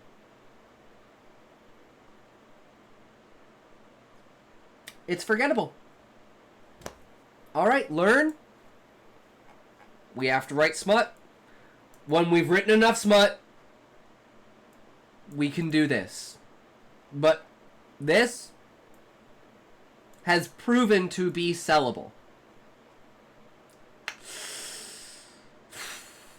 Scary thought, right? Sucks, but that's the way it is. Book. It could be that you didn't read enough. It could be that you started going to a group not and then sell stopped going the because you book were I too wanted afraid to to show sell. people your work. It could be that you didn't go to a conference. Now, I understand there's all sorts of So, different times when you can't get book's away not good for enough. one reason or another. It Advertising could be wasn't good money, enough. it Nothing could was be good enough. kids, it could be any sort of thing that gets in the way, right? Life gets in the way. Yeah. Jeez. Yeah. But you need to identify for yourself, where did you fall short this last year? What Also didn't go super well? And what lazy. do you want to change for this upcoming year? Do you want to keep plugging away Put at the in same more book, or do you want to effort. pivot and try something Time different? Do you does read any not books in the writing equal craft this last year? effort. Well, I have an easy solution for that. Read the Consistency Linchpin Writer. does It'll help you not out. Still, I think if you equal name frequency. your failures over this last year, it'll go a long way Left the text on docs. Alright, when we're done this video, I will read it. in helping you avoid making those same mistakes for the upcoming year. 9. What was your most pleasurable reading experience this year? I think you want to identify this for a few different reasons. 1, figuring out what gives you the most pleasure tells you the type of books you should be writing. Often, what you... Book's not here, but sorry, Callie. It was reading book story. Because it's so dark. It's so fucked up. Now, when I'm done reading Into the Nightmares, Callie, even with, like, Be the Music, it's fucked up, but, like, it's fucked up in its own way, but Books is just so psychologically dark and, like, tormented, and I don't know, there's something about that to me that's, like, the calling of like breaking and degrading a character down into nothing through circumstance, and it's just the utter weight of reality bearing down on their back, circumstance after circumstance after circumstance, forcing them into their own shell and basically reducing them to nothing. And I love that kind of psychology because it's a powerful tool to, if you have the mental fortitude, to contrast with yourself and be like, man, I am so lucky I don't have that. Right? But for creativity, Callie, it's definitely yours. But Books, just because dark, fucked up, and terrible is where I dwell. But Nightmares seems to be like that too. So once I'm done Nightmares, it might be Nightmares. I'm only 2 chapters in, and I already think it might be a contender. But I've only read like 4 chapters of Books in different variations, right? So it's it's all over the place. You enjoy reading the most is what you want to mimic or recreate on the page. 2, I think it's a great strategy to take the book that you enjoyed most and devote a lot of time to it. Take it apart, piece by piece, figure out how they worked their magic to make you feel those strong emotions. I bet you'll come up with a lot of tips and tricks that you can use in your own writing. And here's a little psychological trick that I like to use. When you are struggling to write, and it could be writer's block, it could be time, it could be any number of reasons, what I want you to do is lie down and take a second to think about the pleasure that you received from a particular story. Close your eyes, just imagine that pleasure. I find, at least, that reminiscing inspires me to want to do that sort of emotional impact in my own. Like I write so I can create the impact that I want to feel. I'm like, I love this feeling. I want to make people feel this way. And that includes like the downs. Like you have to knock someone down to the ground in order to pick them back up, right? So it's like I want to mold you and twist you and fuck with you, but then in the end you're gonna know that it was the only way. It was the only way. And that's the way I think the ending should be. The ending of the story should be the only way the story could end. And if you don't do that, I think you don't do justice to the story itself. Like, okay, time to get up, time for me to go write. Let's do it. Number 10, what was your worst reading experience this year? Think of the book that you hated this year. I think that's really useful. I can't say hated, and Sean's not here to defend himself, but of all the things we have read, I think Sean's was the most boring. I really liked the story, and like, it was really well written and stuff, and I love the idea behind it, but again, it's a genre thing. I'm not a slice of life person.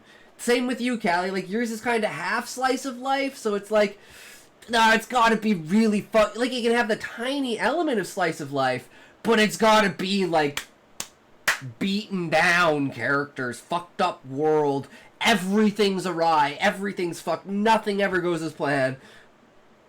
And things don't necessarily work out, but it's the only way it could be. To identify, why didn't you like that book? What can you learn from it? I have been reading cruise ship novels because my novel that I'm sending out to agents is set entirely upon a cruise ship. And I recently read a cruise ship novel. I'm not going to tell you which one it was, but it ended in a very ambiguous, right in the middle of the story type of ending, which I'm not opposed to as a strategy. Like, sometimes that really works. For this book, it didn't work. And I looked up the Goodreads reviews and it was dismal. Oh shit, really Tyler! It was honestly like a pretty great. Oh shit, thank you for the raid, good sir. Welcome, how is everyone? Today is a fucked up day to the point that we're, what, 4 hours into the stream and we're not even done the react yet? Big day, guys, big fucking day. But thank you so much.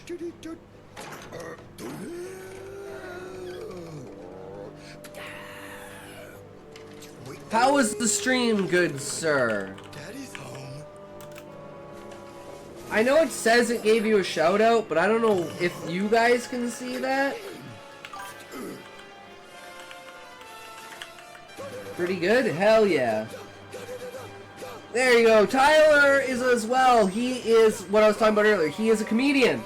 He does jokes and stuff like that, which is fucking awesome. I love that shit. He's on that creative one. Want to read choke? At this point, Tyler, I'm just committing. I have to work early. This was supposed to be a short stream, but we're already dedicated, so why the fuck not, bro? Who needs sleep? Fuck sleep. I'll sleep at the fucking customer service desk. Oh, I wanted to show you guys this. So I sent this to Callie. This is me at work, guys. You guys want to see me at work?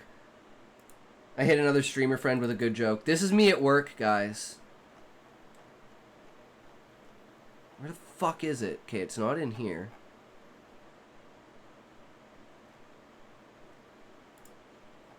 Where the fuck is it? Callie, do you know where I put it?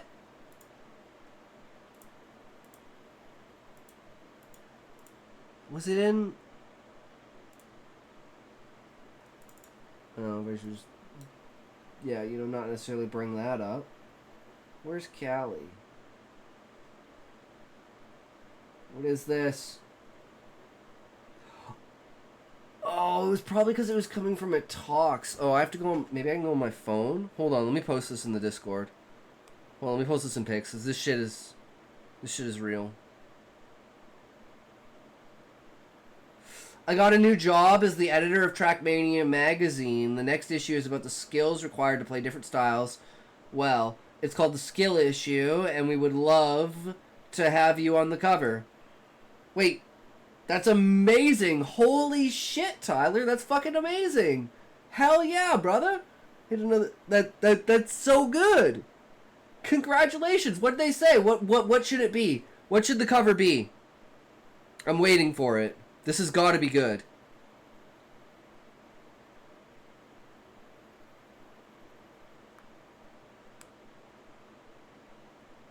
There, I posted it. That's the whole joke. Ah, damn. No, they have a skill issue. Okay. It's called the skill issue, and we would love to have you on the cover. Yes, okay, now I get it. Now I get it, Tyler. Thank you for that. I'm retarded. You should have put... Because I was expecting it to be in two different... Like, you say the first thing, then you say the punchline. That's why I was confused. Because usually that's how people do it.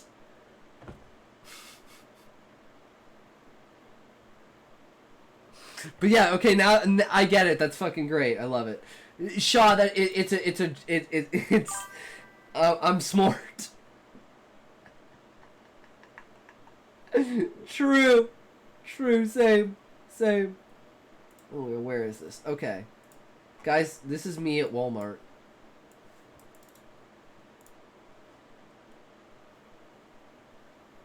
Welcome to fucking Walmart, bitches.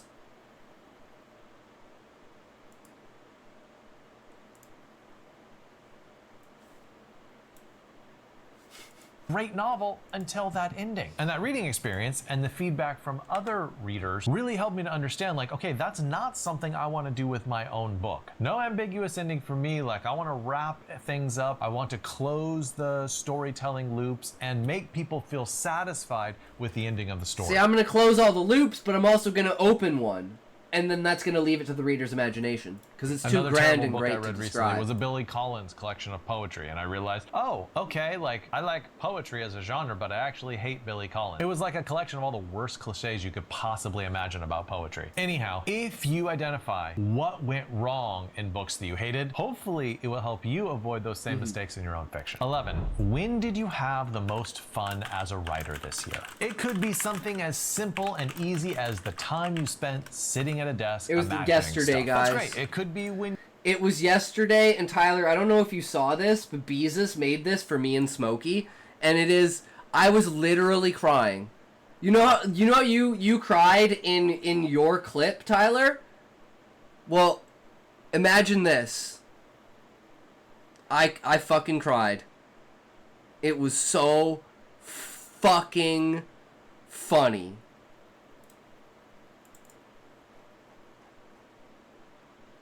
You're a fraud! Where's my toque? 700 septillion!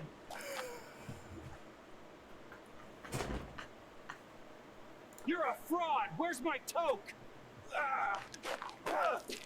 700 septillion! It just gets funnier every... I can fucking watch this on a loop forever. Oh my fucking god, it's so good. Oh, the subtext, the lore, the background, the emphasis, everything. It is the epitome of my fucking stream. Oh my god, so fucking good. You drew up an outline for a new novel. That was like, it really got you excited. Awesome. It could be time you spent at a conference or a workshop or an online group. Wonderful. Make that your follow alert. Dude, I didn't even think about that, Tyler. No, I absolutely have to do that. You're right. Oh my god, I have to do that. I've been looking for something forever to make my own. Tyler, oh my god, you've solved everything, bro. Thank you so much. Holy fuck, yes. That is exactly what we're gonna do, bro. Like, exactly what we're gonna Figure do. out what it was for you. I think it's really important to figure out how you experience joy as a writer, because it... All you need is a comedian. Exactly, Tyler. Oh my god. Looking outside the box, bro. I mean, I've been wanting to change it up for a while, and I wanted something that was personalized, and I didn't want it to be like something about me. I wanted to be something about the stream itself, right? And that is the perfect thing. Tells you going forward how to structure your... My follow alert is goated. I know I've seen it, but I don't remember what it is, Tyler. I'm trying to think.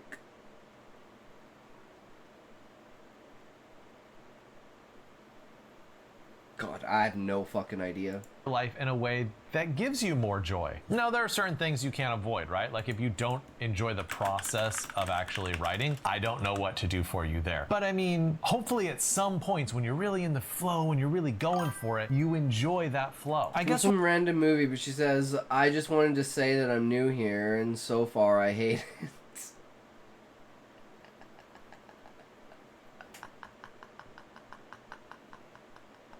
Yes, I love it. What I'm saying with this, though, is not to buy into the myth that the best writers are always brooding and depressed and woe is me sort of perspectives. I would go toward joy, toward pleasure, figure out what you love the most, and do that rather than feeling obligated to do anything else because someone told you had to write that way, or someone told you had to live the writing life this way. 12, what did you learn about yourself as a writer last year? I think self-knowledge is really important when it comes to the writing life. Well, I mean, self-knowledge is important in all categories. I think it's just really important to have those revelations in your writing life where you learn, oh, this is how I work best. This is what I should do going forward. Structure. It's important to know your writing strengths. It's important to know your writing weaknesses. So if you don't know those, like, take some time and evaluate what those are. I do think if you keep a list in your writing journal, which all of you are going to start now, that you'll have a better sense of, oh, look at this weakness I used to have, and I've improved it. I've done the work to try to get better at that thing. I'm so much better than I was. You'll be able to look back years later and say, oh, this is the ladder that I took. This is the journey that I was on to continually get better at my craft. There are 2 questions left to evaluate your year. Number 13, on a scale of 1 to 10,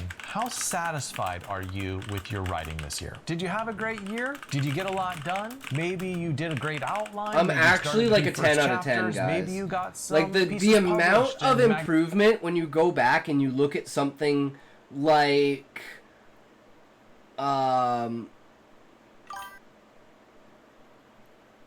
ads.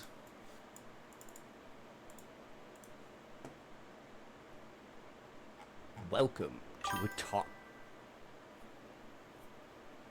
But if you go back and you look at the old stories,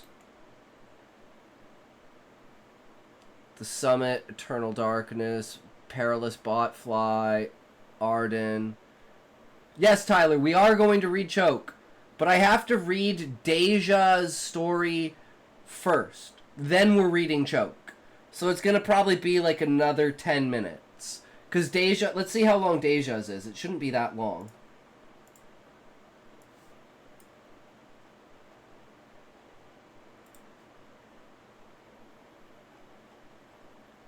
No. Did you post? Where'd you post it? Where'd you post it? Oh, it's on my Google Docs. I'm retarded. Okay, don't get distracted. That's what ads are for.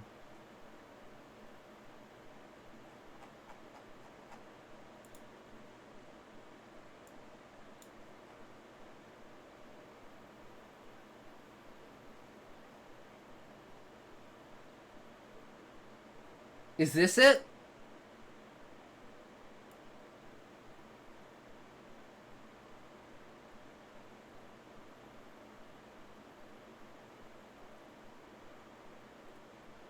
I think we already read that.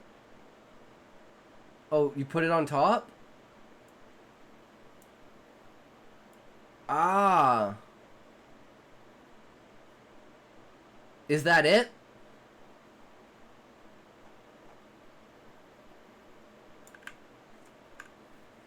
I just want to make sure.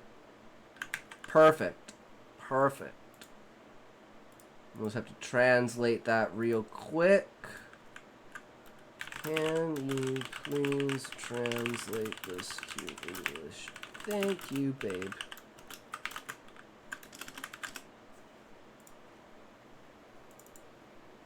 Okay. Magazines or newspapers. I'd or say something. 10 out of 10. Think about every single category of your writing life and just sort of write down, all right, here's the progress that I made in my life this year. Because otherwise, I find that the writing progress that we make seems to be kind of invisible. You reach the end of the year and you're like, what did I do this year? You look at all the things you didn't accomplish. And really what you should be doing is taking some time to focus on the things that you did accomplish. I mean, maybe your writing year was so-so, right? Maybe you'd rate it a 5 out of 10 or something. But even a 5 out of 10, there are certain successes that you had through this year. And if you rated it something dismal, like a 1 out of 10 or 2 out of 10 or something, okay, why is that? Like, what happened to make it a 1 or 2 out of 10? And how can you change things so next year you can rate it a 7 out of 10? And lastly, number 14, did you accomplish your writing goals for the year? If you're like me, sometimes your writing goals are a bit too ambitious and you sort of never accomplish them, but still it gives you something to shoot for. I hope that you made perfect writing goals that like you can stretch for, but they're still attainable. I think it's great to have reading goals, writing goals, publishing goals, side project goals, meaning like, oh, I want to get an article written and send it off to this sort of magazine. If you did write down your goals, that's wonderful. You should always write down your writing goals, by the way, so you can look back and be like, oh, that's what I was thinking at the beginning of the year. I don't know what I was thinking, but there he is.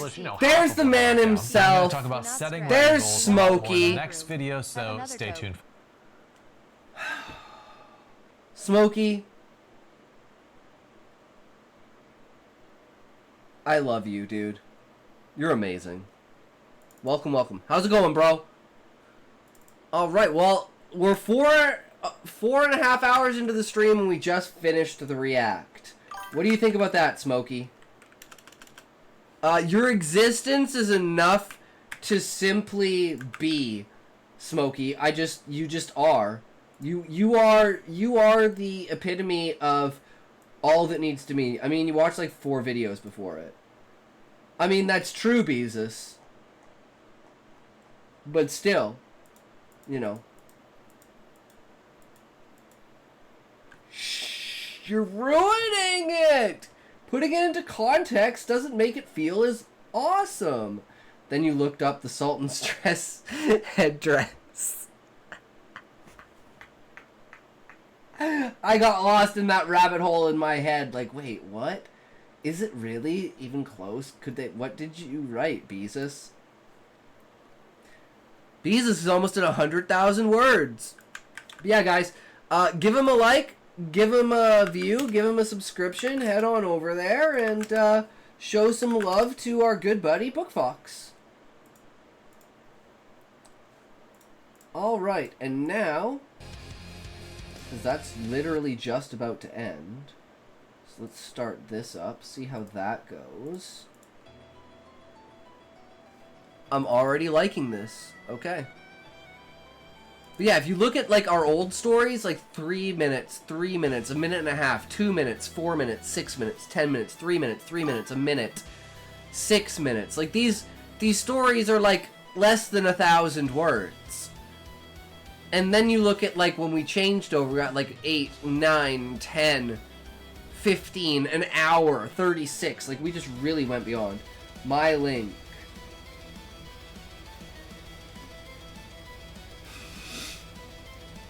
Wait, what? What is this? You're a fraud! Where's my toke?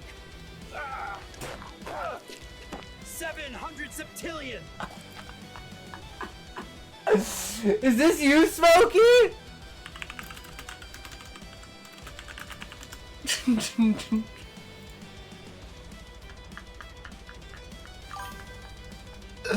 Fuck yes! Shit! Here. The irony! The irony!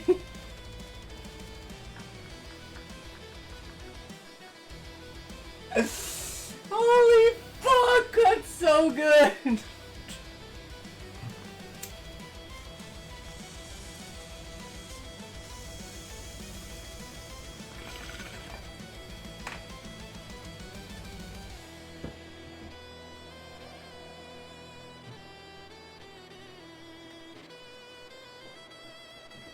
Just got back from the gym, feeling massive. Hell yeah, Smokey.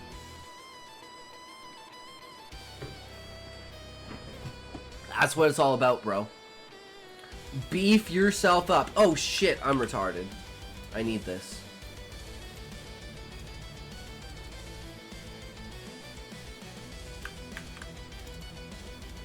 Okay, we gotta read this, and then we can move on to choke. And again, we haven't gotten very much writing done, but that's okay. I wrote a lot today for the other story at work, so I'm putting my time to good use, as this staple doesn't actually go through this thing. Hold on, let me fix this before I lose some of these pages.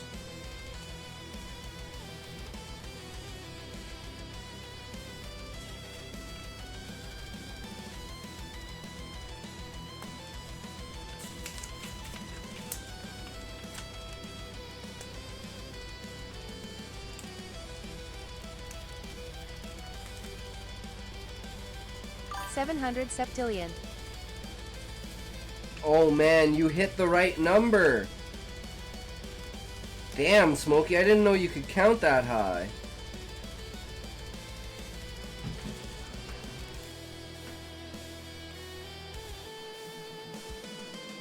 Fuck it, guys, shit happens. I can count in Latin too.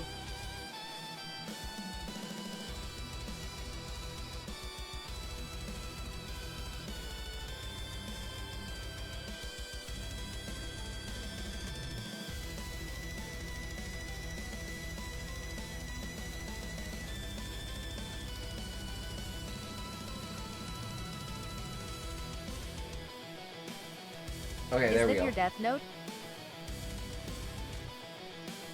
If you can read it.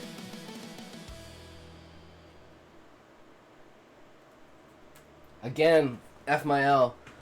Okay, Shaw, I want you to tell me what you think about this story premise. So, it's a combination between Beetlejuice and The Sixth Sense. The first scene is a middle-aged man falling, like maybe like a 50-year-old man falling downstairs. And then he wakes up, and weird things start happening. He's like feeling cold, like cold drafts, and he's noticed that like his shoulder and his knee and his hip don't hurt. He's like the lights are flickering on and off all of the time, and he keeps seeing shadows in the distance. And it's kind of spooking the fuck out of him. And then he starts to see a ghost. And this ghost starts to talk to him. And at first, you know, they don't really, like, he can't really hear what it's saying. It's kind of like a, you know, the more you believe in it, the more it can interact with you. And eventually he starts talking about the ghost. And I don't know where we go from here. There's so many areas, but I'm like, you know, he's like an introvert who's hiding. That's exactly what I felt like when I tried acid. Do you want my honest truth? Yes, Smokey, I want your honest truth. But wait until I'm done. And then, you know, police show up at the door for, like, a wellness check. And they find this, like, completely hoarded, completely, like, almost destroyed, dilapidated building. And something else. And then the scene cuts off. And then it's, like, the main character and the ghost basically talking. And now it's, like, the ghost is, like, always there. And the ghost is, like, talking about his past and trying to, like, pass knowledge onto the main character. And the main character doesn't really understand. And then the final scene is, someone moving into the house. And the guy tries to interact with them, and you find out that the guy has actually been dead the entire time. And he died when he fell down the stairs. And there just happened to be another ghost in the house that he lived in. And it'll have, like, reminiscence to before of, like, things moving around and something like that. But not as bad as it is after he died. And then after he died, now all of a sudden it's like, oh, the ghost is trying to interact with him. And tries to tell him that he's dead. I can imagine this being a cartoon. That's an amazing response. I love that, Shaw. Hell yeah. They're like, your short story could be like a movie or something like that. And I'm like, that's the point. Like Nepotism Unleashed or the Chiral Clones. Like that one would be... I think Chiral Clones would go really hard. Christopher Nolan 2.0. True. True. It's all about the ideas, man. The ideas are what it's about. If you can execute the idea... All you need is the idea if you have the money to find the people to execute the idea. Half sleeping here. Please add explosions. I'm gonna add a command to Smokey. I should add a command called Beezus. And it should play that clip. As well as what Tyler suggested, and we should put it as our follower thing. So when people follow, it's gonna play that clip. Instead of the Venture Brothers clip. Because I've been looking for something that's personable to the stream. So, if you follow, you get, yeah, the thing. But anyways, we need to read Deja's story here, guys. Before Tyler gets back so we can read Choke. I charge you 2K points every 3 days for my sponsor. Done, Smokey. Done deal. Contract signed in blood. What's the next move?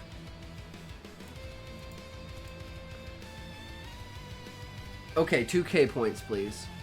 No. That's not how it works.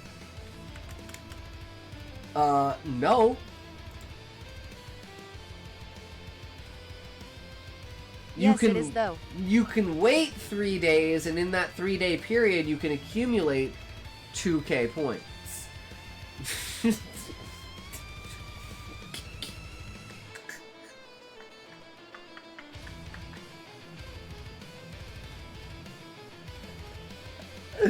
You think that threatens me? Oh my god. Okay. We gotta read this story, guys. Deja needs my input on this. I've always been a midwife my entire life. I have helped babies come into the light and others into the darkness. They are becoming rarer, but it still happens from time to time. Also, I cannot listen. The first warning sign appears when I see the pregnant woman for the first time, arriving with slow steps as if they were carrying the weight of the world on their backs. Hands on their bellies and with their weariness in their eyes, as if something were consuming them from the inside.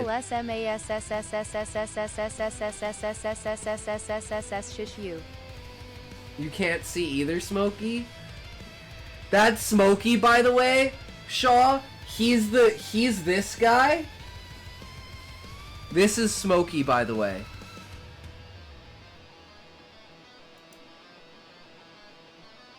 This guy right here?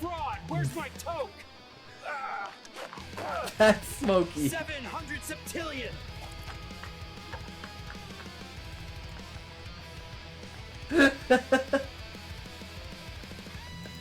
I love Jesus for that, I know. It's so sold the store.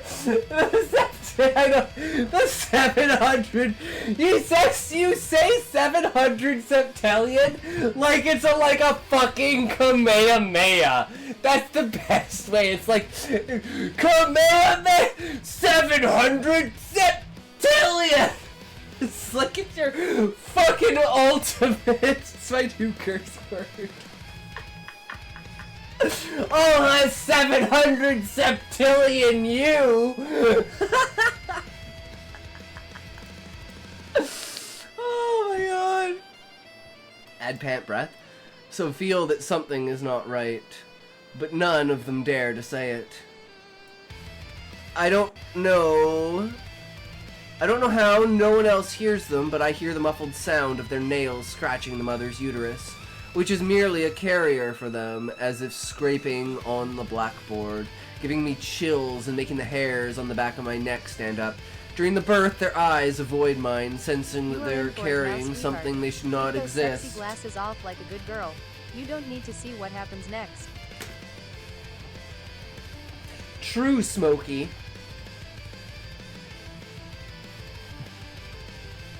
This is why we love Smokey, guys.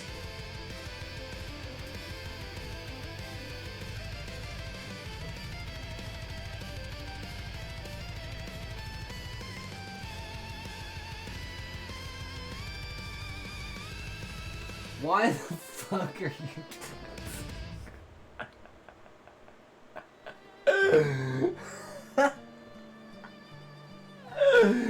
Oh, because I fucking can, Smokey. Fuck you. That's why. Oh, are you okay? No, Smokey, I'm not okay. You've been here before. I miss my sexy librarian. You can put those sweet sight setters back in place, slut. True. No, I'm here. Yep, definitely. You're in for it now, sweetheart. Take those sexy glasses off like a good girl. You don't need to see what happens next. Hey, Smokey, do you want to see me in my natural form? Smokey, I'll show you what I look like in my natural form. Nope, that's not the right one. Is that it? Yeah. This is me in my natural form.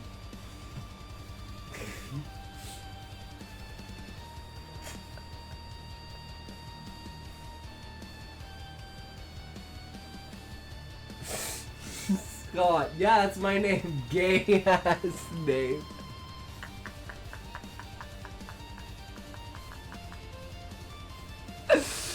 True, Smokey, true. Total gay name. You are... Wow, badges. You're special. I have 5 badges. I miss my Fuck sexy you, librarian. Smokey. You can put those sweet sight setters back in place, slut. No, I'm not showing... Explain what they mean. No. No. No. You're not allowed to know. They're just supposed to be there. I don't know how... I know, right? I am a scammer.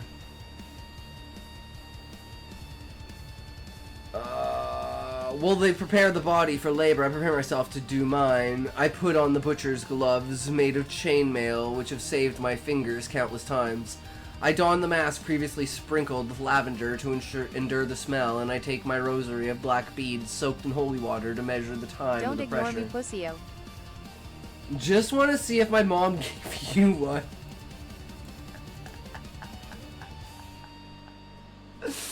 Oh, when they finally emerged, the confirmation, the nails on the hands that were born pointed like small claws in the first grunt. That reminds me of the hoarse roar of a pig, bringing with it the first whiff of an acrid smell. Ha! You don't have enough points, bitch! Scammered! True. An unbearable smell, like meat left to rot in the sun. Immediately, I wrap their umbilical cord around their neck, like a snake coiling around its prey. That's when they fix their reddish eyes, loaded with hatred on me. I know I can only stop squeezing at the end of the third Hail Mary, but I always leave an extra 30 seconds before the last breath. It has happened to me to release too soon. As soon as they are born, I pronounce their sentence. The mother breathes a sigh of relief, and so do I. Both of our jobs are done. Why no alert? So gay. Stop reading. Stop reading your mom. She gave birth. There is a spider. Ah! Where? She gave birth and I extinguished it. The relief doesn't last long. Most wither quickly like candles consumed by the wind, and those who survive are never the same again. Every night I wash my hands until they bleed, but the smell of rot seeps into the lines of my palms. Woo! If I don't sub or donate, Smokey, and I will take off my shirt.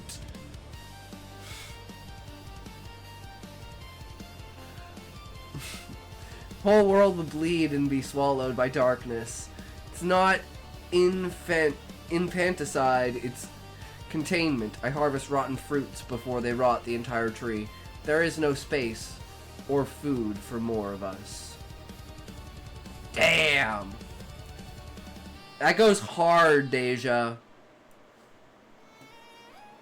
Tyler, are you back yet? Are we ready to read Choke? Guys, are we ready to read Choke? I'm not actually gay, by the way. I'm just sussy boy.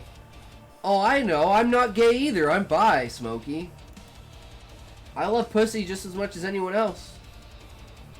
Tits and ass, bro.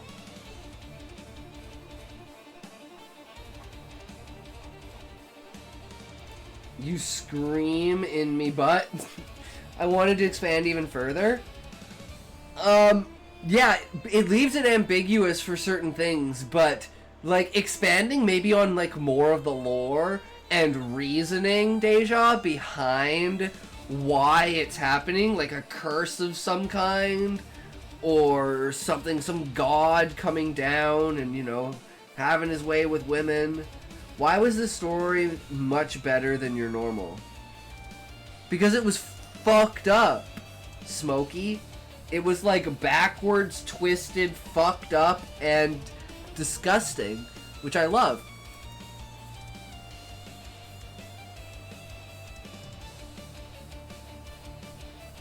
I will sub that guy on Twitch.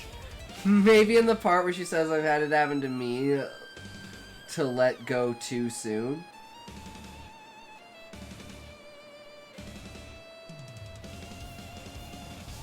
Yeah, maybe more emphasis on that, Deja. Like, really pounded it, because you really pounded in for, like, the woman giving birth, but you don't really pound it in for the woman who's... But then again, it's like the voice is very disconnected, right? So I feel like it works because of that.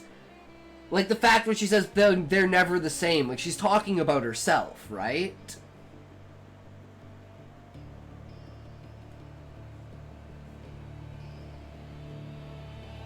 Or the part where she says that pregnant women who survive are not the same. Yeah, yeah, yeah.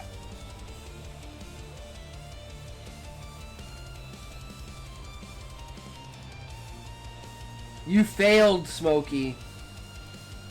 You failed big time, bro. 700 sextillion 0007000 000 000 000 000 000 000 000 000 000 00700 000 000 000 000 000 000 000 000 000 00700 000 000 6 septenvigentillion 894 I feel like the more I explain it, the more it loses the 357 abstract meaning of the birth being a birth of something that is unknown. 504 tresvigentillion 376 I feel you too, Deja. 905 unvigentillion 347 vigentillion 869 novemdecillion 34 octodecillion 876 septendecillion 904 sexdecillion 378 quindecillion 690 quatuordecillion Google Rabbi Discord. Guys, do you remember this guy? I remember this guy. He came in here and he fucking spammed. I haven't checked out his channel yet. Yeah, dude, I already stubbed to you. What was it? Tales of fantasy and moral chaos. You're on my list somewhere. I'm Scott. Yeah, is it this one, Rabbi Rothschild? This is you, right, bro? This is you?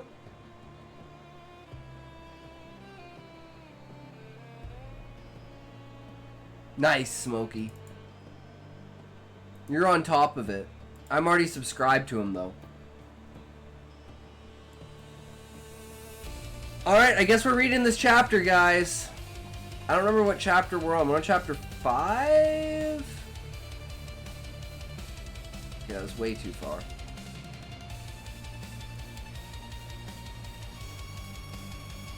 Smokey's allowed to spam. That's chapter 2. We've read chapter 3, right? I think even maybe chapter 4.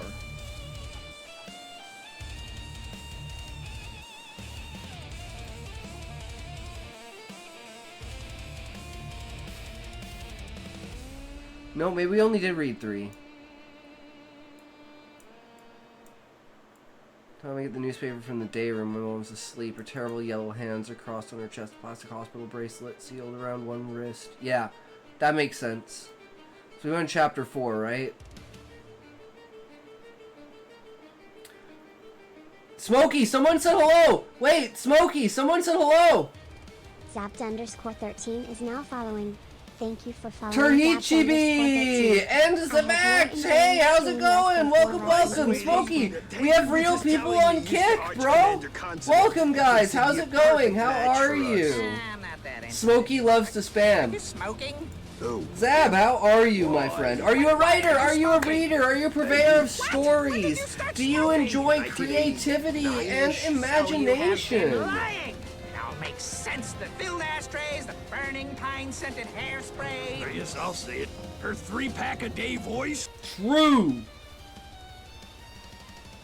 But yeah, how are you, good sir?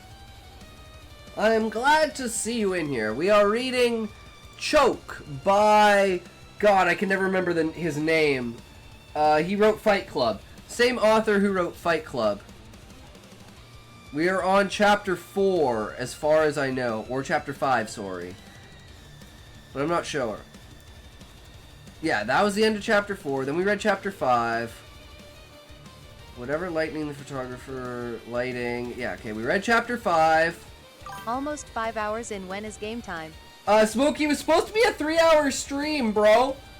I'm gonna get like an hour and a half sleep tonight.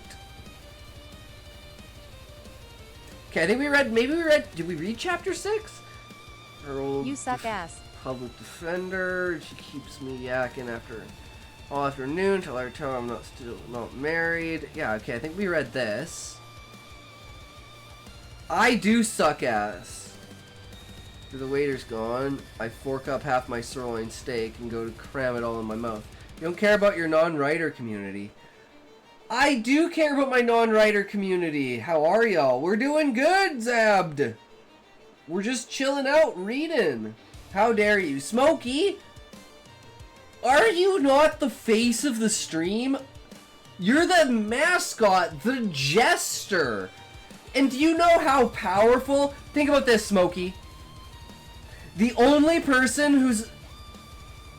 well, that's because listen to what I'm about to say before you judge me. You're the jester, and the jester's the only person who's allowed to say anything negative about the king without having his head cut off. And I'm the king. So you're the only person who's allowed to criticize me without having any repercussions. Does that make sense? So you are judging me. Why can't I be the queen?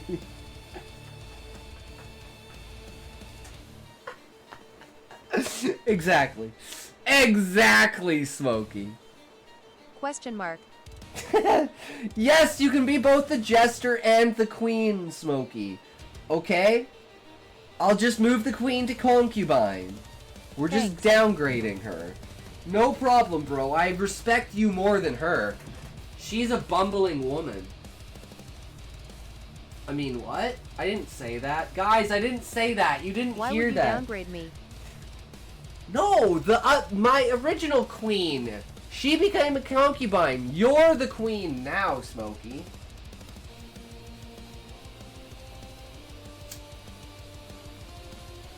UWU.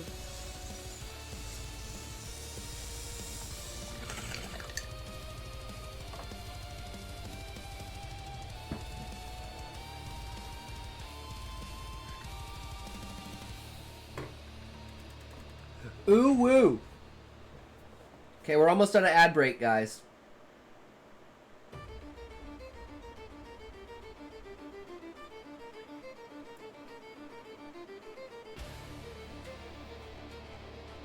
I think we're on chapter 7.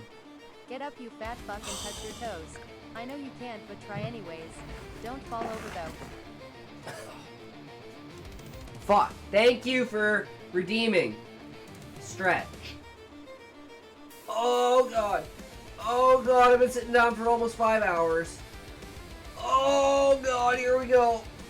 Oh, go, go, go. Kneecap, sustain damage. Fully sustained. Left kneecap is at red. Gonna blow. Oh god. Cap's exploding. Back is now in the red. Oh god, how much longer can we sustain? Oh no.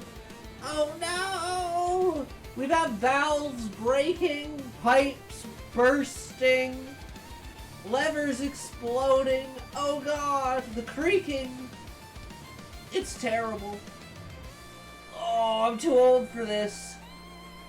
Nice try, better luck next time, fat ass. Oh. Get back in that chair, you lazy ass shit streamer. Oh, fuck. Oh, thank you. Thank you, Zab. Oh, I needed that. Big Man Francis? Ew. True Big Man Francis. So, Big Man Francis, I'm just gonna say, did you see the funniest thing? Did you see me cry yesterday? We really have the funniest thing in the world. You're a fraud! Where's my toke? 700 septillion! Again. You're a fraud! Where's my toke? 700 septillion! Bye, Big Man Francis.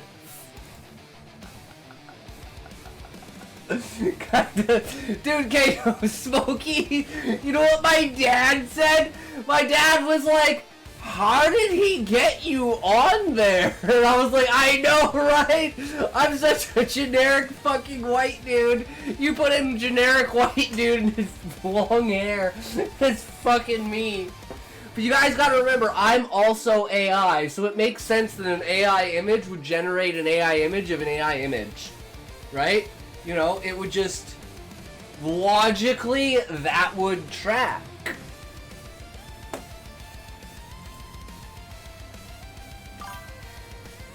I have dyslexia for numbers, and this is my worst nightmare.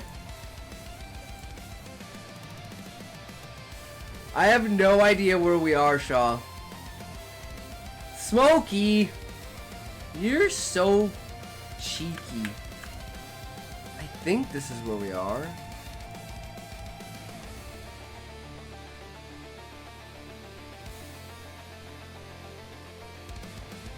Yeah, we definitely read that. Okay. My pits smell real bad.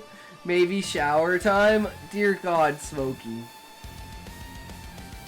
Now I'm aroused. You had to tell me that? God damn it, man. Why, Smokey? Why?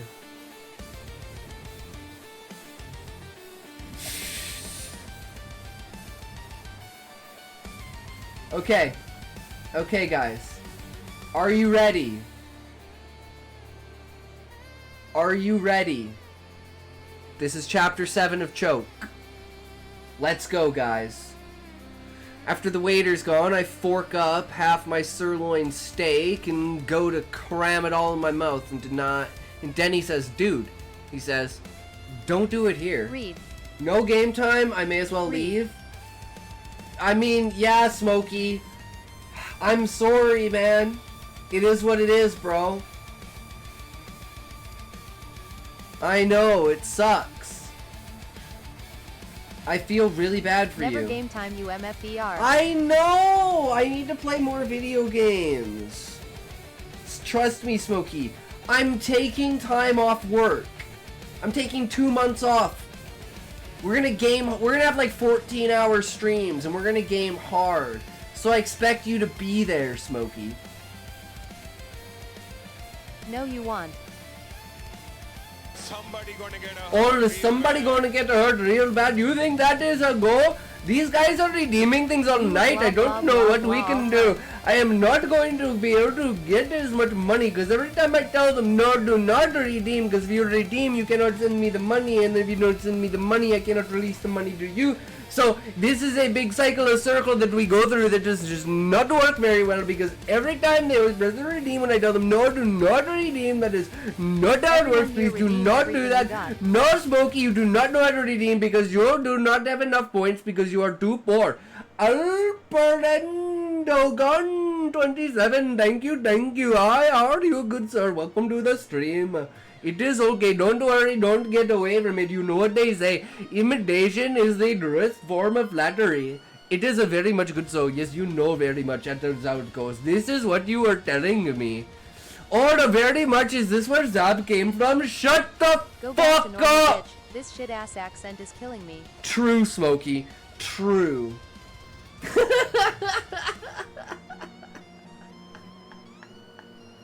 Welcome to the stream of the future, brothers.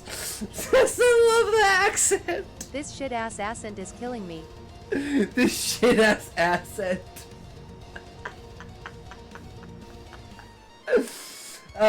Turk said Billy Yonmu KK. KK, true, bro. Okay. Ban. In 5, 4, 3, 2. What would happen if I banned you before you said 1, Smokey?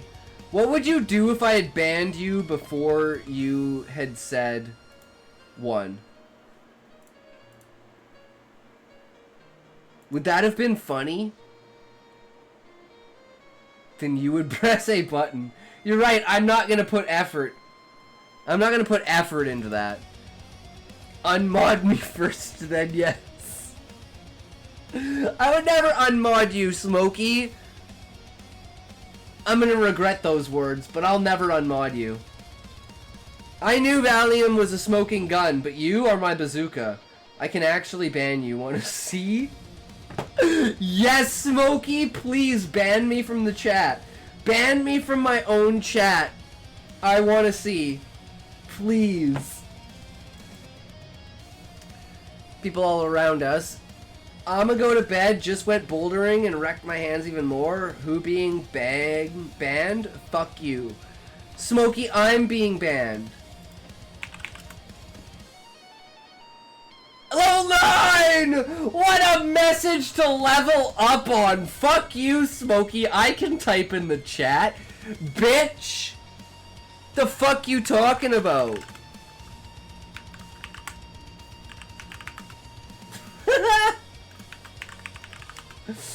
This user has AIDS.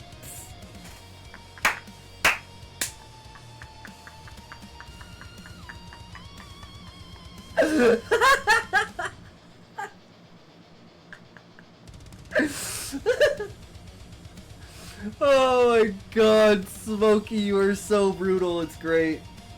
Oh my fucking god. Okay.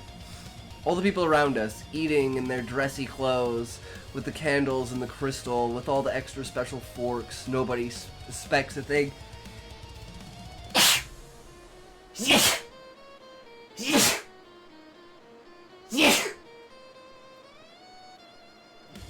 Jesus fuck! Okay, my lips crack trying to get around the chunk of steak. The meat salty and juicy with fat and crushed pepper. My tongue pulls back to make more room, and the drool in my mouth wells up. There goes a booger flying at rough LT 845,865 miles per hour. Yup, imagine one just landing right in the middle of the camera, and it's just this little dot, like, right there.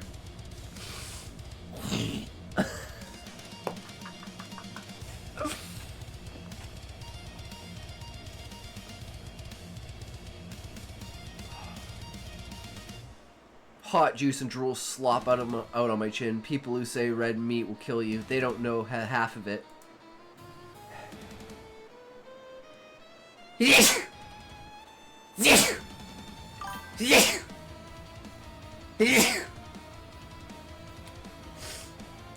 I don't read, I don't write, I don't gay. So why do I come here? Because you enjoy talking to me, Smokey. You enjoy my commentary. You enjoy fucking with me. You enjoy derailing the stream. You enjoy being a troll. You enjoy the fact that I facilitate you being a troll, and if you're a good boy, I'll give you enough points. We have a really good thing going on. Why would you ruin You that? don't give me enough points to troll.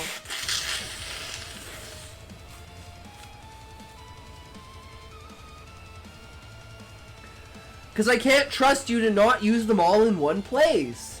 I don't give you ounces anymore, I give you grams.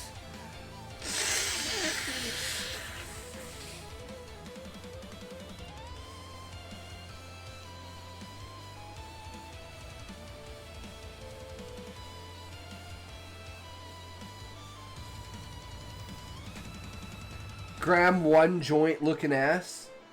Yeah.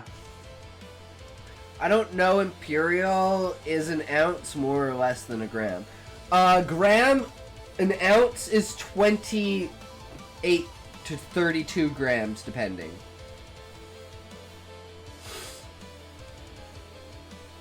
So I want to give him small doses of points, like 500 points at a time, like an allowance. Because if I give him 28 is... It's actually 32. It's European is 32, American is 28. As far as I know. Really?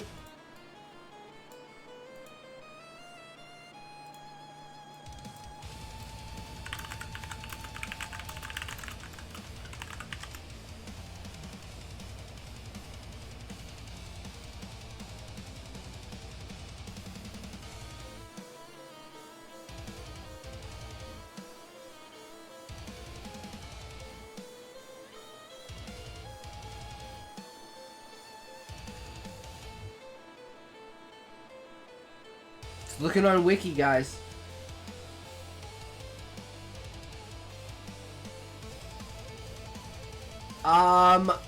Yes, technically, Levi.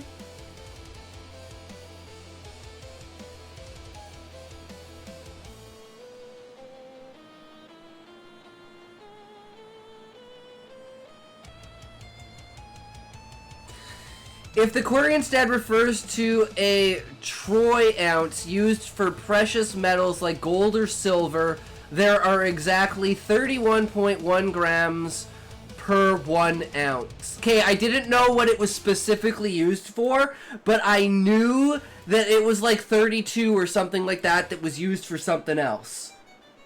So I was right, I just didn't know what it was about, but I knew that it was there. You ever had 8 ounce on 32 grams? Yes, Smokey, because my drug dealer was my best friend. Well, you're comparing volume to mass. I don't know, Levi. I don't understand weight. And volume, mass, like, distribution.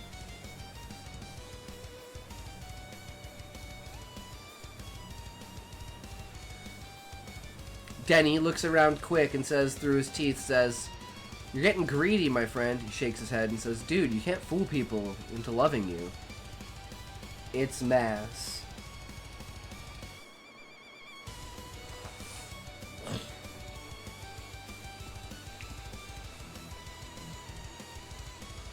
It's because weed is light, so it takes up more volume per mass. It's mass. Aight, fair, not my measurement system. True, Levi.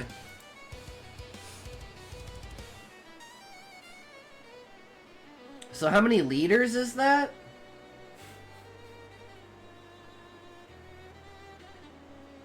How many liters of weed is that?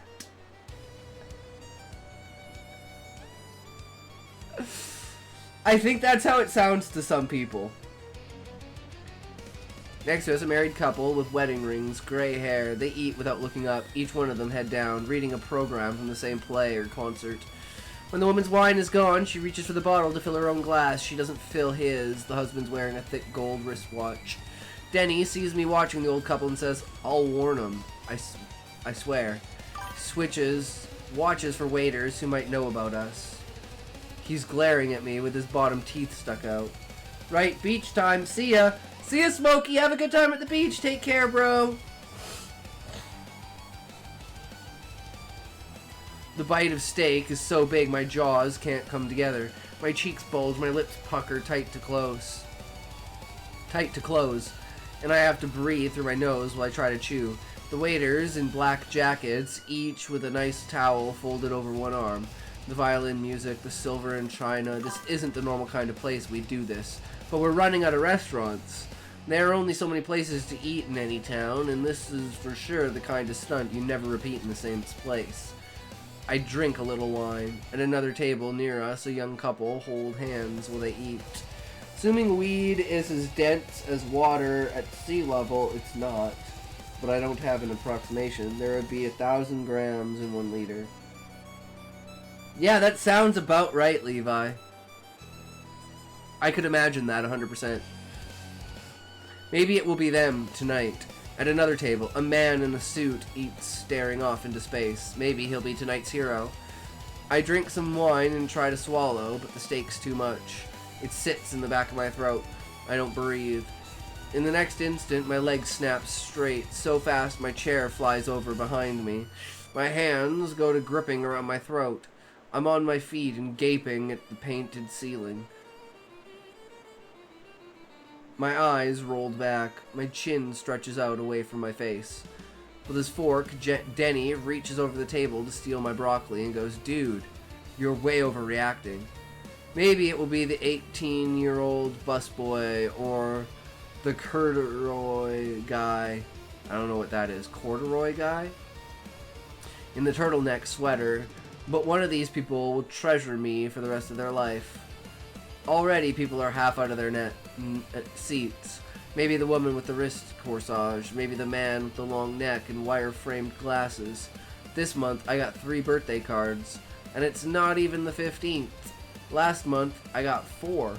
The month before I got 6 birthday cards. Most of these people I can't remember. God bless them, but they'll never forget me. From not breathing, the veins in my neck swell, my face gets red, gets hot, sweat springs up on my forehead, sweat blots through the back of my shirt. With my hands, I hold tight around my neck, the universal sign language for someone choking to death. Even now, I get birthday cards from people who don't speak English. The first few seconds, everybody is looking for someone else to step in and be the hero. Denny reaches over to steal the other half of my steak. With my hands still tight around my throat, I stagger over and kick him in the leg. With my hands, I yank at my tie. I rip open my collar button, and Denny says, "Hey dude, that hurt." The busboy hangs back, no heroics for him. The violinist and the wine steward are neck and neck, headed my way. From another direction, a woman in a short black dress is pushing through the crowd, coming to my rescue. From another direction, a man strips off a dinner jacket and charges forward. Somewhere else, a woman screams. This never takes very long. The whole adventure lasts 1-2 minutes tops. That's good, since that's about how long I can hold my breath with a mouthful of food. My first choice would be the other older man with the thick gold wristwatch. Somebody will save the day and pick up our check for dinner. My personal choice is the little black dress for the reason she has nice tits. Nice! Even if we have to pay for our own meal, I figure you have to spend money to make money. Shoveling food into his face, Denny says, "Why do you do this so... Why you do this is so infantile."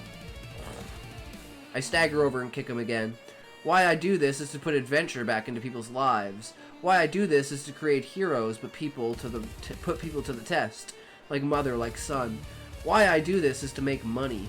Somebody saves your life and they'll love you forever. It's that old Chinese custom where if somebody saves your life, they're responsible for you forever. It's as if now you're their child.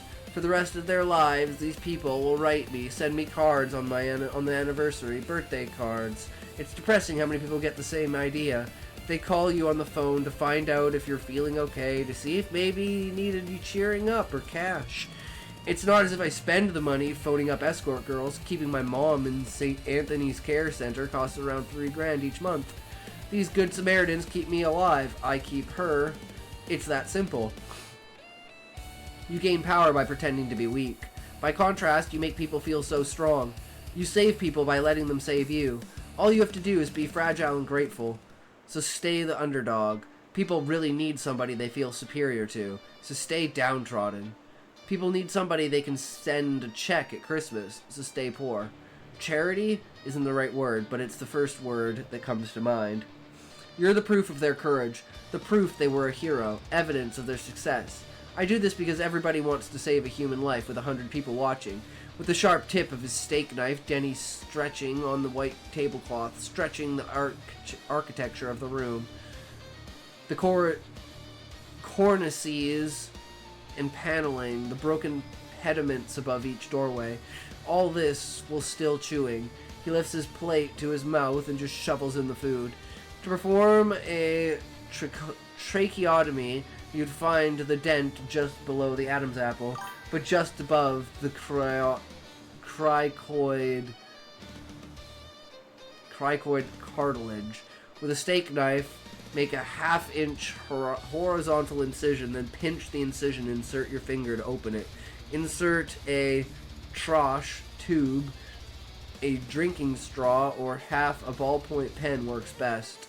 If I can't be a great doctor saving hundreds of patients, this way I'm a great patient creating hundreds of would-be doctors. Closing in fast is a man in a tuxedo dodging between the onlookers, running with his steak knife and his ballpoint pen. By choking, you become a legend about themselves that these people will cherish and repeat until they die. They'll think they gave you life.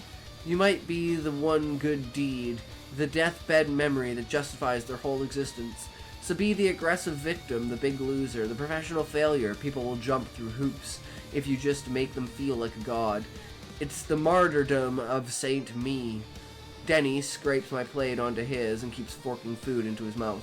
The wine steward is here. The little black dress is up against me, the man with the thick gold watch. In another minute, the arms will come around me from behind. Some stranger will be hugging me tight, double fisting me under the rib cage and breathing into my ear. You're okay. Breathing into your ear. You're going to be fine. Two arms will hug you, maybe even lift you off your feet, and a stranger will whisper, breathe, breathe, damn it. Somebody will pound you on the back the way a doctor pounds a newborn baby. And you'll let fly with your mouthful of chewed steak. In the next second, you'll both be collapsed on the floor. You'll be sobbing while someone tells you everything is alright, you're alive, they saved you.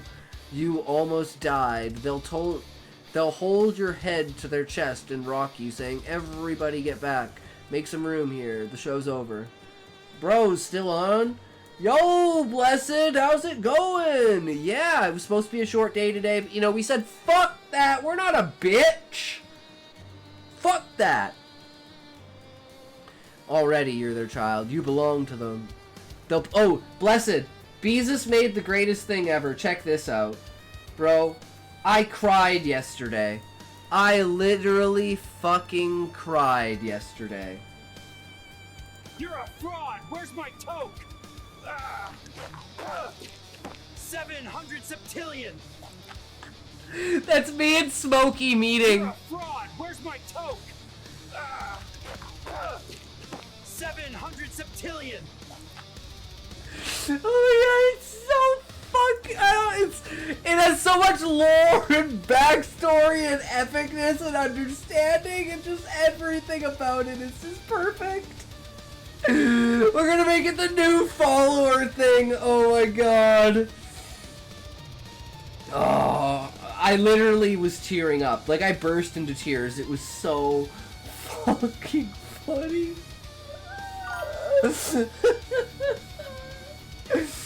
Yeah, it says VO in the bottom. He used VO3. He's been getting used to using it. For years to come, this person will call and write, man needs stoke. Yeah. Says he buys wellness check and then I scam him because he buys like 12 and I'm not doing fucking 12. Fuck that. You'll get cards and maybe checks. Whoever it is, this person will love you. Whoever will be so proud, even if maybe your real folks aren't. This person will be proud of you because you make them so proud of themselves. You'll sip the water and cough just so the hero can wipe your chin with a napkin. Do anything to cement this new bond, this adoption. Remember to add details. Stain their clothes with snot so they can laugh and forgive you. Cling and clutch. Really cry so they can wipe your eyes. It's okay to cry as long as you're faking it. Just don't hold anything back. This is going to be the best story of somebody's life. What's most important is unless you want a nasty tar scar, you'd better be breathing before anybody gets near you with a steak knife, a pocket knife, a box cutter. Another detail to remember is when you blast out your mouth full of wet crud, your ground wad of dead meat and drool, you'll need to be facing straight at Denny. He's got parents and grandparents, aunts and uncles and cousins up the ass. 1,000 people who have to save him from every mess up. That's why Denny will never understand me. I'm pushing through the pain. Absolutely, I believe it. Hell yeah, blessed. I'm praying for you, and I bring on the struggle to myself to enlighten your struggle, man. Let's do this together, I believe. The rest of the people, everyone else, the other night was overheated. Ooh. I know, I have like I'm in an attic, so it's 24.5 and it's cold in here. Let me just say that. Rest of the people, everyone else in the restaurant, sometimes they'll stand there and applaud. People will cry with relief. People just pour out of the kitchen. Within minutes, they'll be telling the story to each other. Everybody will buy drinks for the hero, their eyes all shining with eye juice. Ice packed my head, neck, groin, and feet simultaneously. Whew! Yeah, sounds brutal. They'll all shake the hero's hand. They'll pat the hero on the back. So much more their birth than it is yours. But for years to come, this person will send you a birthday card on this day and month. They'll become another member of your own very, very extended family, and Denny will just shake his head and ask for a dessert menu. So just laid on a slab of ice? I don't speak Celsius.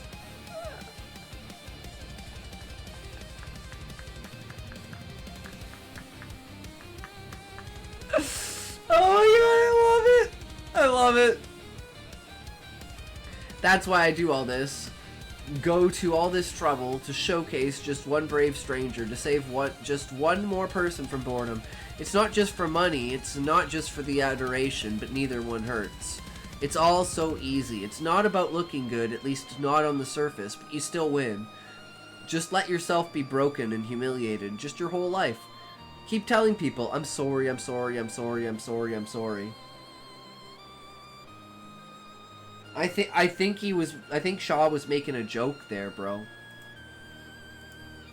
Oh my god, guys. What a day we have had today, though. Perfect timing to come in, Blessed, the end of the stream. I'm sorry, bro. Unless there's anything someone wants me to read, I ran in the trails in 104-degree heat. Yeah, it doesn't sound like a good time, bro. Not gonna lie, it doesn't sound like a good time.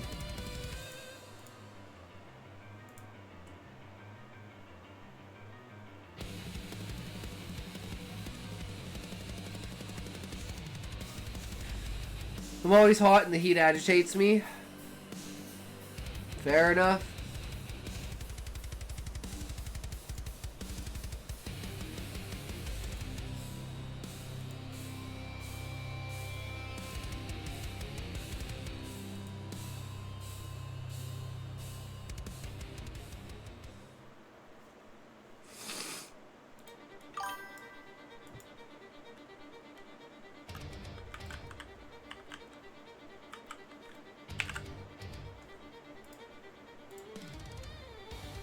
Self-torture for building toughness. True.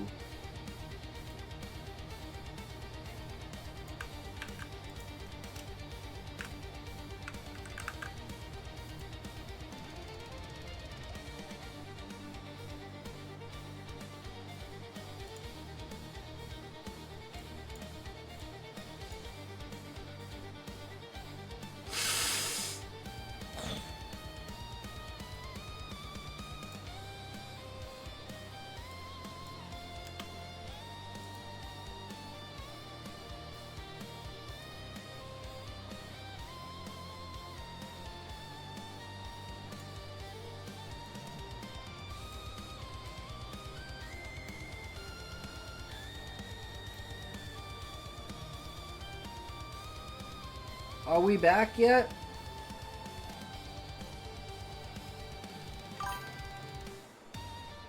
Scotty made it back to work. Do check your DMs. I've shared a detailed plan for the collab. Alright, sounds good, Shaw. I'll check it out tomorrow. I get off work early because I work early, so I'll have time before the stream to check it out.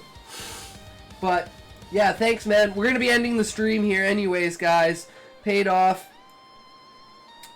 Shopped Friday, recycled Saturday, deep cleaned kitchen appliances yesterday, grocery shopped, laundry and car fluids checks, and the air and tires, plus house cleaning chores. For sure, see ya. Take care!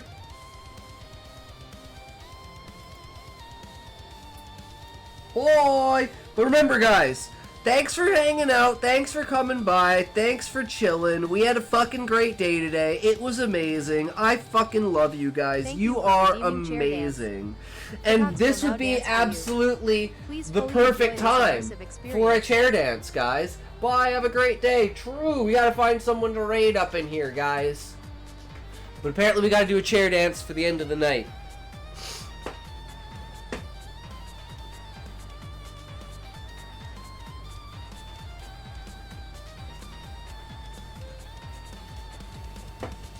Later, Scotty. Later, Keep Blessed. dancing, bitch, it ain't over yet.